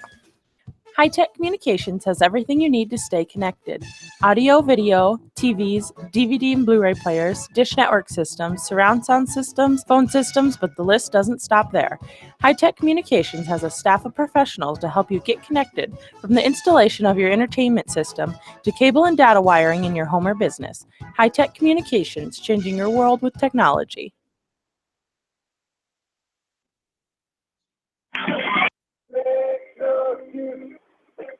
For the bottom of the 7th inning here, tied at 5. West Delaware with their 2-1 record. Anamosa's 0-2. Hawks winning Game 1, 11-1 in 5 innings. Jared Harris leading things off, 1-2-3. And there is a base hit into left center field. Walton will get to it, but not before a leadoff single off the bat of Jared Harris. Dunstan Werner will stand in now, the second hit of the night for Harris. Reached on an error and scored in Game 1. As he scored and had walked in the fifth inning of this game. Also had a hit, RBI hit, in the fourth inning, thank you, in that Game 1 victory. It was 3 runs in that fourth inning. As a pitch long outside. In the dirt for ball 1-1-0 the count. Here to Dunstan Warner. Warner got a hit his last time up, was stranded in the fifth, reached on error and scored back in the fourth. Showing bunt, and comes up empty, foul tip into the catcher's mitts as home plate umpire Kevin Mosier. And 1-1 the count here to Dunstan Warner.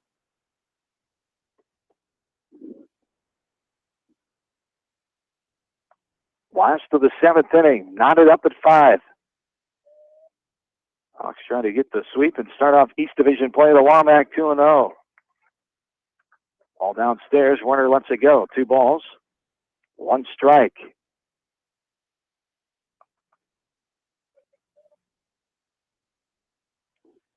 Hawks trying to win their 4th game in a row since Anamosa in this series. There's a throw over, and the throw goes past Burridge at first. Now going all around second, going into third. Harris will stand up at third. So a throwing error. We've seen it earlier in this game. Here on the pitcher trying to throw it over and trying to get a pickoff. Tough situation there. You want to be concerned about that runner, but you don't want to give him 2 free bases, and that's exactly what happened there. The game-winning run is on third base, 2-2. Nobody out. In the 7th base, and there it is. There's your winner. Jared Harris will come in standing up, and the Hawks have swept this doubleheader. 6-5. Hawks win this ball game. Dunstan Warner with the RBI hit to right field, and the Hawks get the 6-5 victory in this one. As I'll take a quick break, come back with quick totals, and send you to the softball second game at Sill Field. Scoreless in the bottom of the second. We'll send you there next after I wrap it up here from Exide Field. Back up to those from KMCH Sports. Whether it's an orthopedic, sports, or occupational injury you are suffering from, Regional Medical Center Therapy Services has you covered. With a customized treatment program, Regional Medical Center Therapy Services can get you back on track in the active game of life. Regional Medical Center, excellence in healthcare, close to home. At Telke Motors, we believe in a gentler, simpler way of doing business. Check out our large selection of new and pre-owned vehicles, as well as a great incentive at TelkeMotors.com. If you're looking for a new, pre-owned vehicle or service on your current vehicle, come to Telke Motors, Chrysler, Jeep, Dodge, and Ram on 9th Street in Dyersville. Leonard Muller Funeral Home and Crematory wishes all the best to the athletes and appreciates their hard work and scholastic efforts throughout the year. For personal, caring service, Leonard Muller Funeral Home and Crematory in Manchester, Edgewood, and Strawberry Point. For more than 80 years, GMB has lived its mission to help customers achieve their financial dreams. Supporting the communities where you live, work, and play is important to us because that's where we live too. It's where we provide great service, sound advice, and solutions to meet your financial needs. GMB Bank, member FDIC. For all your general contracting needs, turn to the professionals at Lucky Building Service in Manchester. For commercial, remodeling, and building and new home construction, call the experts, Lucky Building Service in Manchester, 563-927-5677. At Dupaco Community Credit Union, we know debt happens. A debt checkup from Dupaco ensures it's not costing you more than it should. With historic low interest rates, now is the time to bring your loans to Dupaco. Contact us at 563-927-6187 or visit dupaco.com. When the unexpected happens, call Krager Body Shop in Dyersville. They specialize in major and minor collision repair and frame straightening. For all of your auto body work, see Krager Body Shop in Dyersville. The Manchester Press is your community newspaper. Check out the sports section for game stats and photos of area players and game highlights. The Manchester Press, serving the area for over 130 years.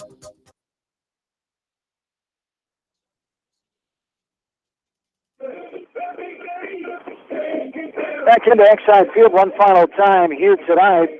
West Delaware gets a doubleheader sweep, 11-1 in 5 innings in Game 1. Game 2 was the 6-5 walk-off hit by Dunson Warner, scoring Jared Harris. And the Hawks have improved the record to 3-1 on the season with 4 more games left in week number 2. They sent Anamosa home at 0-3. The Hawks at 2-1 at home, 1-0 on the road, 2-0 in Wommack Conference play, 2-0 on the east side. Anamosa 0-2 in Wommack and the east, and 0-2 on the road, and 0-1 at home. Take a look at the totals here. Here in this game number 2, the Hawks scored 6 runs, 5 hits, 1 error, 5 runners left on base, 7 strikeouts, 6 swinging, 1 looking, 4 base on balls against Anamosa pitching. For the Blue Raiders, 5 runs, 4 hits, 2 errors, 4 runners left on, 7 strikeouts, 4 swinging, and 3 looking, 5 free passes, 4 walks, and 1 hit batter. And a game that lasted 1 hour and 49 minutes after a 1 hour and 21 minute game 1 that went to the Hawks 11-1 in 5 innings. 6-5. The Hawks improved the record to 3-1 against Anamosa. Best of luck to Coach Nick Norris and the Blue Raiders as they continue on in their season. They'll be at home against South Tama Thursday night. The Hawks will be at Irvine tomorrow night. We'll next see them Thursday night at Van Horn, as we'll have the doubleheader starting at 5 o'clock as they take on Benton Community. We will send it back to Jamie Vasky and Bill Logan at Sill Field. 2-0 Hawks leading in the bottom of the second. In the top of the third now, 2-0 Hawks in the top of the third inning as they'll come back and finish it up at Sill Field after the Hawks won 6-5 in game 1 over the Lady Raiders tonight. That does it from Exide Field. John Swisher saying have yourselves a good and safe rest of your Tuesday night. So long, everybody. Great food and great fun with friends. That's what's waiting for you at Beaver's Lounge in Manchester. Check out their Thursday night bucket of wings special and Friday night fish special. Beaver's also has a different lunch special every Monday through Friday. Beaver's Lounge on the corner of Main and Madison in downtown Manchester. Leave it to Beaver's to show you a good time.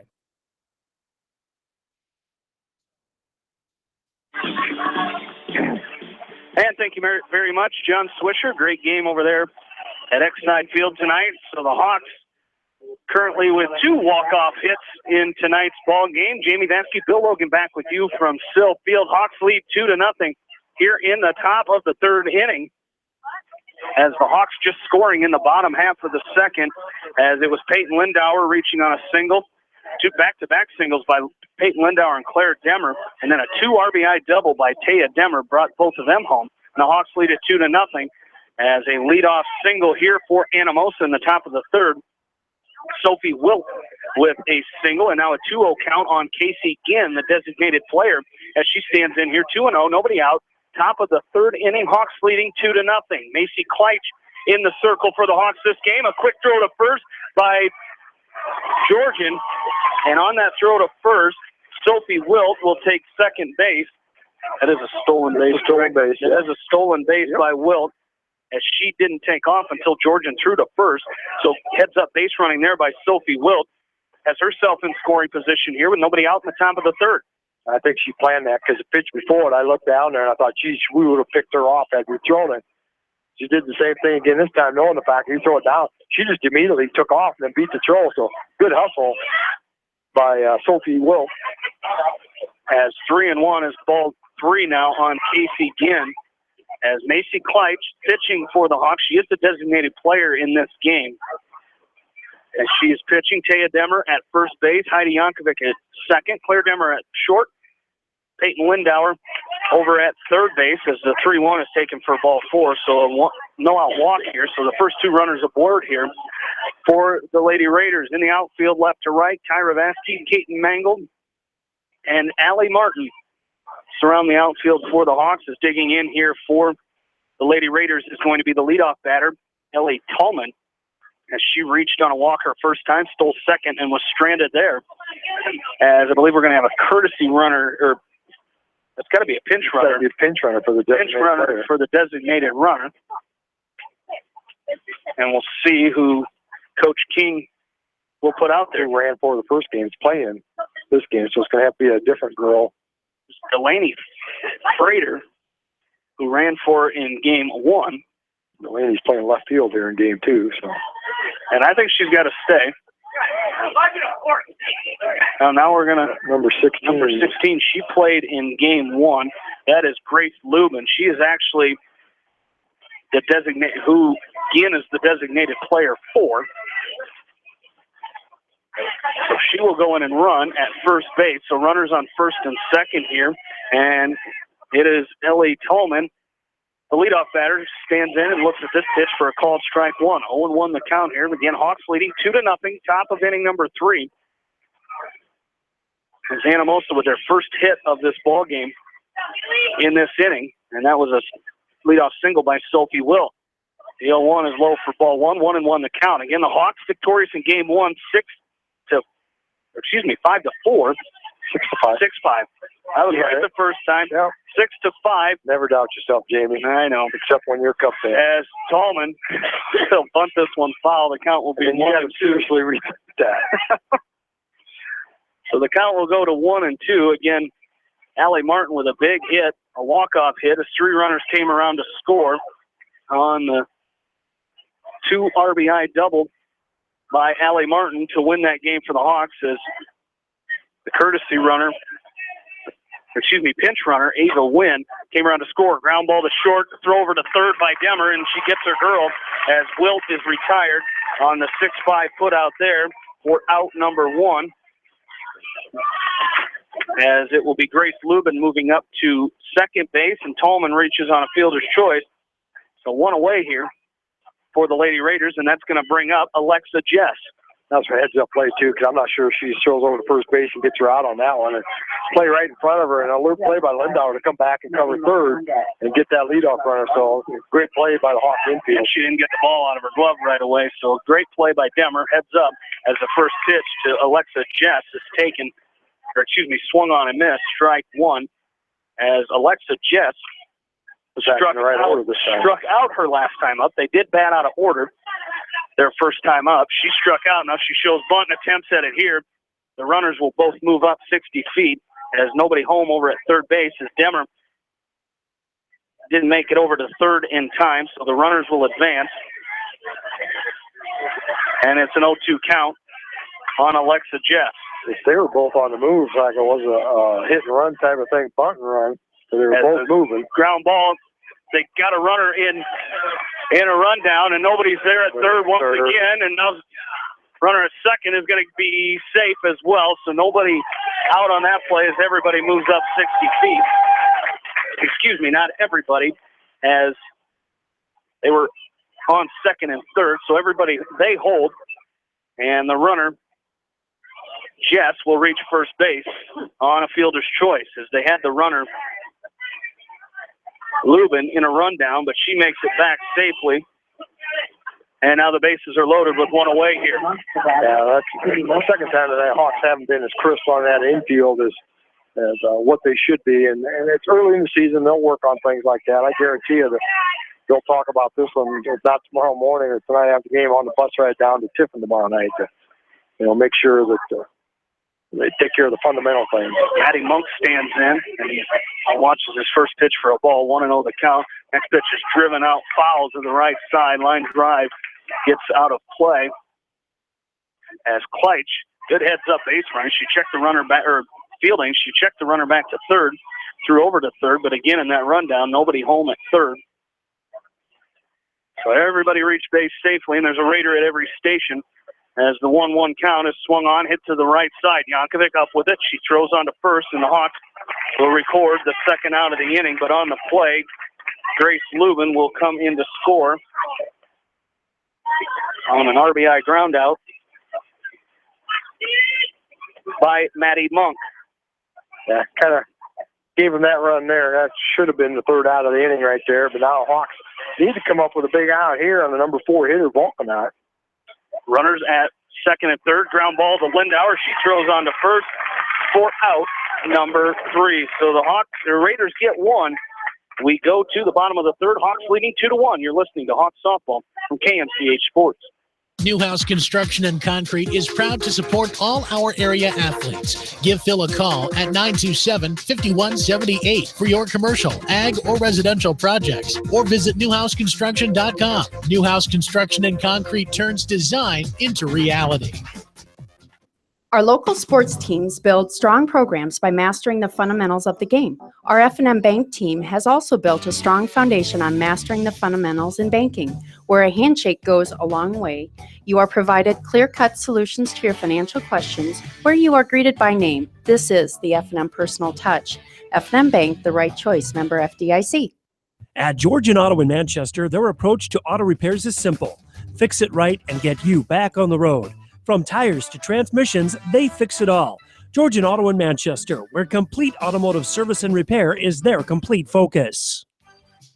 You may not wear glasses or contacts, but how do you know if you're seeing your best or if your eyes are healthy? Why not be proactive and get your eyes examined? Dr. Daniel E. Mersch and his professional staff at Manchester Family Vision can help. Call 563-927-3682 to schedule an appointment. Manchester Family Vision Center wishes all the local sports teams best of luck this season. Manchester Family Vision Center on West Main, where clear vision begins with healthy eyes.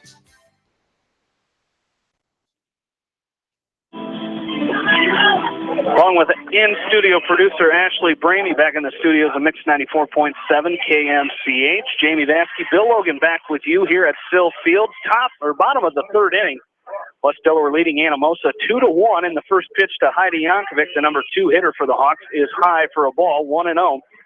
As Heidi grounded out to the pitcher Callie Minger, her first time up. Minger pitching in her second start of the season. She's 1-0.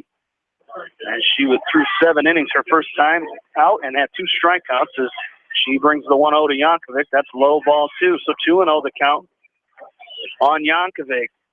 Defensively for Anamosa, Maddie Monk, Ellie Tallman, Alexa Jess, and Sydney Volkanot align the infield for Anamosa as the 2-0 from Minger is taken for a called strike 1. 2-1 the count. Delaney Frater, Sophie Wilt, and Grace Lubin are in the outfield for Anamosa. Behind the plate is Jessica Frazier, and Callie Minger is in the circle for Anamosa. 3-1 count upcoming here to senior second baseman Heidi Yankovic. She swings and hits this one out into left field. Nice drive by Yankovic as Frater's going to pick it up and get it right back into the infield, but it's a leadoff single for Yankovic. And her second hit of the evening as Yankovic in game 1 went 1 for 1 in that ball game. Yeah, that was a good piece of hitting there. I mean, she waited till she got a pitch up there to her liking, and she can really get a good cut on it and get something on it. A little more patient. That's what the Hawks needed to work on here from game 1. As Malia Georgian stands in and hits this first pitch foul out of play. So the count will be 0-1 on Malia Georgian. As Malia 1 for 4 in game 1 for the Hawks. She reached base her first time up as Eve Wedewer, her courtesy runner, was stranded in that first at bat. 0-1 coming from Minger to Georgian. Swung on right side again. That's going to get out of play once again, and the count will go to 0-2. Need some softballs, I do believe. As home plate umpire Dan Nauman behind the plate here tonight. Dan Murray out on the bases for game 2. As Georgian will stand back in and she awaits the 0-2 count from Callie Minger, and it's low, ball 1. 1-2 the count as Minger is a freshman. As she comes set to deliver the 1-2. Nobody out here. Bottom of the third, Hawks leading 2-1. The 1-2. In the dirt, ball 2 as Yankovic. That pitch gets away from Frazier, and Yankovic will go to second base, and now runner in scoring position for the Hawks. Nobody out, and Georgian takes a couple practice cuts and will dig back into the box here with a 2-2 count. So after starting 0-2, she's worked it even 2-2 the count. And Minger comes set. This one's driven out into left field. It's gone if it's fair. But it's going to be a foul ball. Foul ball. That ball was drilled over the left field fence. But Malia will have to come back and do the 2-2 all over again. Yeah, that was about as foul as Allie Martin's was that first time. You couldn't really call it until it got there, just that close. And she got all. That's the first time she's really taken a pitch to her liking and really got a nice cut on it. She needs more swings like that and get fully extended and being able to use that power. As she digs back in, as Callie Minger brings the 2-2 pitch. Swung on, hit to the right side in the air. Second baseman Jess comes over, makes the catch for out number 1. So first out of the inning, runner still at second in Yankovic, and that'll bring up Kyra Vasky, who's 0 for 1 in this game. She flew out to right her first time up. As Vasky was 1 for 4 in game 1.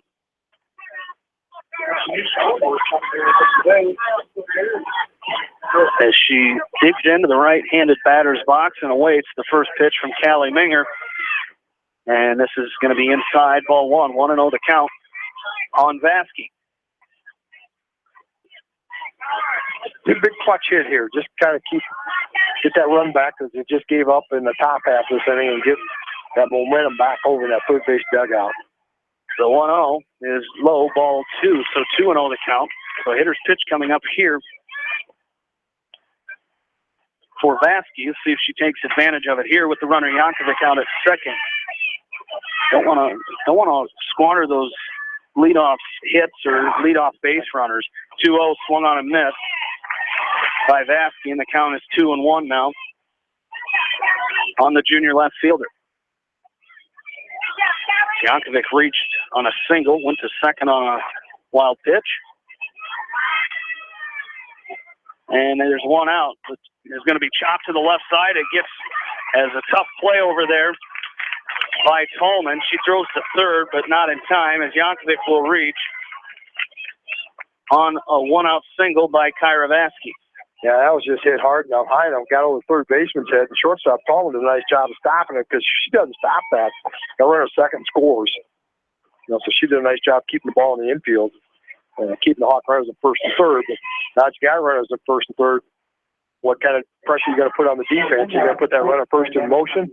See what the catcher's going to do. She's throwing one runner out already, trying to steal. So one out here. Runners on first and third for the Hawks. Kyra Vasky 3 for 3 in the stolen base department here this season. As the first pitch to Peyton Lindauer going to be taken as the throw down to second. Vasky is safe. She gets under the tag as the ball gets away. Now Vasky trying for third base, and she's going to be thrown out. I believe that was it the center fielder or the second baseman? Center fielder picked it up. But in the meantime, the runner Yankovic will score from third on that throw down. So give her a stolen base, and then she's out on the 8-5 putout. So there's two away here, and nobody on for Peyton Lindauer, and an 0-1 count on her. As she's 1 for 1 in this ball game, had a single, and scored her first time around the bases. Yeah, that was good backup by the center fielder, Will. She plays so shallow anyway, and she came in there and did a nice, accurate throw to third base. The ball didn't really get too far away from the shortstop, Tallman, as this one's hit hard up the middle, but it's going to be stabbed by Minger. She throws on to first for out number 3. The Hawks add 1. We go to the top of the fourth. Hawks leading 3-1. We're back after this from KMCH Sports.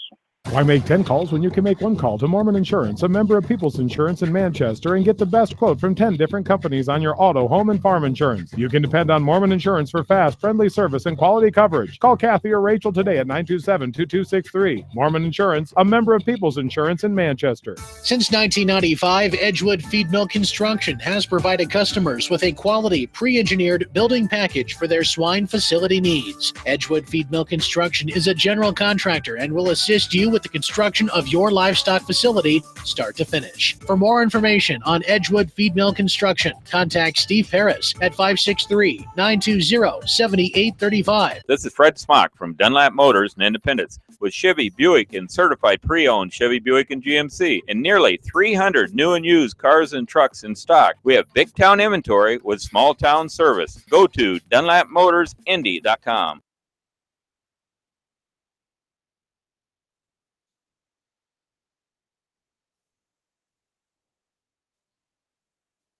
Into Sill Field, 3-1. Hawks lead it. As we go to the top of the fourth inning, Jessica Frazier do the lead off here for the Lady Raiders. She stands in from the left side of the plate. She's 0 for 1 in this ball game. As the first pitch to her is going to be taken for a ball, 1-0 the count. Frazier 2 for 4 in game one, had 2 big RBIs for the Lady Raiders in that game. They trail 3-1 here. The 1-0s hit up the middle, another base hit there by Jessica Frazier, and she leads this inning off with a single as she continues her hot streak here tonight. Yeah, she's just a sophomore. Does a good job as a left-handed catcher behind the plate. She's got some pop in that bat. She takes good cuts. She was 4 out of 7 coming in, and she's now 3 out of 6 coming in. Also, dropped the batting average a little bit, hitting 500 tonight. So that's a great job. Delaney Frater stands in here for Anamosa, as she was a courtesy runner in game one. Did not have a plate appearance, but she's 0 for 1 in this ball game. Struck out looking in the second inning. She stands in here. First pitch is a ball, 1-0. This one's going to be a called strike, so that'll even the count 1-1. Here with nobody out in the top of the fourth inning, Hawks leading 3-1. Anamosa scored back in the third as Casey Ginn reached for the walk, and then Grace Lubin took over the running duties for her as this pitch is outside, just outside. So the count will go to 2-1. Grace Lubin came around to score on an RBI ground out by Maddie Monk. As Kleitch comes set with the 2-1, and it's going to be swung on. Foul tip into the mitt of Georgian, and the count will even up 2-2. Frazier has attempted 1 stolen base this year, but was thrown out. So maybe a little reluctant to send him here. They have been really successful in night running. 2-2 grounded to the left side. Nice pick by Lindauer. She throws on to Yankovic to get the lead runner, Frazier, at second on the 5-4 put out there. Nice play by Lindauer coming to her left, scooping that ball up, making the throw over for out number 1. Frater will reach first on the fielder's choice. Good job by Yankovic to get over there and cover second, so they had that opportunity. I mean, I don't know if she could have turned around, squared the body up, been able to throw a good strong accurate throw to first. This pitch is going to be hit back to Kleitch at the mound. She picks it up, throws on to Demmer, covering second, but the turn throw to first is not in time, so 2 away on the fielder's choice there by Callie Minger. And there will be a runner on first is Minger, and Sophie Wilt stands in. She's 1 for 1 in this ball game. Sophie Wilt, as the first pitch to her is taken for a called strike 1. 0-1 the count. Wilt singled back in the third inning. Is thrown out at third base. She chops this one to the mound, and again, Kleitch leaves her feet, comes up, makes the stop, and throws on to first for out number 3. The Lady Raiders get a hit, but do not score. We go to the bottom of the fourth. Hawks lead 3-1. You're listening to Hawks Softball on Mix 94.7 KMCH.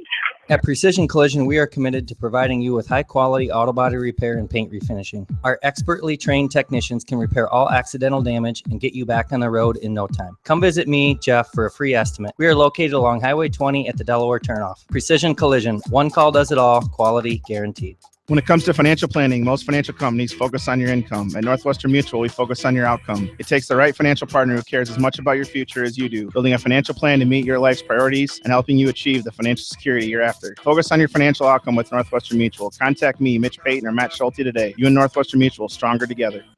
American Trust and Savings Bank wishes all area athletes and coaching staff continued success. American Trust and Savings Bank with locations in Dyersville, Farley, Dubuque, and Des Moines. Simply better banking. Check them out at americantrust.com. Member FDIC, equal housing lender.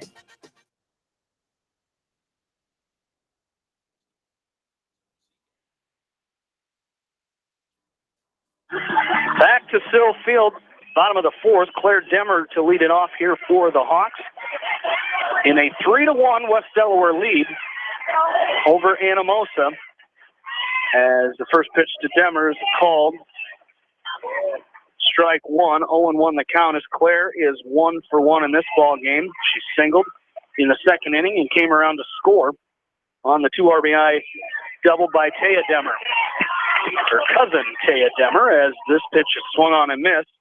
0-2, the count on Claire Demmer.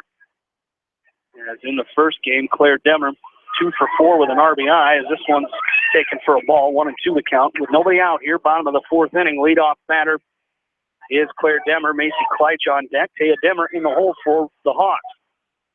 As the 1-2 pitch for Mingers swung on, missed, strike 3 for out number 1. So Demmer goes down there for the first out, and that'll bring up Macy Kleitsch.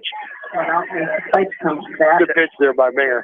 Kind of up in that strike zone. One of those ones that's probably questionable whether they're going to ball or strike. You got to try to guard the plate. Great pitcher's pitch right there. As Macy stands in here, she's 0 for 1 in this ball game. Popped out to the shortstop, Ellie Tallman, her first time up. This one's going to get away from Frazier. It's in the dirt, ball 1. 1-0 the count on the freshman pitcher for West Delaware. As Kleitsch back in game 1 was 0 for 3 in that ball game. She walked and was stranded at third, her first time up in game 1. The 1-0 is hit onto the right side. That's going to be caught over there by Alexa Jess. A line drive, a line out there by Kleitsch to Alexa Jess, moving to her left. Makes a nice catch there, and there's 2 away. And Taya Demmer stands in here, first baseman for the Hawks here in game number 2. She was a designated player in game 1 and went 2 for 3 in that ball game. As this one's going to be dribbled to the right side, it's going to get foul. As coming over, picking that up was the pitcher Minger in foul territory, so the count will be 0-1, and Demmer comes back to the batter's box here. And we'll dig back in and await the 0-1 pitch. Hawks leading 3-1 here, bottom of the fourth.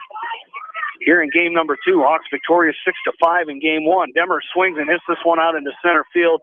Center fielder Sophie Wilt goes back a couple steps and makes the catch for out number 3. We go to the 5th. Hawks lead it 3-1.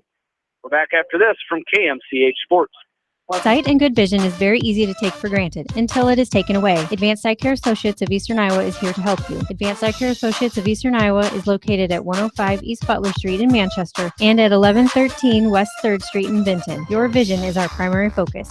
Anderson is the leader in doors and windows. They set the bar high with high-performing, dependable, energy-efficient products for your renovation and building projects. Contact your local vendor, Delhi Lumber, at 922-2404 for all of your window needs. Delhi Lumber, your authorized Anderson Windows dealer, big-town quality with small-town service. Jay's Auto Supercenter has quality pre-owned vehicles, great financing options, and a full-service department, body shop, and detail department. See their full line of vehicles online at jsautosales.net. At Jay's Auto, customer satisfaction is their #1 priority. Hi, this is Jamie Vasky at Don & Walt LLC, your independent Lennox dealer in Manchester, encouraging you to plan ahead. Have us check your heating or air conditioning unit before you need it. For residential or commercial plumbing and heating needs and top quality Lennox furnaces and heating units, see Don & Walt LLC on East Main Street in Manchester, or give us a call at 927-2232.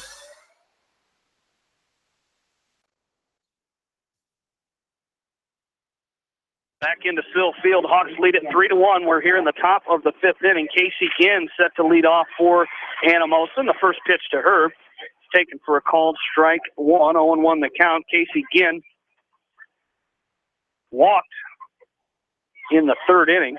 Of course, coming in to run for her was Grace Lubin. She hits this one to the right side. Yankovic up and over for out #1. A 4-3 put out there.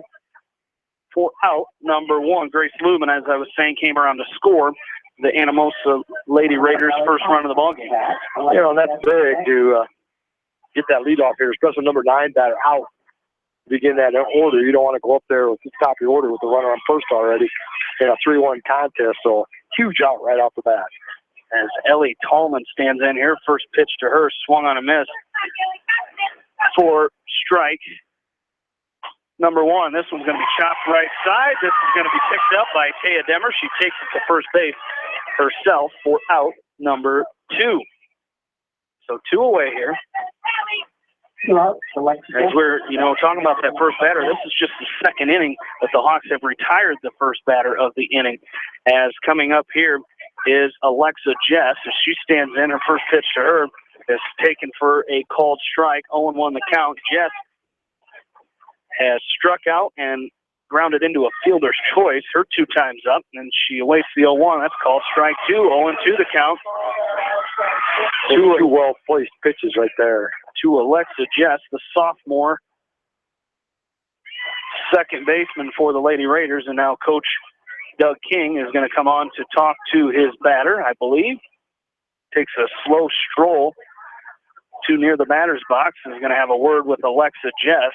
And a quick conversation as Georgian's going to head out to the mound, share a high five with Macy Kleitch, and now she's back to behind the plate, and we're ready to go with an 0-2 with 2 away here in the top of the 5th with the Hawks leading 3-1. West Delaware's season record now 5-0. Anamosa 2-2 as Jess chops this one left side. Lindauer up and over to Demmer.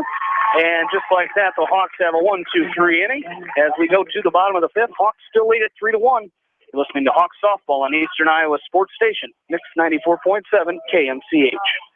Farmers Savings Bank proudly supports all area athletes and their coaching staff. For all your banking needs, visit them in Colesburg, Elkport Garber, Strawberry Point, Arlington, and Aurora, or online at farmersavingsbank.com. Member FDIC. Viafield is your headquarters for all your seed, chemical, and fertilizer needs. They have professional service and quality products needed to bring the best crop to market. Viafield, providing growth opportunity for 18 locations across northern Iowa and southern Minnesota. The Eastern Iowa Shopping News and the Dyersville Commercial recognize the hard work and dedication of all area athletes. Check out the weekly sports section in the commercial for scores and information. The Eastern Iowa Shopping News and Dyersville Commercial, supporting your communities. For fan food, not fast food, visit your after-the-game headquarters, Manchester Dairy Queen. It's quick, it's easy, your family will love it. Manchester Dairy Queen.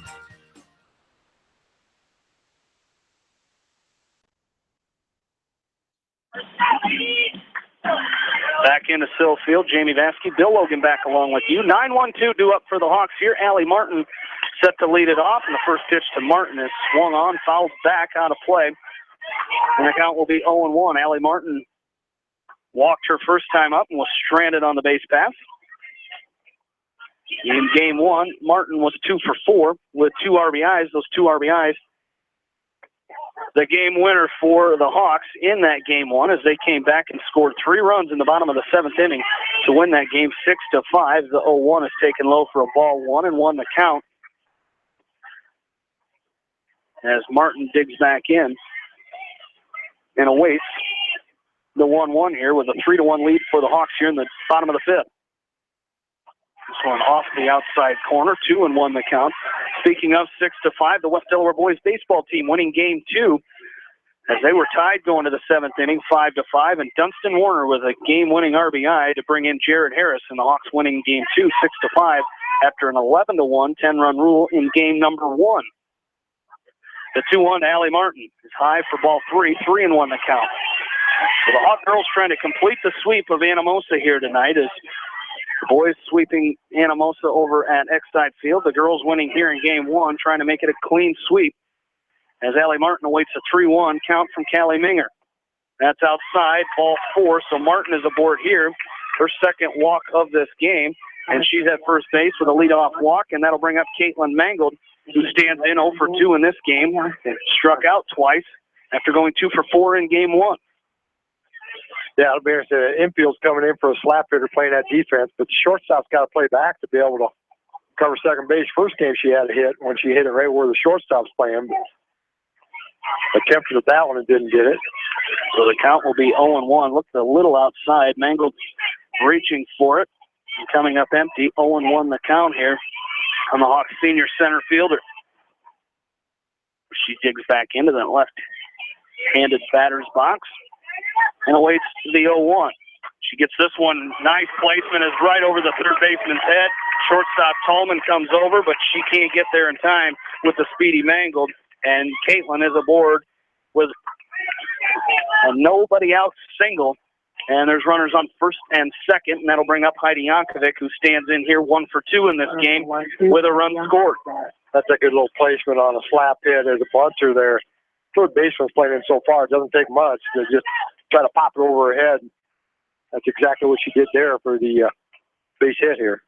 Yankovic awaits the first pitch, and now she's going to show bunt, and it's picked up by Monk, and not in time as Yankovic is going to beat that one out. As Monk, I think she might have been able to wait it out and see what that ball was going to do. She picked it up so quickly. And didn't field it cleanly. I gave it an error on it because I think if she picked it cleanly, it hit her glove and it kind of came out. She picked it up barehanded and threw it, but not in time. And now I got base loaded with no out, so potential here for a big inning here with number 3 batter Malia Georgian coming up. As Georgian crushed one foul in her last at-bat, as she's 0 for 2 in this ball game. This one's going to be hit to the left side. Tallman picks it up, throws on to first for out number 1, and then the throw back across, and the third baseman Monk wasn't looking, and now the second runner will come in as Mangold will come in to score. So Martin scores on the fielder's choice the RBI, the 6-3 putout, by Georgian, and then a throw back across the diamond. The third baseman Monk was not expecting the throw. It gets away from her, and the Hawks are able to plate 2 after that ground out by Malia Georgian. Yeah, and then the throw over there, the runner was standing on the base. Nobody was really looking, and it really ill-advised throw. You got to give her an error for that run coming on. So E3. The first baseman, yeah. Yeah. So Hawks did take advantage of it here so far. Kyra Vasky takes the first pitch out to center field, and diving back in safely is Yankovic. So Yankovic dives back in safely at second on a line out to center by Kyra Vasky. So 2 away now. Runner at second is Yankovic, and Peyton Lendauer stands in here with 2 outs here in the bottom of the 5th. Hawks leading 5-1. And unfortunately for Kyra, 10 feet left, 10 feet right, that's probably a double. But it was right at the center fielder. First pitch to Lendauer is high for a ball. She's 1 for 2 in this game. Singled in the second, came around to score. Grounded out to the pitcher her last time up in the 3rd inning. As she stands in and awaits the 1-0 pitch from Callie Minger. And this one's going to be a called strike 1, so the count is even 1-1 with 2 outs here. Bottom of the 5th, Hawks adding 2 runs here. They take a 5-1 lead. As now the 1-1 to Lendauer. Low, ball 2, 2-1 the count. And the Hawks won it in dramatic fashion in game 1. That was a fun ball game to watch, back and forth for a little while. And there, lost the scoreboard for half a second there. 2-1. I just, that could be. This one's going to be a ball, 2-1 the count now on Lendauer. You could do that again if you close your eyes and then open it. It's going to look like it just went off and came back on. Thank you, Bill. There you go. Just don't blink anymore and you'll be fine. This one's high, ball 3. Oh, that was ball 4. Ball 4. Must have blinked during ball 3. There you go. Exactly. You got to quit blinking. Runners on first and second here. 2 outs, and the batter is Claire Demmer, who's 1 for 2 in this ball game. She scored back in that 2-run second inning. She stands in here with 2 outs, and this one's a called strike. 0-1 the count. Runners on first and second. Yankovic out at second. Lendauer at first, with Claire Demmer, the batter. Flag's not blowing out there now. It's just nice and calm out there right now. As Demmer stands back in, awaits the 0-1. This was a called strike 2, so 0-2 the count on Claire Demmer. Showed some patience at that. That first pitch was a pretty good pitch, but you don't necessarily want to be swinging at that first pitch, maybe. That was a good pitcher's pitch there, 0-1. The 0-2 is high for ball 1, so 1-2 the count on Claire Demmer. The Hawks with a 5-1 lead. 2 runs in the second, 1 in the third, and 2 already here in the 5th inning. And a 1-2 count coming to the Hawks sophomore shortstop, Claire Demmer. Macy Kleitz waits on deck. This one's going to be called strike 3, inner half of the plate. And Demmer is down on strikes, and the Hawks pick up score 2. They lead at 5-1. We go to the 6th. You're listening to Hawks Softball on Mix 94.7 KMCH. Your family. It's no secret that people come to Fairway in Manchester for their famous meats, but as you dash back to the counter to pick up your USDA choice ribeyes, don't be surprised if you find yourself lingering among the delicious fruits and vegetables in the produce department. Shop Fairway in Manchester for low prices and all your grocery needs. Head to Fireside Pub and Steakhouse before or after the game or anytime, featuring steaks, seafood, pasta, sandwiches, and even fresh-made pizza. They say it's the best around. Visit them on the web at firesidemanchester.com for a full menu and special offers. Just like a great coach, State Farm agents like me, Julie Smith, can help you develop a game plan for your insurance needs. Whether it's car, home, life, health, or business insurance, I can dig into the playbook and help you find the affordable coverage you need. For all your insurance needs, call on a winning team. The Julie Smith State Farm Agency in Manchester. Hi, this is Chris Henry, Service Manager at Brown Sales and Leasing in Elkader. Our goal is to make your car buying experience the best possible, and our factory certified technicians are dedicated to you and your vehicles. Stop in and see us at Brown Sales and Leasing in Elkader, or visit us online at fullerbrowns.com. Your hometown dealer, wherever your hometown may be. Best of luck to all area athletes and coaches.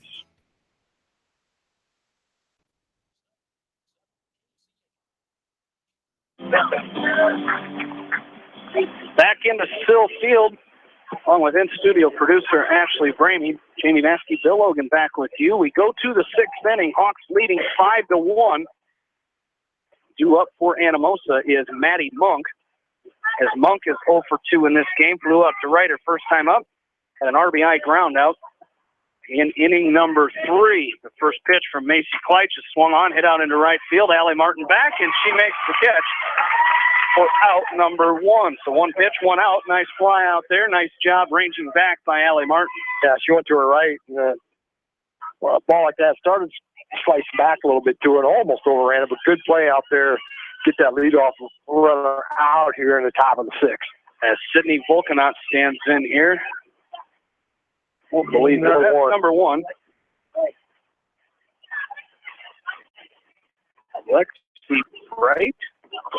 Lexi Bright.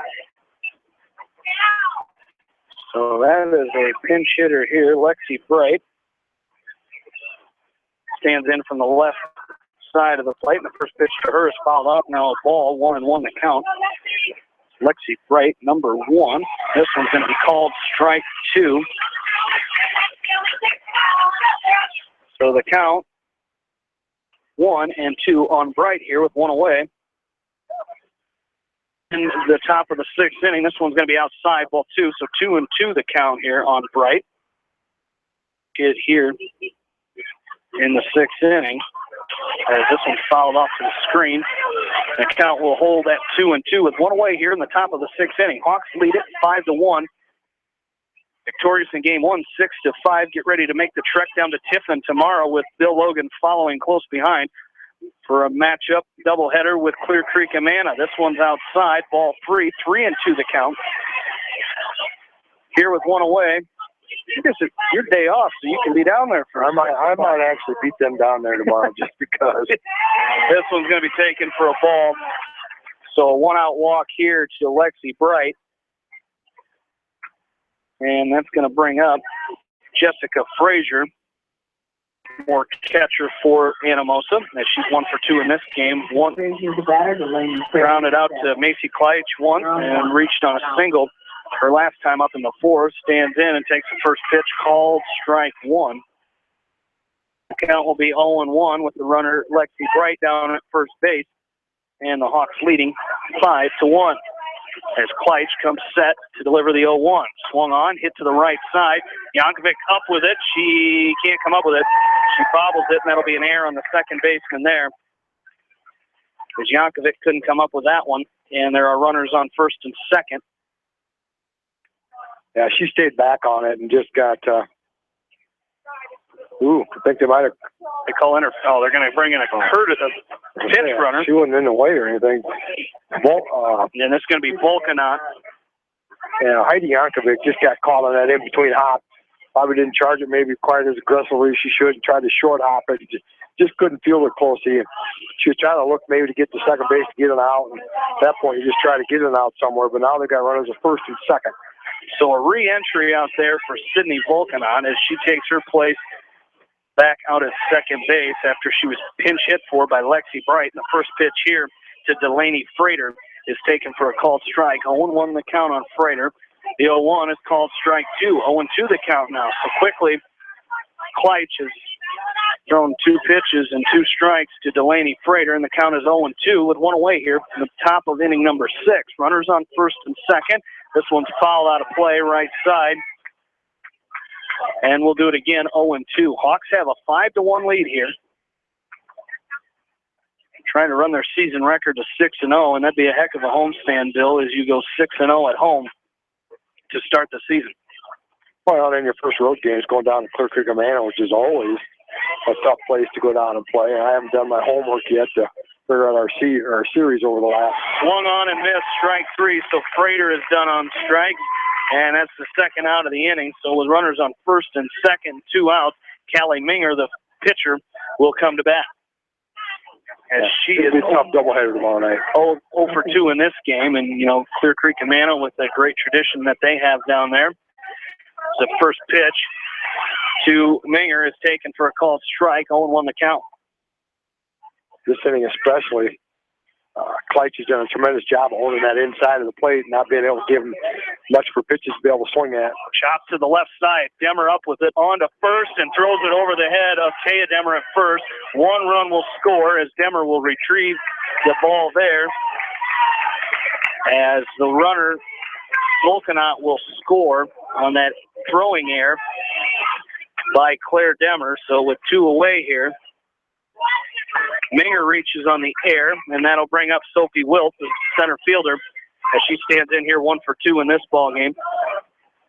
As Wilt, in game 1, was 1 for 3, and this first pitch is fouled back to the screen, and the count is 0-1. Runners on second and third here, and a 5-2 West Delaware lead now. Yeah, now you just want to retire the batter and get out of here without giving up a crooked number. Really making this a contest, letting Anamosa right back in. The 0-1 is called strike 2, so 0-2 the count on Wilt. She has a stolen base in this game after reaching on a single back in the third inning. The 0-2 is outside, ball 1. That's a good pitch right there.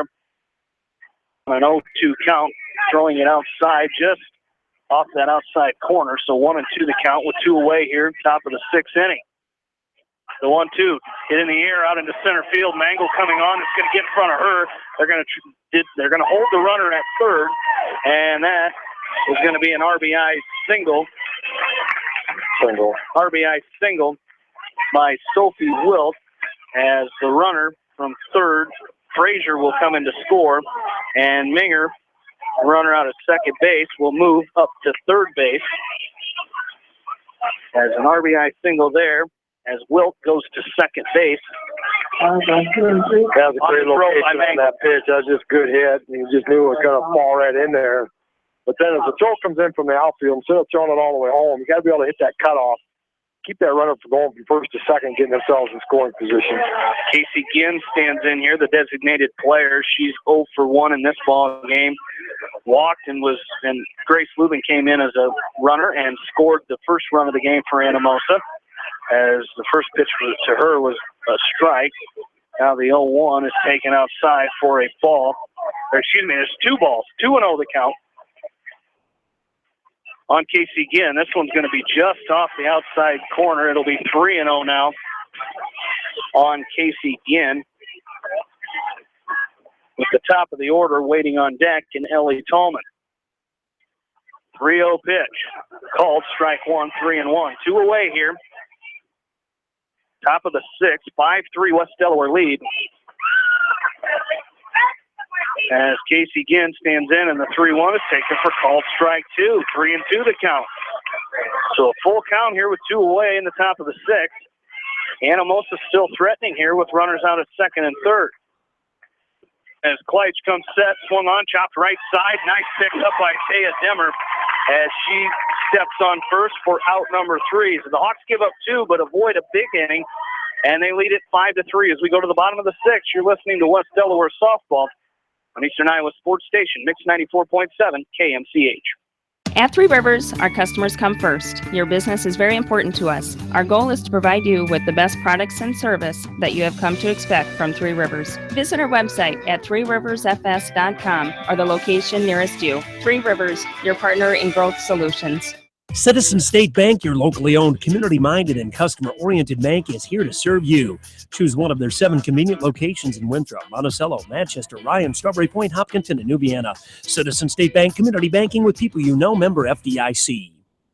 This is Jamie Vaskey, the voice of the West Delaware Hawks, and I've had the chance to review the Good Neighbor Society's playbook, and I got to tell you, they are friends in your neighborhood, designing plays to get you home fast. If you need help getting back in the game, contact the Good Neighbor Society Rehab to Home team at 563-927-3907.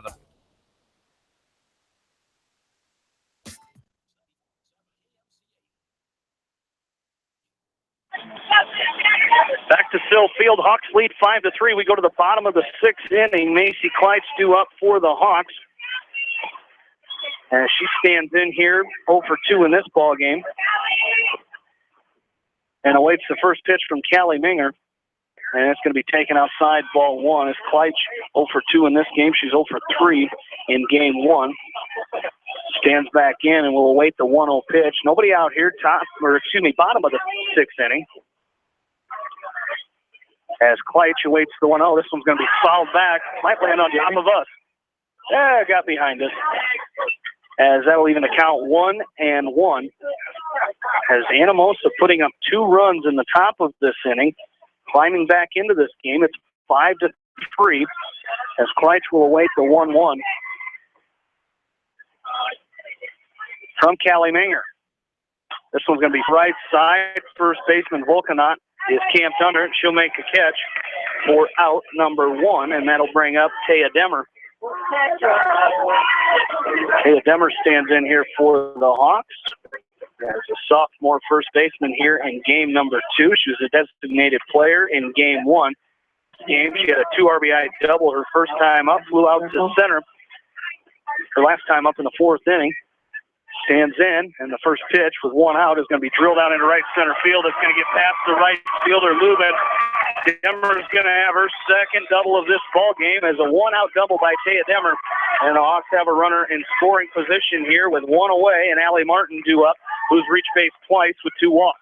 And that was a great at-bat right there. She just went with that pitch a little on the outer portion of the plate. And instead of trying to pull that thing and ground out to the shortstop like you would do a lot of times, she just went with it in a nice line drive. Went clear out to the right center field fence, and a 1-out double. Megan Hofer will be the pinch runner out at second base for Demmer. As a pinch runner out there is Hofer, and she's out at second with 1 away here, and the batter is Allie Martin. Hawks lead 5-3, bottom of the 6th inning, trying to sweep the Lady Raiders here tonight, won 6-5 in game 1. Clinging to a 2-run lead here. It's 5-3, and with 1 out, the first pitch to Martin is swung on a miss. Strike 1. Took a good cut at it. Pitch was a little up. She swung and missed.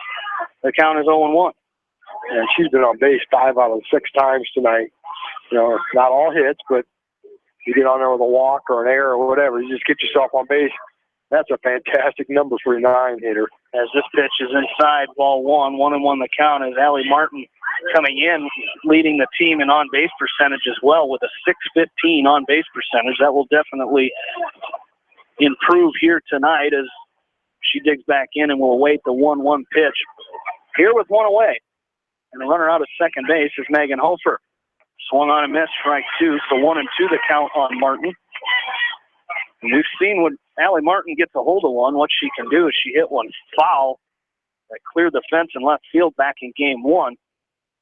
Looking to do that and put one fair here in game 2. The 1-2 is going to be taken low for a ball. That'll even the count at 2-2. Yeah, that was a good pitcher's pitch right there. 2-strike pitch, get in on that lower inner portion of the plate. Good eye there by Allie. Not to go after a pitch. And that's one where you're protecting. You might go after it and maybe come up with get a swing and a miss by the batter. 2-2 to Martin is going to be outside, high and outside, so that'll run the count full. 3-2 on the sophomore right fielder for the Hawks. Again, just 1 away here. Taya Demmer with a 1-out double, her second double of this ball game. And Megan Hofer pinch running for her out at second. The 3-2 is going to be called. Strike three. Inner portion of the plate. Here's some grumblings from the Hawks faithful. Half the crowd liked it, half the crowd didn't. We're out number 2, and that takes us back to the top of the order for the Hawks, and that's going to be Caitlin Mangold stands in with 2 away. As now the second baseman, Jess, will move in here. As Mangold's last time up, she singled. She's 1 for 3 in this game. She placed a bunt right over the third baseman's head for an infield single. Now look where the left fielder's playing. And the left fielder in quite a bit here. With a runner on second. Infield. As Mangold takes this pitch for a called strike 1. Ball gets away from the catcher, Frazier, and Hofer will move up to third. So Hofer 60 feet away now on that fastball. And a 1-0 count on Caitlin Mangold. Left fielder back a little bit farther this time. Before she was only about 2 steps into the grass.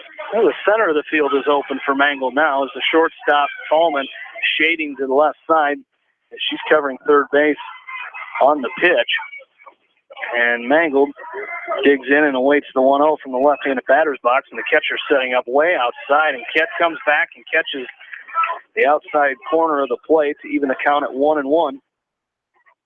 That's a good pitch on a slap hitter. The slap hitter can't really do too much with that pitch. 1-1 now on Mangold as this one's fouled away, and that's going to get out of play up to the left side, so the count will be 1-2. Some area baseball scores. Maquoketa Valley won game 1 4-1, and it was Springville winning game 2 9-7. So a split for Coach Connor and the Maquoketa Valley boys baseball team as this one gets by the second baseman, Jess, but Sydney Volkanot right there at first base to pick it up and take it 3 unassisted there for out number 3. So the Hawks threaten but do not score. We go to the final inning. Hawks lead at 5-3. We're back after this from KMCH Sports. The Edgewood Reminder is proud to support all the area teams in athletic action and appreciates their efforts in the classroom and during sports. Check out all the sports photos in each week's issue of the Edgewood Reminder. The victory is yours at Victory Ford. Hey, this is James Halverson, Service Manager at Victory Ford in Dyersville. Our service and parts team at Victory Ford is dedicated to keeping your car in tip-top shape. And our sales department makes buying a car easy and hassle-free. Stop out to Victory Ford in Dyersville or online at victoryfordonline.com. Good luck, athletes and coaches. TriVet Associates is a mixed animal veterinary clinic with offices in Farley, Dyersville, and Holy Cross. Our 8 doctors serve the Dubuque, Manchester, Guttenberg, and Cascade areas and provide veterinary services to both large and small animals. For more information, find us on Facebook or visit our website, trivetinc.com.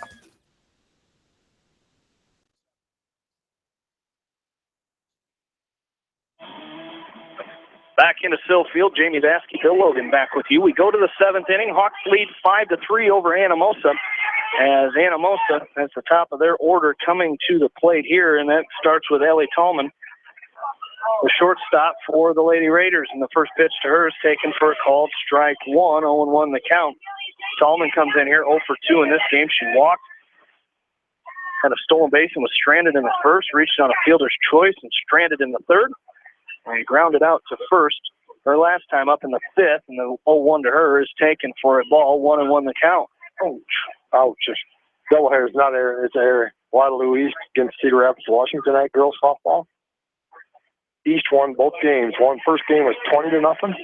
Second game was 29-0. Ooh. Whew. It's a tough night. Quick night for softball. It can't be quick scoring that many runs. So 1-1 inside, almost hit Tallman, but she gets out of the way of it and make it 2-1, and this one is fouled back. It's going to be 2-2 the count with nobody out here. Top of the 7th inning. Hawks leading 5-3, trying to complete the sweep here tonight.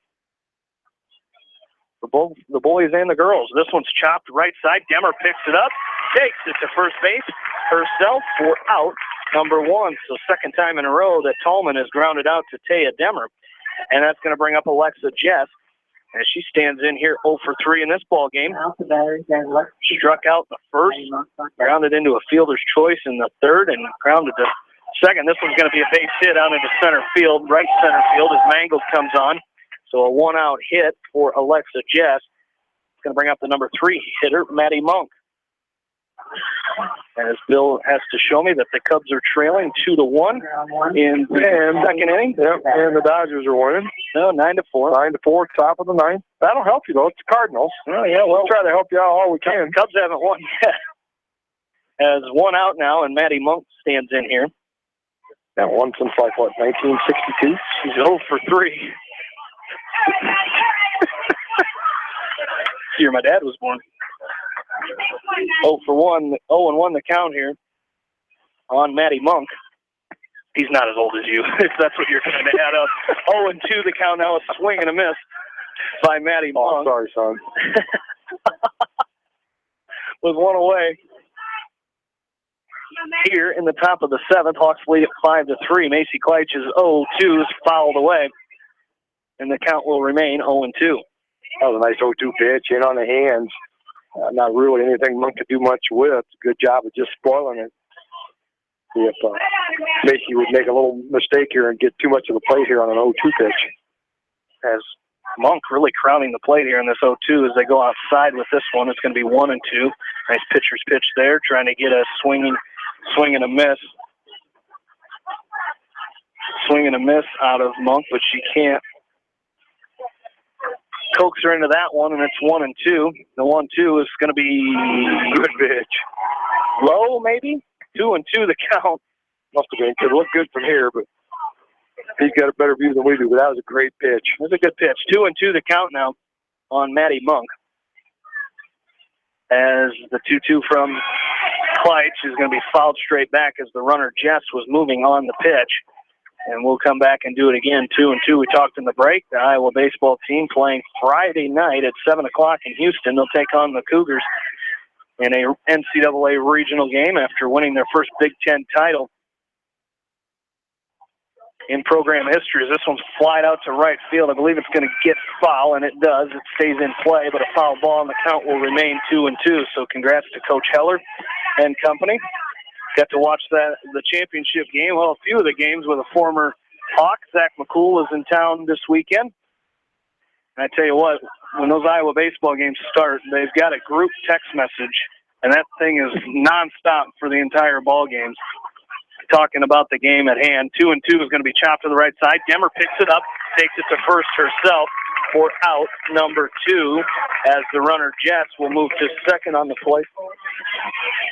We'll move to second on the play as East Buchanan losing in game 2 tonight against Lisbon. 33-4 was the final score of that one. There's another high-scoring ball game that it's very equivalent to the 29-0 you just told me about.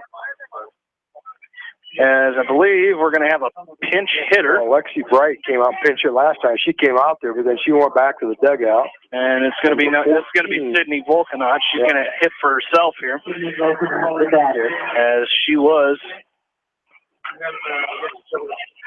came in and ran and scored a run back in the 6th inning after Lexi Bright worked a walk in place of Volkanot. So the first pitch to Sydney Volkanot, chopped to the left side. Lindauer up with it, throws on to first. Out number 3, and the Hawks win it 5-3 on a 5-3 putout for out number 3. So the Hawks sweep Anamosa here tonight, 6-5 in game 1, 5-3 in game 2. And we will take a break, come back, add up our totals, talk with Coach Rave here tonight, and get you on your way here on this Tuesday night. Hawks sweep 6-5, 5-3, as we're back after this from KMCH Sports. Peace of mind. That's what high-tech communications can provide for you with a security system and video surveillance system for your business. You may also be eligible for a discount on your business insurance. Doesn't it make sense to see what high-tech communications is changing your world with technology? Whether it's an orthopedic, sports, or occupational injury you are suffering from, Regional Medical Center Therapy Services has you covered. With a customized treatment program, Regional Medical Center Therapy Services can get you back on track in the active game of life. Regional Medical Center, excellence in healthcare, close to home. At Telke Motors, we believe in a gentler, simpler way of doing business. Check out our large selection of new and pre-owned vehicles, as well as the great incentives at TelkeMotors.com. you're looking for a new, pre-owned vehicle or service on your current vehicle, come to Tauke Motors, Chrysler, Jeep, Dodge, and Ram on 9th Street in Dyersville. Leonard Muller Funeral Home and Crematory wishes all the best to the athletes and appreciates their hard work and scholastic efforts throughout the year. For personal, caring service, Leonard Muller Funeral Home and Crematory in Manchester, Edgewood, and Strawberry Point.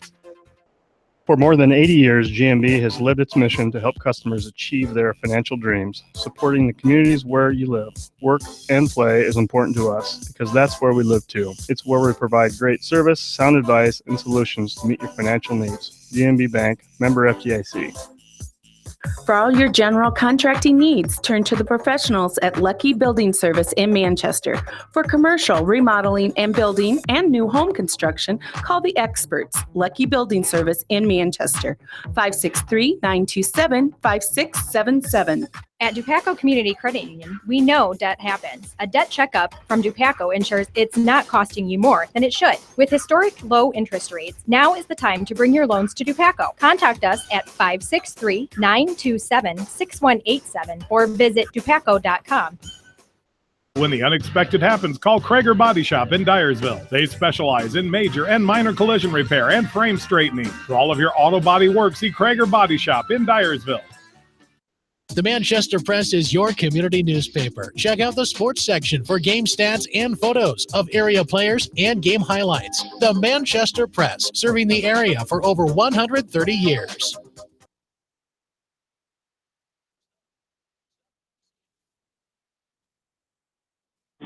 Back into Still Field. Hawks sweep the Raiders tonight, 6-5 in game one, 5-3 in game two. Over at Exide Field tonight. The Hawk boys defeated Anamosa 11-1 in 5 innings in game one, 6-5. A dramatic fashion win in the game two as Dunstan Warner with an RBI base hit to bring in Jared Harris as the Hawks win that game 6-5.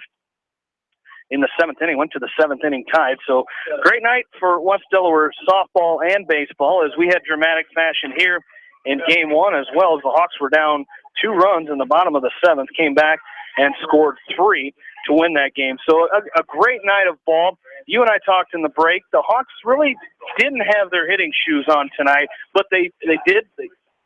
We talked also, it's kind of an old saying, a ugly win is better than a good loss. I've never seen a loss that was good, but I tell you what, a great effort by the Hawks tonight. Got it done, did what they needed to do. Yeah, they did, and the 2 girls offensively, I guess I would look at tonight that probably really stood out to me was the number 8 hitter, Taya Demmer.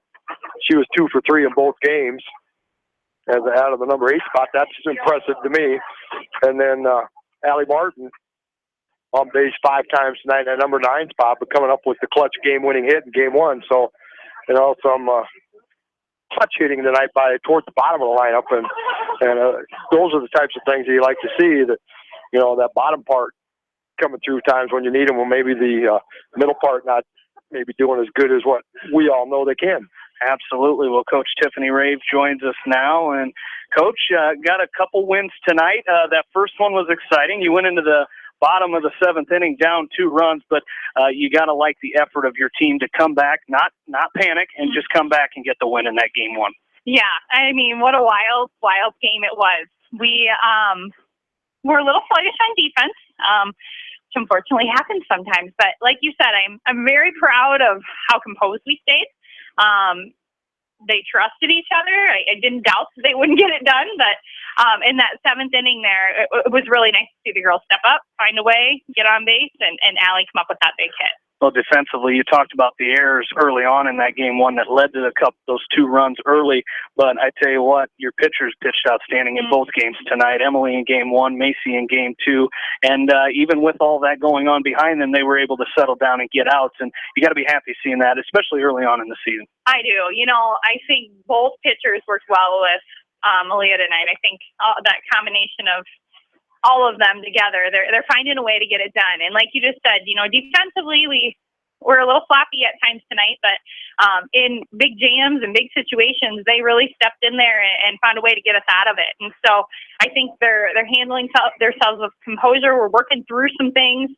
learning a lot about themselves as pitchers and what they can and can't do in certain counts. And so really, really good to see them have the confidence that they did tonight. And offensively, I thought the kids were maybe a little too anxious, maybe.